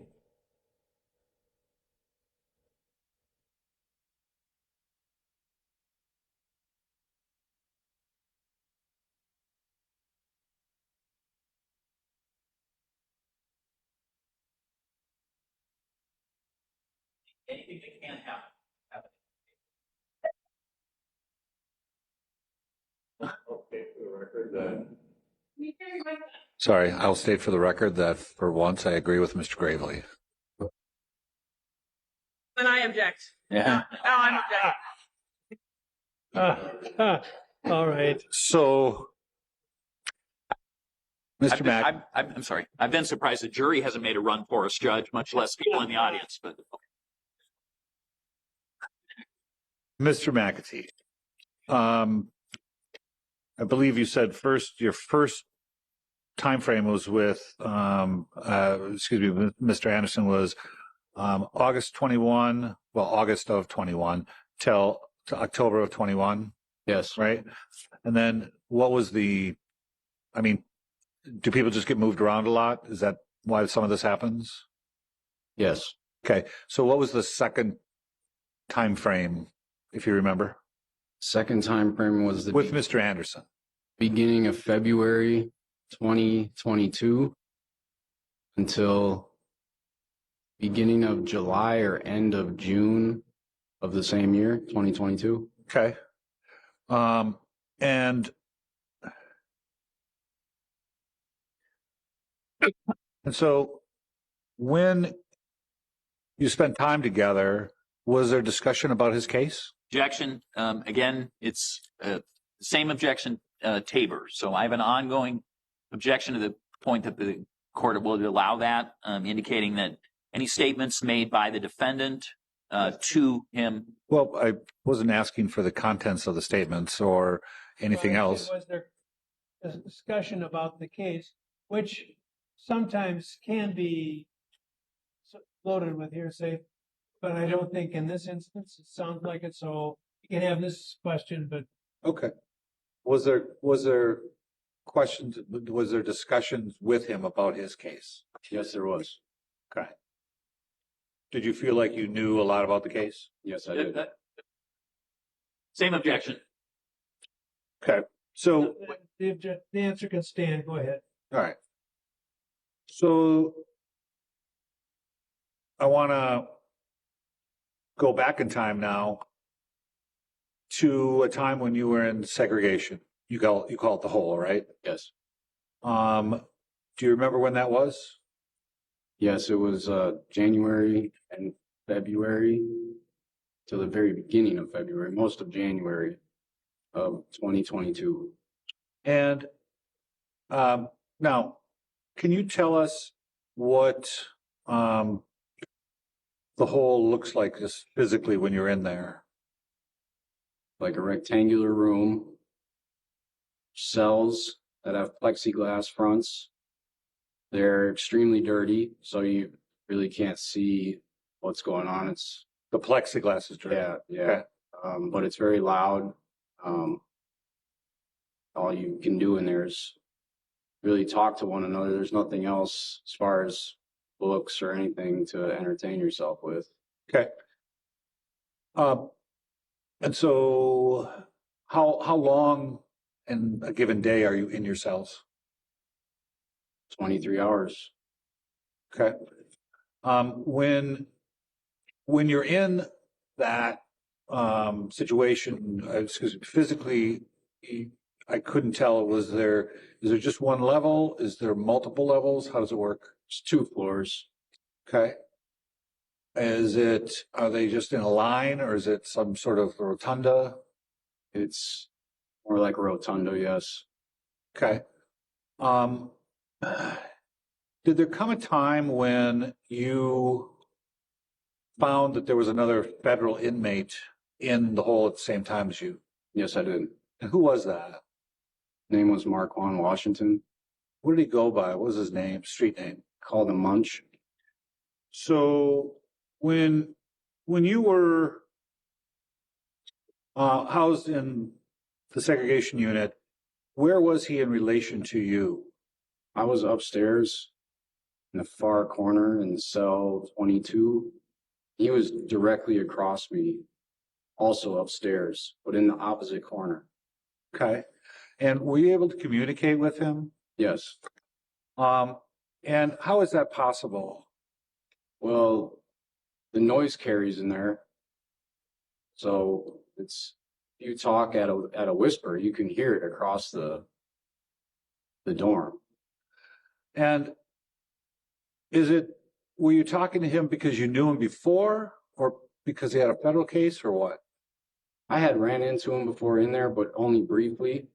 We didn't really know each other. We really just started talking because we both had federal cases, and there's not many people in KCDC with federal cases. So, did there come a time when the discussion between you two turned to him talking about jumping on other people's cases? Yes. What did he say when that subject came up? Essentially, he was giving me advice because one of the things that we talked about with our federal cases that we're facing so much time. And one of the ways he said that you want to get out of your case, the easy thing to do is to just jump on someone else's case. And I had heard the term before, but he clarified and told me more about how to go about doing that. And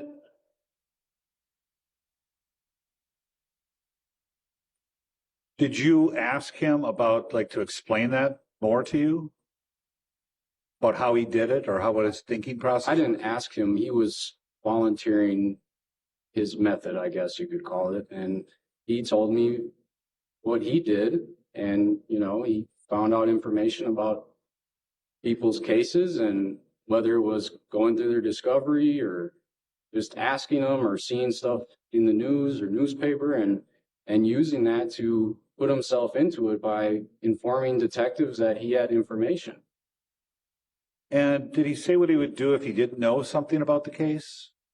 He would make something up. He said, as far as he was concerned, it was his life or someone else's. And he said, you know, he would do that to save himself.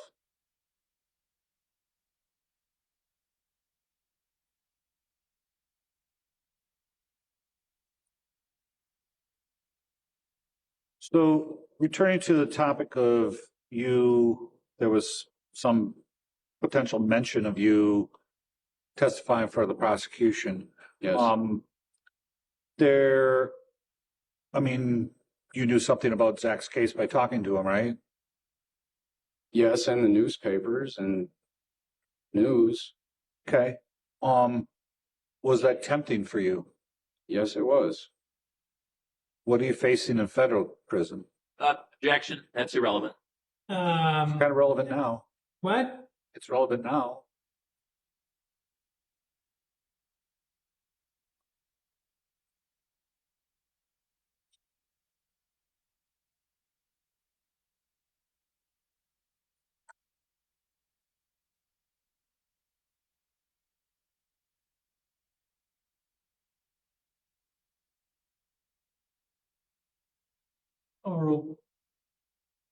The answer.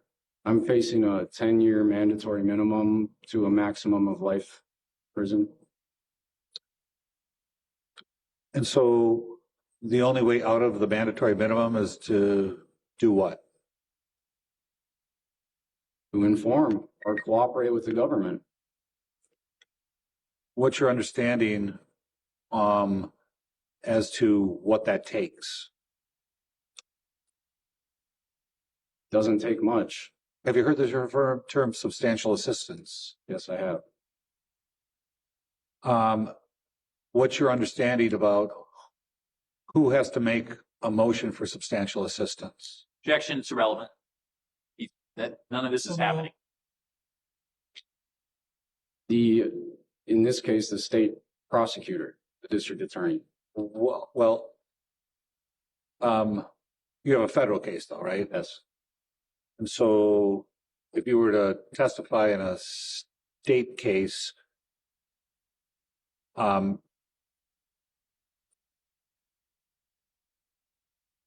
the actual motion would come from the federal government, right? Objection. That's leading. It is leading. Hold on. He's just indicated. I agree with them. I didn't know how else to get there.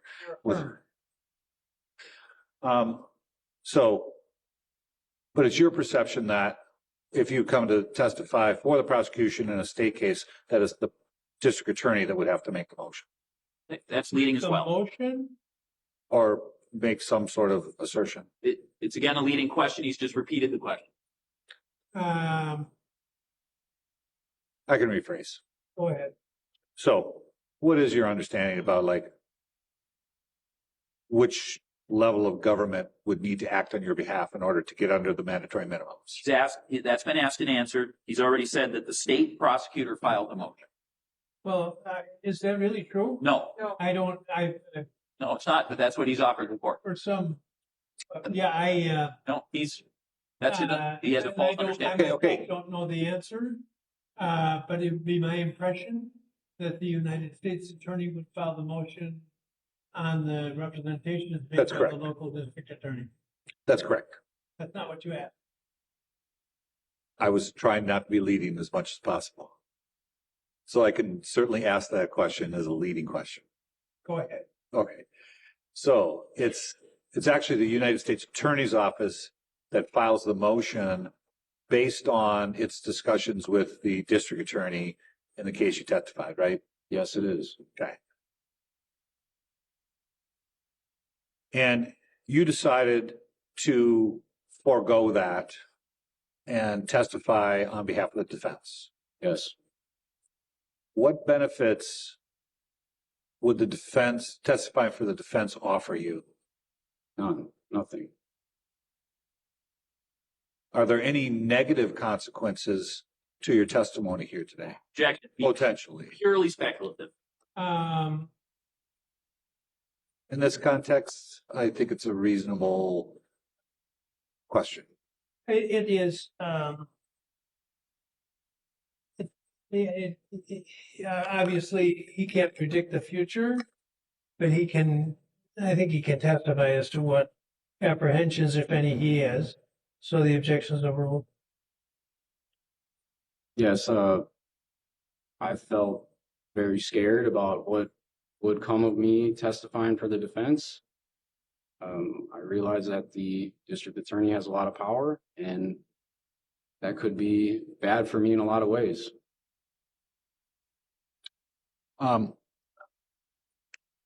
So you obviously knew Zach for quite a long time, and you've been in KCDC.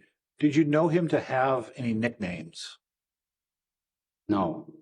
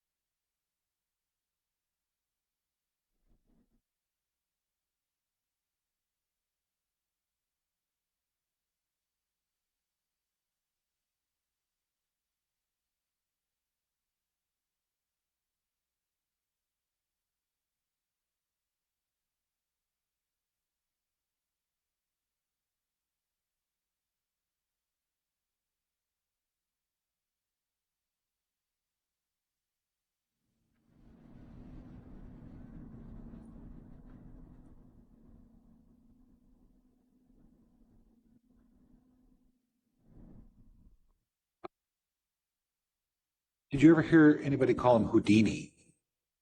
No. Did you ever hear anybody call Zach Superman? No. Have you ever been convicted of a crime? Yes, I have. You've been convicted 11 times, right? Yes, I have. That's all I have. Cross-examine? So, Ms. McAdee, I just wanted to be sure I had the details right about what you said on direct. So if I understood you correctly, you are, should we call it the hole? Is that the easiest way for you to think about it? But it's actually a dorm. It's called HW, right? Yes. Okay. And so you were in it for, sounds like, an extended period of time, like several weeks. Yes. Okay. And other people were coming and going. Yes. All right. And so if I indicated to you that that the jail records indicate that you were in the hole. I'm going to use your phrase, the hole. I'm going to object if he's basing this question off of jail records. He needs to have some sort of basis for that. He can't just make that assertion. That's not true. On cross, I'm allowed to describe things, and then he's allowed to adopt. He has to have factual basis for his inquiry. Well, he needs to have some sort of basis in the evidence. No, No, not at all. factual. Okay. May I go on? So if I indicated to you that the jail records indicate that you and this individual, Mr. Washington, were in that the hole, on dates of February 2nd, 2022 through February 5th, 2022. So you indicated you were there until sometime in early February, correct? All right. Would you have any reason to dispute my discussion with you that it looks like you guys had in common 3 days from February 2nd, 22 to February 5th, 22? That may have been so, yes. Okay. You're not suggesting that it was a longer period of time that you were with Mr. Washington, are you? No. Okay. So this would have been 3 days, about about 15 months ago now? Wait, Yes. is that 13 months? I apologize. My bad math by me. Okay.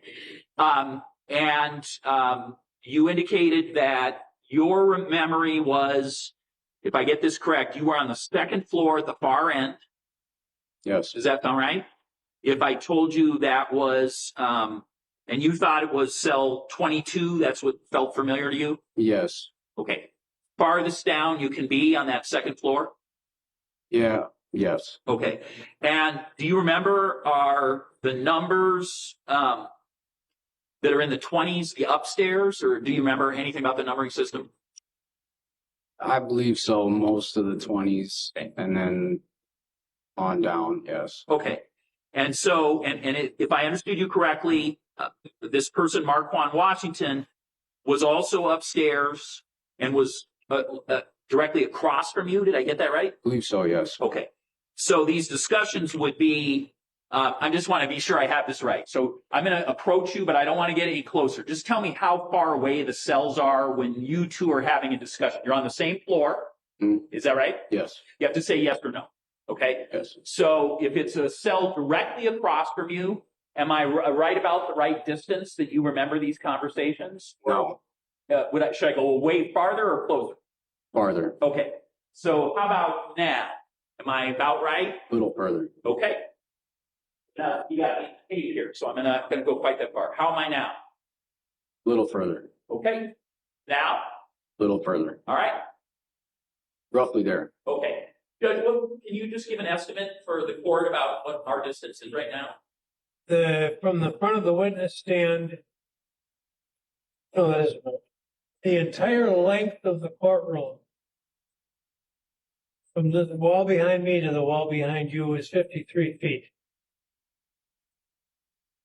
From the front of the witness stand to the bar, the bar railing, is 19 feet. So if I suggested to the court, it's maybe another 8 feet from there. Does that look around about fair? That I'm about 8 feet from the bar? Yep. Okay. It's probably right. So 19 plus 8 would be, if my math is correct, 27. So You get an 8. What? Rough estimate of about 8. So Mr. McEntee, this is about right. Yes. Okay. And during the time period you were with Marquand Washington, were there other inmates in the hole? Yes. Okay. So what about on the second floor? Were there other inmates on the second floor? Yes. And then about how many beds or cells are on that second floor? So you guys were two of how many, based on your memory of this? Somewhere between 3 other people, maybe. On the top floor? Yes. Okay. So it's you, Mr. Washington, and maybe 3 more on that top level? Yes. Okay. And so far you're feeling like your memory is, it's Washington is on that second floor, and is he the closest of those 5 to you in proximity? No. Okay, so he's across from you, but there'd be people closer away because there'd be cells on both sides of you? Yes. Okay. But he's much closer than anybody who would be downstairs, I assume. Yes, roughly. I mean, someone downstairs in the downstairs corner would be almost just as close. Okay. What about the far corner? So in other words, the whole course of the dorm across from you and on the bottom side. Would that be the farthest away from you of the cells? Yes. Okay. And you don't know what any of those cells down on the down part are numbered, do you? 1 through 10. 1 through 10. And do you remember? Maybe you do, maybe you don't. Are the numbers in terms of them? Is 1 the ones that would be closest to you? So order. Yes, and then, they would be closest to me, below me. 10 would be the farthest. Yes. Okay. If there are 10, not holding you to that, but yes. Okay. So from that location, and this is where you and Washington are having any conversations you're having about jumping cases, right? You're not having those any other place other than this particular part of the facility. Well, occasionally when he comes out for rec at night, they have a 1-hour rec where they go in and shower. We have had conversations then too while he was out in the day room. Okay. And what he needed. And that would actually be a rule violation, right? He's not, when you're out in the day room, you're not supposed to be having contact with any other inmates, correct? Oh, that's not correct. Oh, you're allowed when you have that hour to wander around and talk to people in the cell? Yes. Oh, okay. And that was a rule back in 2020? I'm sorry, apologize. In 2022? I can't say that it was a rule, but it was permitted. The guards allowed it. Okay. So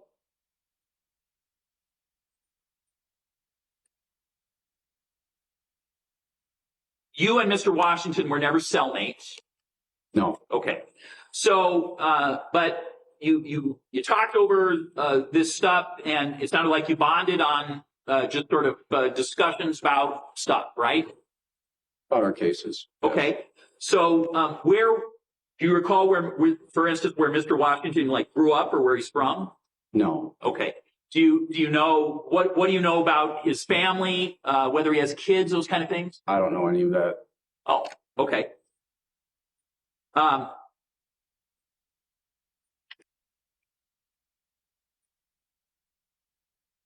So your testimony is that Mr. Washington, not even revealing where he was from or any circumstances about his family, is talking about how you would lie to about other inmates and make a case, correct? About how to save myself. Okay. And other inmates are present and would hear those conversations? Yes. And Mr. Washington appeared to not be in any way concerned about the idea that other inmates would hear that he was giving you this advice or talking about what he himself would do? No. Did he tell you about other cases that he had cooperated on? He must have told you some stories about here's what I did on this case. No, he didn't get into that much detail. Well, did he tell you about any times he had cooperated against other people? No.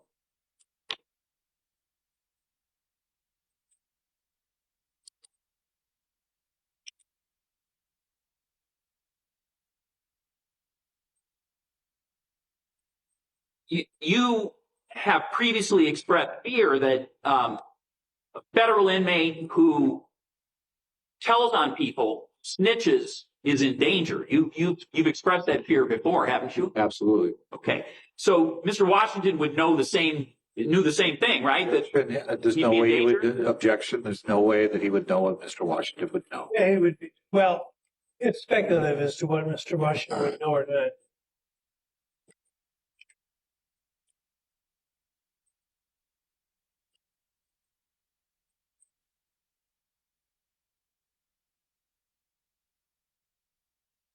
first, and I've never communicated to you in any fashion. Is that right? Not directly. The DA's office has never met with you, called you, emailed you, sent you anything, correct? Not directly. So,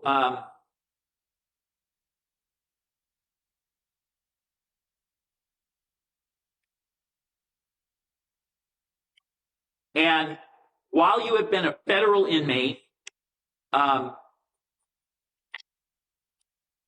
back in August of 2021, I'm speaking specifically about August 4th, 2021, you caused fraudulent legal mail to be delivered to you in our jail, didn't you? I did not. So did you have an occasion where you had a legal mail sent to you? Your name is Nicholas McAtee, correct? Yes, it is. And the sender was a law firm in Sheboygan called Hawley, Kaufman, and Kautzer. Did you have a legal... object. I think he's misstating that there's two cases, and I think you're talking about the wrong one. I'm talking about August 4th, 2021. And I'm literally reading from a document about August 4th, 2021. Did you cause to have sent to you in the mail a legal envelope where the sender was supposedly the law firm of Hawley, Kaufman, and Kautzer in Sheboygan, Wisconsin? I did not cause it, no. Were you the person responsible for devising the scheme where that legal envelope was sent to you in the jail? I was not, no.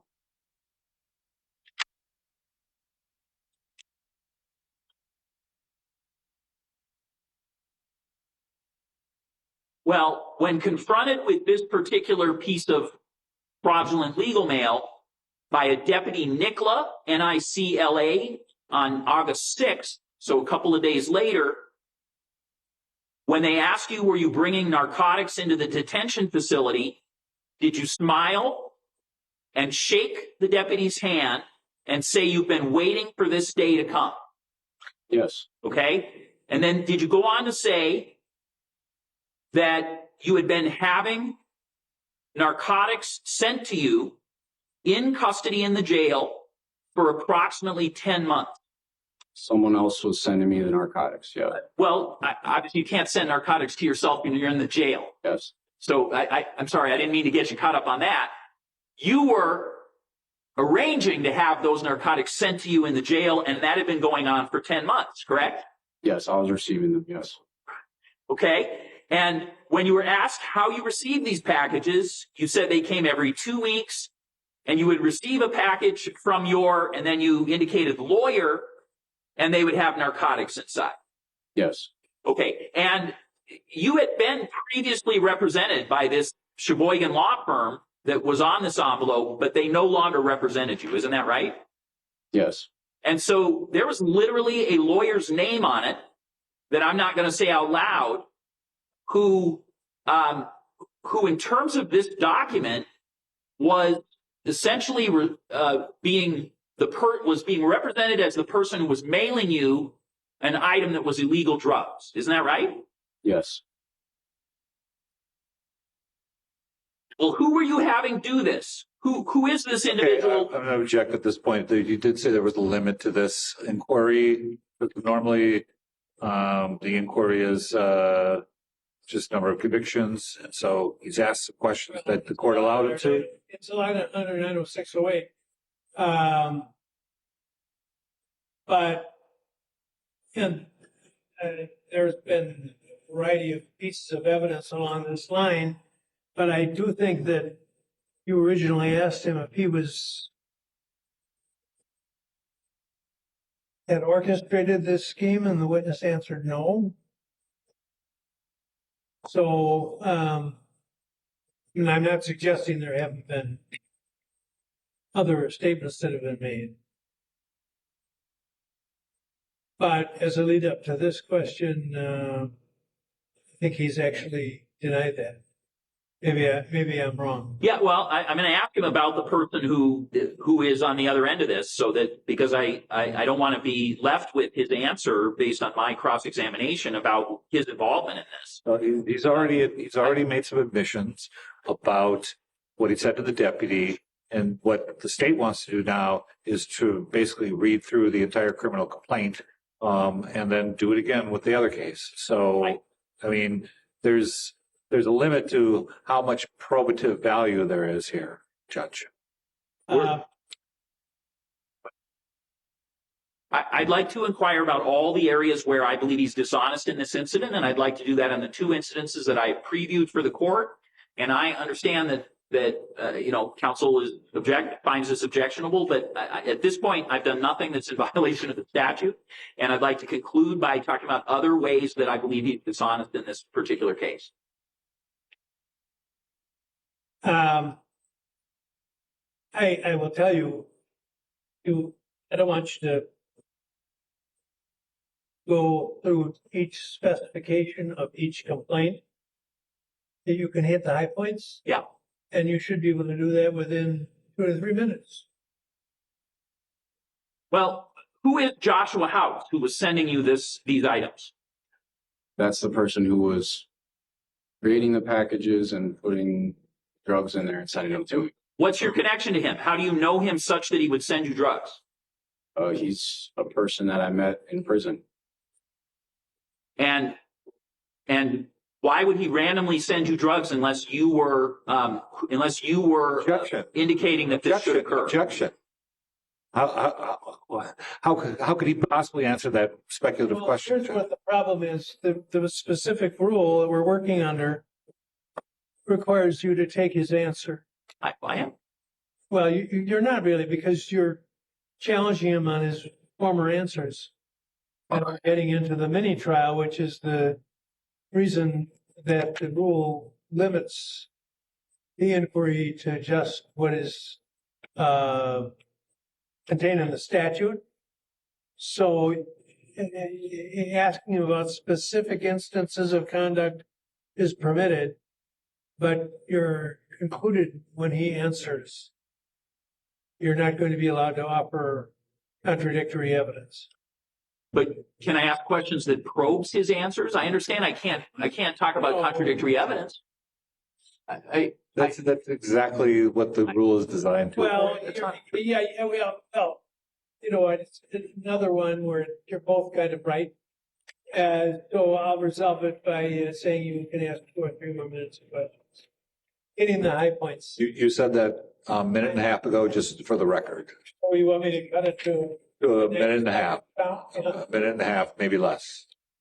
After having been confronted in August regarding the item that I spoke about, did you again? Were you again involved in drugs coming into our jail in December of 2021 by use of legal mail again? As a party to a crime, I was, yes. Okay. And did you go to the computer in the area where inmates can do legal work and put together some legal documents and a legal envelope that was created so that it could be sent back to the jail for a local Kenosha attorney to be the individual who sent the drugs? Yes, I did. Okay. And so you created what you knew was not a truthful piece of mail, right? Yes. And there was an actual lawyer's name on it, correct? Yes. And the idea was to utilize that document, that legal document, to bring additional drugs into the jail. Yes. Okay. And did you recruit a individual who was a cellmate of yours to be a part of that? Yes. And and so were you detected in doing that after the other incident had already occurred? Yes. For the records, that was 3 minutes. Let's wrap it up. And that's That's directed to all five of you. If you haven't said a word, nor have, wrap it up. Wrap up cross-examination total? Is that what you mean? No, I mean, let's move along. Okay, yeah, I'm finished with the complaints. But Bless you. have I been lengthy? And okay, I can continue. No more so than usual. Thank you.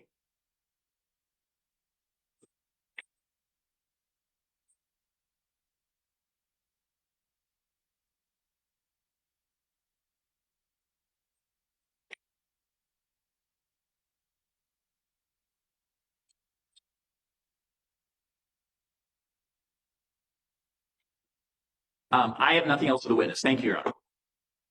Thank you. The incidents that Mr. Gravely just asked you about, what was the drug that was being brought in? It was Suboxone. Is that a drug that's used to treat people that are withdrawing from heroin? Objection, Judge. That appears to be irrelevant. What drug was being brought in the jail? I don't know why he would want that not to be relevant, but okay. Please. Okay.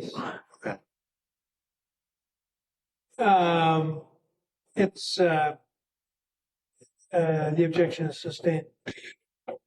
Why did you do that? Because I'm a drug addict. So this was feeding your addiction? Yes, it was. Prior to being locked up, I was addicted to heroin. And so Suboxone assisted me in not going through withdrawals. And I had been on it since I was incarcerated.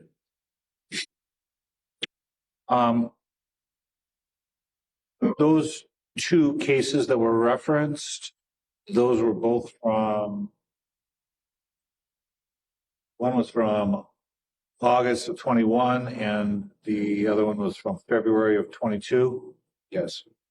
I'm going to guess from the dates that the one from February was directly tied to why you were put into SEG. Objection, Judge. This all is leading.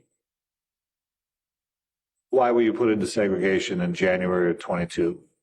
Because I was having drugs sent into the institution. Okay. So, we covered before about your choice between testifying for the prosecution and testifying for the defense. What would have been required of you if you had testified to your understanding, if you had chosen to testify for the prosecution? Judge, I didn't ask any questions along this line. It's irrelevant. I'm going to sustain the objection. So why did you choose to testify for the defense? Same objection. Different question. I didn't ask the Different question. As I've said before during the trial, I do not adhere strictly to that rule. Some judges do. I don't.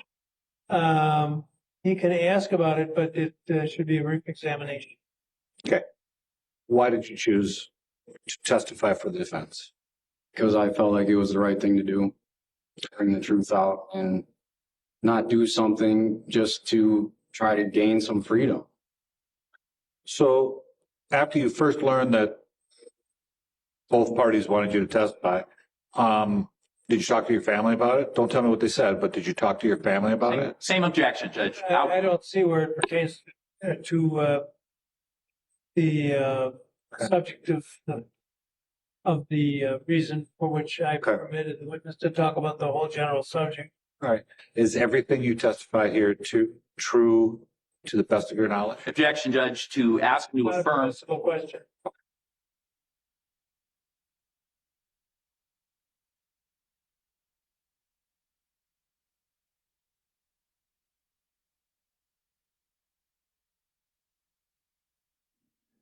That's all I have. Any question? No. All right, you missed it. Step down, sir.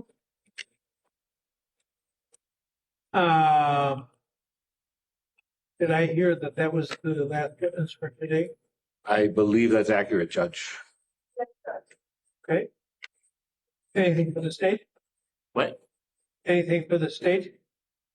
I know it's not your case right now, but if you told me you have someone who came here We have a from, witness waiting. A witness during their case? Is that what you're well, asking? yeah, if you had brought a police officer in from Talk about it. Arizona. Talk about a nightmare for the jury. You know what? Everything else happened this trial, Judge. Why not? Yeah, no, Judge, we don't have anything now. All right. All right. So we're done for the third week of the 2-week trial. They're just wonderful. You really are. I'm not just saying that. I hope you have a wonderful weekend. And the end is in sight. And don't wag your head or you'll come up here. Please don't talk about the case. Read, watch, or listen to any account of the trial. And there have been some incidents today in particular that have had aspects that were drawing a lot of laughs. Of course, I don't need to remind you the awesome issues that you have to determine in this case, and bless you so much for your service to our country and to us, all of each and every one of us as citizens, and have a wonderful weekend. Please don't read, watch, or listen to any account of the trial, nor discuss it with anyone.